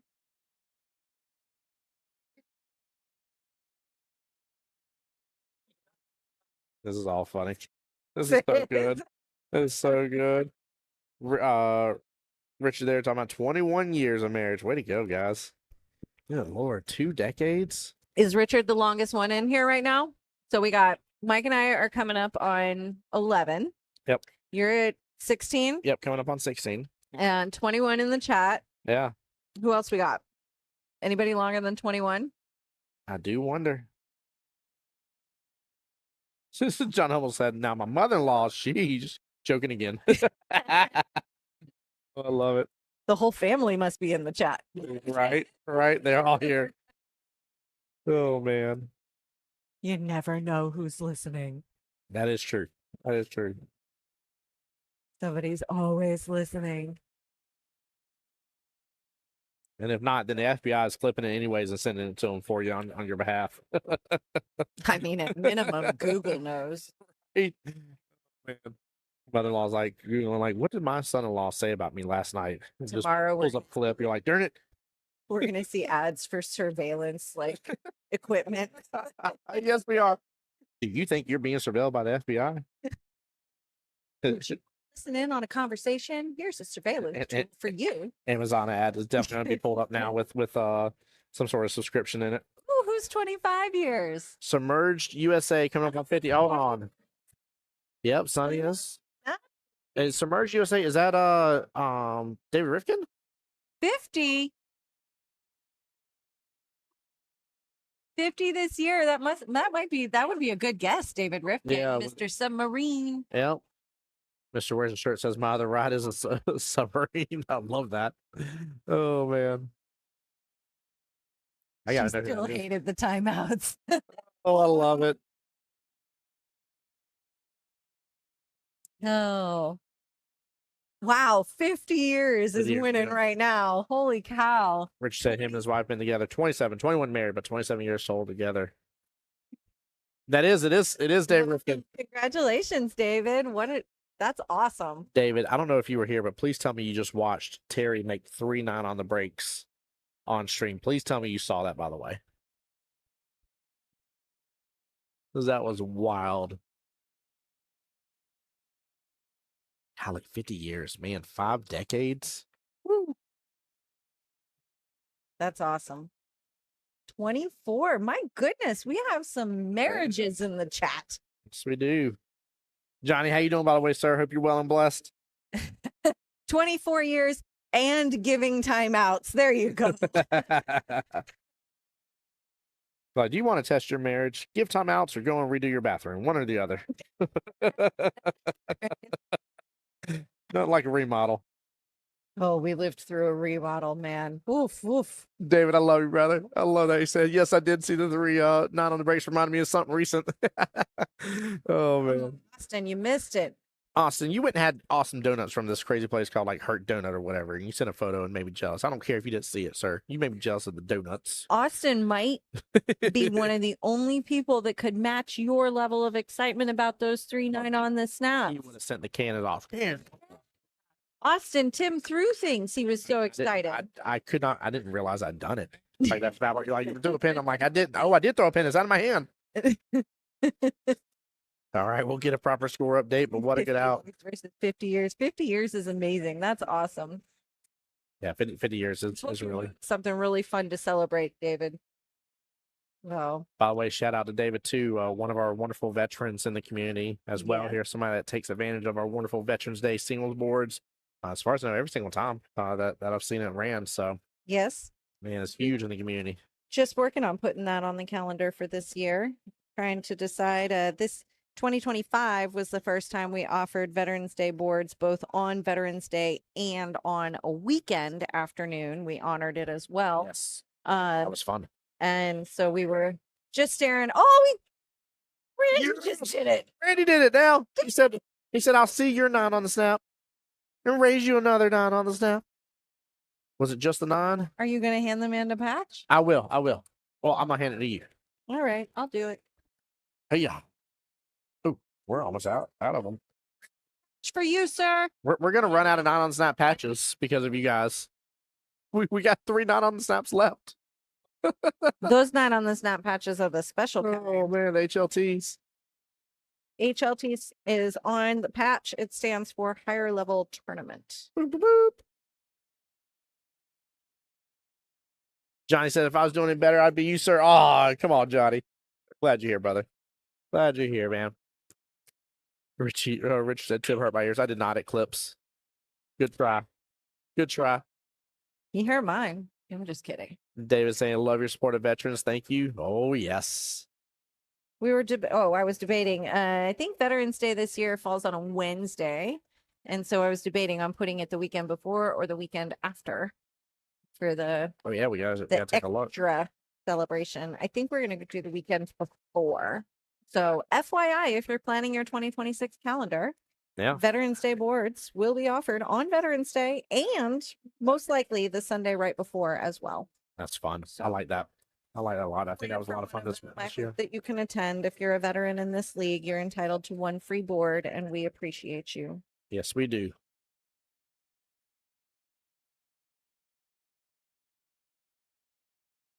I got to give props between you and Stephanie too, by the way. It's one of those things, like I told somebody before, I can tell you when I see something like, man, that looks really good. That's a great idea. But like, you'd be like, Tim, we need to come up with a great idea of how to really celebrate our veterans. I'd be like, not the best person for this. I'll do my best, but I'm not the best. This is the wrong tool for the job. I'm telling you. And whenever I saw you and Stephanie put together that beautiful board, it had people's photos and stuff, and you got to have, especially like the during service photos versus now, and just really got to really just amp up the community. It was awesome. It was really such a nice touch. If you didn't get to come to, Stephanie Medina did a nice display at the Veterans Day events this year, and it even included a really, really nice display. There's some pictures on our Facebook page that just paid tribute to 2 veterans that we lost in our league this year who had been members for a really long time. Billy Bob Larkin and Kenny Stevens both passed away. They were veterans, and she did a really nice tribute to them at those events too. So there's some pictures up online if you want to go see those, but she did good. Yes, she did. It was very well done. Yeah, we had a lot of fun. Miss Jane, I don't know if she's still on stream. She was a hoot and a holler, man, at the Veterans Day. Very much enjoyed her enthusiasm and excitement. So John Hummel said, nice. Thanks, Kelly. There we go. Oh, that tracked right on over for Randy for the scratch. You guys, I promise you after this right done, we'll get a proper score update and make sure we get it caught back up. Yeah, I don't mind having our engaged chat right now weigh in on some calendar things I've been mulling over, particularly related to October. Yeah. Yeah, I don't mind having some thoughts. Well, we've done the Halloween tournament the last 2 years. Yep. But the problem this year is Halloween actually falls on a Saturday, Ooh. which you would think is kind of cool, except a lot of people would actually prefer to spend Halloween family-ish with kiddos and whatnot. And so don't really want to do that. We could do a Halloween tournament the weekend before, or we could forgo Halloween tournament altogether this year and maybe do something different this year in October. I was considering, I'm wearing my APA breast cancer jacket. Considering, since Halloween actually falls on a Saturday, maybe doing a shoot for a cure tournament this year. I'm not trying to or do anything, but I'd vote for that. Different or whatever. So I don't know. Just some thoughts. I'm kind of tossing around, deciding on what we want to do, but would love to hear some opinions. Yeah, that would be nice. We can do a Halloween tournament the weekend before. We can do something totally different. I don't know.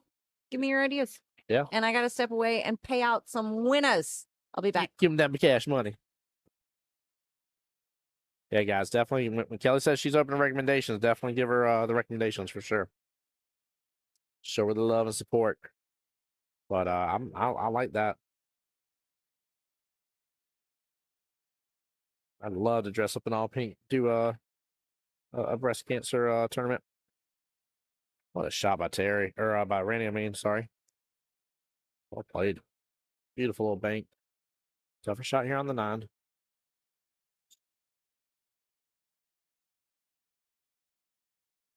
Now, Naomi, don't you like right behind me? Where are you at? She says I'd vote for that. Also, I'd vote for that too. Yeah.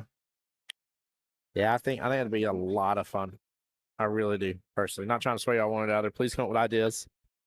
Just when she said that, the player in me was like, "Oh, dude, he landed that so beautifully. What a shot!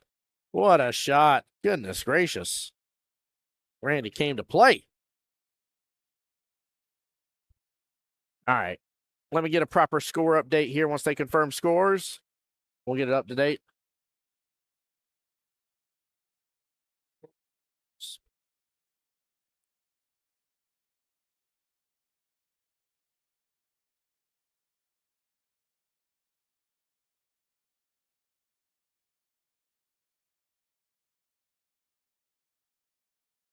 Yeah, I was definitely way off. That means I was getting somebody the wrong points. 36 Terry, 34 Randy. Randy has brought this right back. Let's see, was that 1912 left in the battle? Wow. In fairness to Bob, Terry and Randy do look similar. There you go. I appreciate that, by the way. Thank you for helping me out. Thank you for helping me out, Austin. And Randy with the ball on the break here. I feel like I might have to start saying the name before I press the button every time.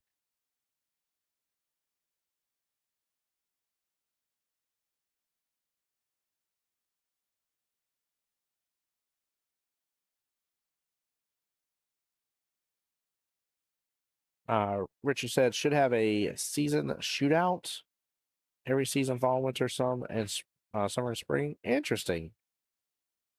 I don't know if we may do all that just because that's 4 additional potential weekends. That's probably not likely just for time. Richard, just be honest with you, not shoot it down, but that'd probably be the why on that. There we go. And Terry with a nice point there.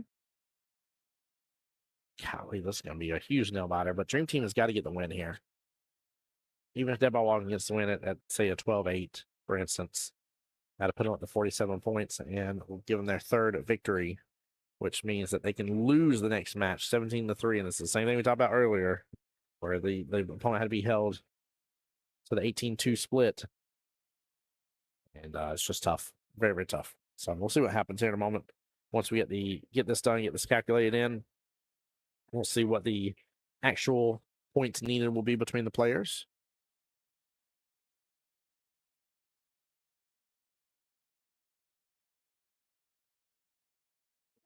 Very clean, but he's going to drift on down, not really have access to the 5.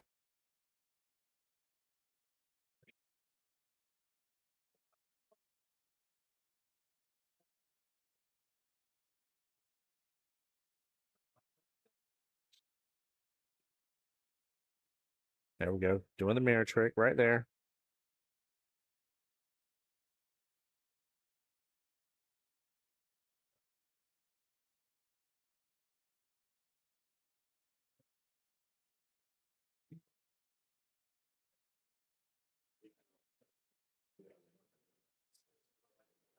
Oh, man. Short on that. Ends up running to the 8 first. Ball in hand back to Randy. 16-11 left in the battle.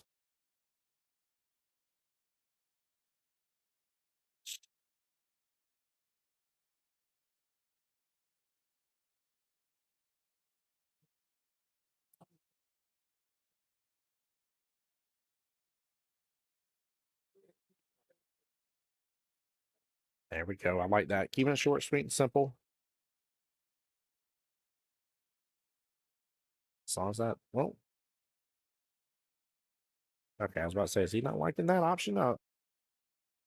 Pretty sure 6 can go by that 9. 9's all around that left-hand long rail. It's close to the pocket, but it isn't full on the pocket. He needs to be a little precise with it. Look at that side pocket instead.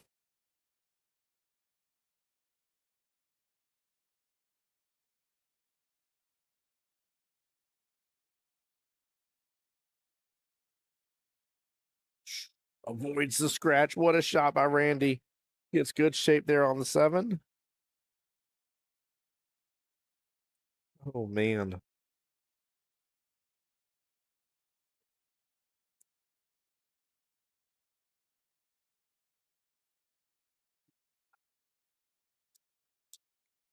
I say good shape. I'm looking at this a little bit closer here. I'll take back what I said. He's got a little work to do.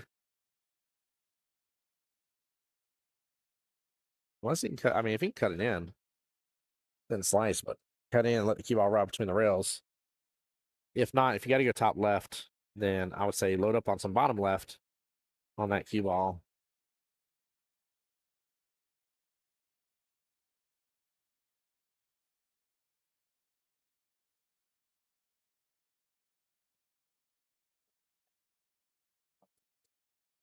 Okay, that Oh, was welcome back. not a few balls short. That was iron racks. I always confuse which one's which. Oh, yeah. They have very similar rosters.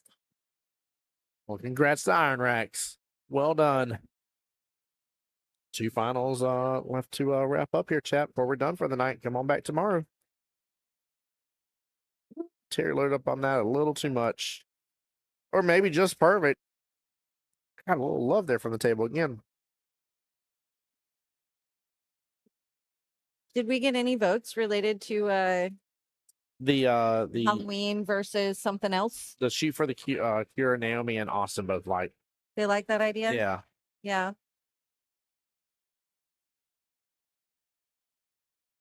I told him I thought that'd be a pretty cool little fun change up for sure. In a couple years. And Yeah. I don't know. Just maybe a year to do something different. Because the actual Saturday of Halloween, people are going to want to do their own thing. Yes. Yeah, and that makes sense.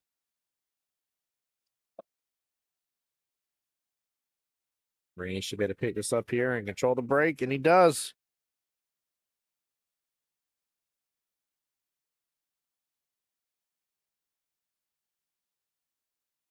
Paul Watkins trying to make that last matchup there a little easier. Mikey's asking about Dakota's team, and yes, that match is still going on the table next to us. I have no clue the current score, but I do know that they are in sudden death in that match over there. Yep, and I do know Dakota's keeping score. I ain't saying to text him because he's probably just really locked in on the matchup, but you might be able to find out faster than we can. Right? Like, Your text message will reach him before I do. I promise. Let's see. Actually, I'm watching him erase and fix a score, and I'm going to judge based on where they are that they are nearing the end of the match. That's all I got. There we go. Oops, something dropped to your bottom right. Ooh, one ball held up. It's not a bad thing. No, I would not be upset with that. Nope. Although when they're buried that deep in the pocket, it can sometimes be a little bit difficult to circle around and not kill the ball right there in the corner. Yeah. Yeah. Yep. What were you saying? Hey, guess what? I actually do know what I'm talking about once in a while. Look at that. Only sometimes. It's a good flip of the coin on Right. when that is. You're like, I know this shot because I've done this shot. We are pool players. And we miss some, or and sometimes we miss ball in hand. Oh, what is that? Oh, well, we are farmers. That's it. Yeah. Yeah, I made that joke. Who was it? I think Jess was on stream. And I was like, I should make some like pool players related jingles, but use other people's themes around it. You used to do it all the time. Yep. Did you give up on that? No, I just, Oh, I okay. just haven't brought it back.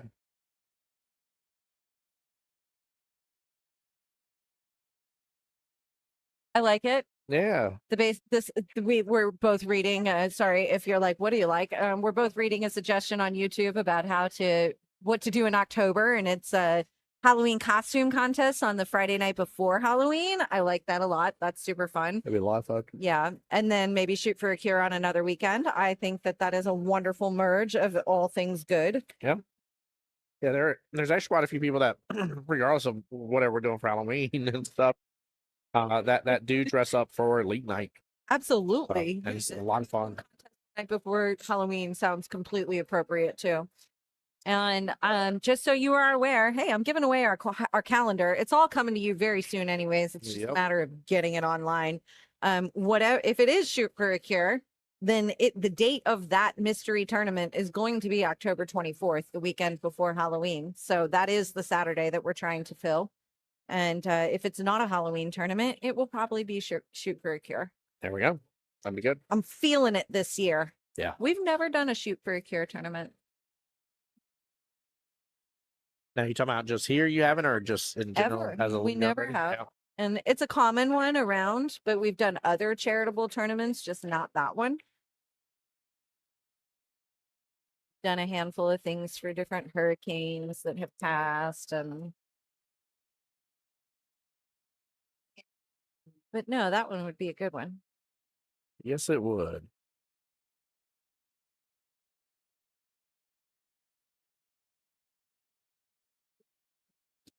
(13-4) left in the battle right now, and it's looking like Dead Ball Walking's going to be walking in their fifth matchup, not having to do nearly as much work. Dale Woods coming on in here, says, "Congrats to Iron Racks. I'm proud of you guys." He is not on Iron Racks, which is what confuses me. He is on a few balls short. See, you trying to mess up here, Jeff. Nope. I'm getting beat with cue balls, with the Golf balls.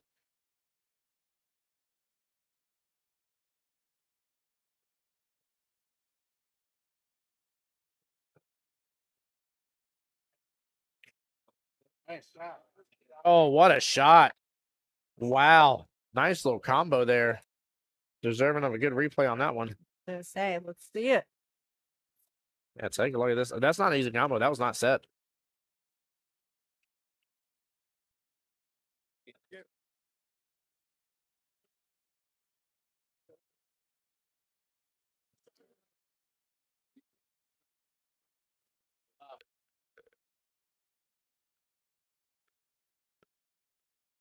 Stream, we were watching it. 42-45 is confirmed. Matthew, they are very tight pockets on the rattles. Yes, this is no joke with these tables. You've got to absolutely hit pretty pure into the heart of the pocket. They will reject out very easily. Also said Randy's in the zone like he's Randy Johnson, baseball reference. You would make a baseball reference. Anything. Something. Don't you hate the one? Wow. Don't you hate it when you just need the one? And he had a good amount of power. Hit it really good. Table said, not today. Did you ever get talked to the nice lady over there, by the way? I didn't. It became quite a PDA situation. So I was like, I'm going to bypass the cool cue cases. Yep. That's hilarious. That's funny. Oh, that's funny. Seems to have lightened up a little bit. Might be safe zone again. Oh, man.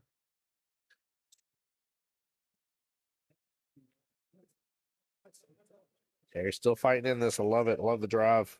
I am super drawn to the hot pink hair across the room, though. Like, that's cool. I wore all my pink today. Did you? Yeah. I like when we have big events like this, I intentionally choose my bright colors so I can be found. Yeah. John said, shoot for a cure. I have a great idea for something fun during the tournament that could involve a cash raffle or like a 50-50 raffle. Ooh. Well, this is kind of cool, Yeah. like that we're talking about this in January, because it means that we could like really do something cool, guys, if Yeah. we want to. Oh, So if you have interest in that, feel free to raise your hand and get involved, and I like let's this. get it done. Let's do something neat. It's impressive to get the conversation rolling this early. I know, that's what's exciting good. about it. I'm curious to hear John's idea. Yeah, same. And I know that there are several members in the league, particularly who have been impacted by breast cancer, who would probably want to be involved with any of those efforts as well. Yep. So this could be a really fun kind of like, you know, subcommittee job. Oh, there we go. Yeah. Good out by Randy. Terry getting the I 45. love it. John's hand was raised. Cue the hand raises in the comments. Come on. Like I can tell you right now, this guy standing next to me in this vest and sunglasses and I'm gonna be a part of it.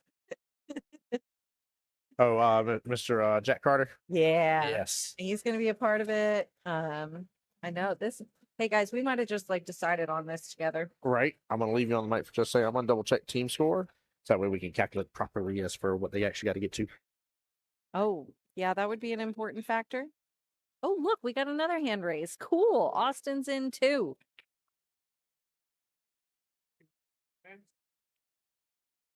It could be really neat. Like we could do a lot of things. We'll have to look at different ways that other league areas have raised some money for the cause through these different tournaments.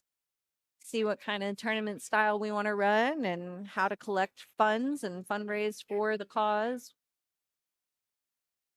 Shoot for a cure is pretty common. APA has some different APA stuff that we can source to be able to provide for maybe tournament registration or other cool prizes as well. Lots of APA shoot for the cure stuff exists out there. So look, we got Hold on, hand wait, raises hold on, wait. coming. There we go. Which Bob are we? Wait a minute. Which Bob is playing? Dara raised a hand. Austin, John. I'm totally involved in planning 9 months out, and Tim's here trying to keep score in the moment. So don't mind our very different conversations we're having. He's a Yeah, I'm going to leave you to it for just a second. I'm sorry. right. No, that's cool. We're in here brainstorming together about how we're all going to get decked out in pink and raise money for breast cancer. It's awesome. I love it. This is a great idea, and I love the collaborative effort. Let's keep it going. I've wanted to dabble with like a silent auction kind of deal, maybe during a tournament. That would be fun. Have a silent auction going on while we're shooting a doubles tournament or something. I mean, if it's breast cancer, a doubles tournament seems appropriate. I was trying to get Tim to laugh and I didn't get him. I'm sorry. I'm sorry. Did you hear it? Yes, I did. Maybe it should be an ABC tournament. Just kidding. No. Boob jokes. I just said that on stream. Yeah, you did. I did. Big Memphis tournament in December. Shoot for a cure. St. Jude's Hospital. Oh, wow. That's all. I love St. Jude's. We're blessed to have Wilson's here too. Love Yeah. Wilson's Children's Hospital. Big fan of St. Jude's. Though. Yes. Yep. Yeah. Well, that was a good break till it wasn't, unfortunately, with the scratch. Again, Bob is a 4. Yep. And Bob needs 2 points for his team to win. So Bob gets to 9. Uh-oh. Back off, ball. It was good seeing you. This is going to be tough. That's going to be really, really tough. Joe cannot let Bob get to 9. All right. The reason being is because mathematically, Joe continues shooting. Reason being is that Bob only needs 2 points for his team to get to the 50. They have 3 wins underneath their belt. Dude, if he gets lucky in that side fire, wow. Close.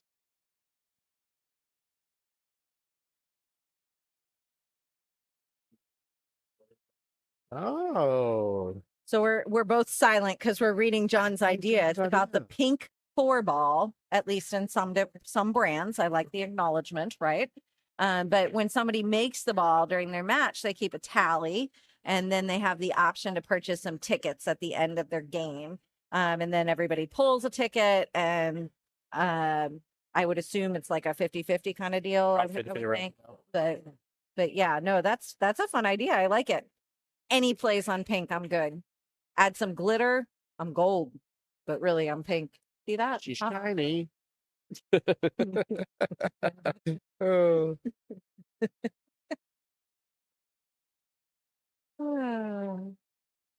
Oh, no. That's twice now. Yeah, I really like the idea. That's a fun one. That is definitely a fun one, John.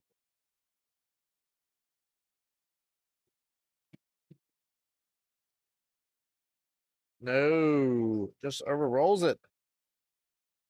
A little too much there, Joe.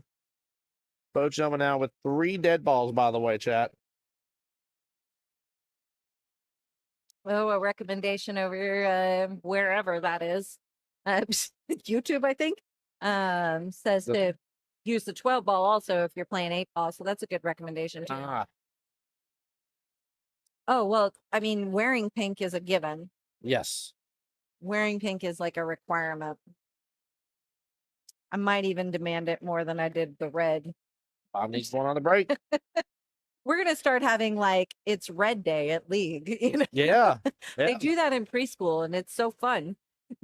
Speaking of, I think Monday is my kid's 100 day of school. Oh, shoot. Yep. Is y'all's coming up? Yeah. No, well, in Duval County Public Schools, yes. But Melina's school has to be the only school in Duval County that doesn't start at the same time. Yeah, right. And so Connor has 100 days of school. So I got to figure out how to dress him up as 100 years old tomorrow during triannual. Guys, we need to borrow some stuff from chat. And one ball's drifting. It's going to be a dry break. Joe still lives to come back to the table. And chat, there is 20 points on the table. Joe got every ball. He can win, but it's over this rack no matter what. Bonus points for wearing the right color. That's funny.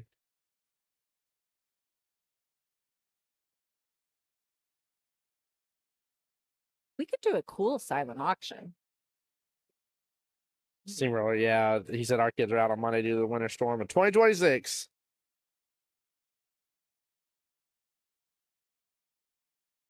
Oh, that's an interesting one, Eric. He said, I think you guys should do a raffle for all the refs working the tournaments this year for some cool prizes. I need more info on the process here, but I like the idea. We have started an official tournament volunteer check-in system to make sure that nobody gets missed or forgotten or left off the list, and we can actually catalog volunteer hours spent at the events. And Mr. Jack Carter is definitely leading the charge right now. So thank you, Jack. And yes, we want to acknowledge those people. So Eric, I would love to pick your brain on that one Wednesday up there at Dick's Wings. Yeah, that's cool. I like it. Yeah, I have not heard that one yet. Oh, Mikey, I don't know if you're still on stream, but Don Gray's over here dancing. And Cocoa yep, Puffs. got the win. She's cuckoo for Cocoa Puffs. I don't know why you need to say it like that, but you do. Yep, it works. Nope. Clearly. Ball in hand to Bob for the win here. Show to flip that cue ball off the table For the win? for the win. Bob's got it. That'll be it. Dead ball walking. Here's your triangles winners here. Team Dream Team will be back tomorrow with us. Team Dream Team. There you go. That works. How about that? That means Yeah. we're done tonight. We're done. That's it. That was all three. I don't think I was Tic-tac-toe. prepared for that. Tic-tac-toe. It's 3 in a row, and it's before 11 o'clock. Not I too shabby. started winding down. Not See too shabby. when you play fast? All right. Anyways, guys, I hope you come hang out with us again tomorrow. Thanks for your ideas tonight. That was fun. Yeah, very exciting to say the least. Appreciate the participation. And guys, we'll definitely see y'all tomorrow. 10 a.m. 10 a.m. is when the stream starts, so don't miss out. Noah will please. be here in the morning, and Yep. we'll be streaming all day long. Yes, 100%. He'll start it, I'll finish it, and we'll have a good time. So, guys, as always, y'all take care, be blessed, get some rest. Of course, I want to be the guy that gets you to enjoy watching billiards again. See you tomorrow morning.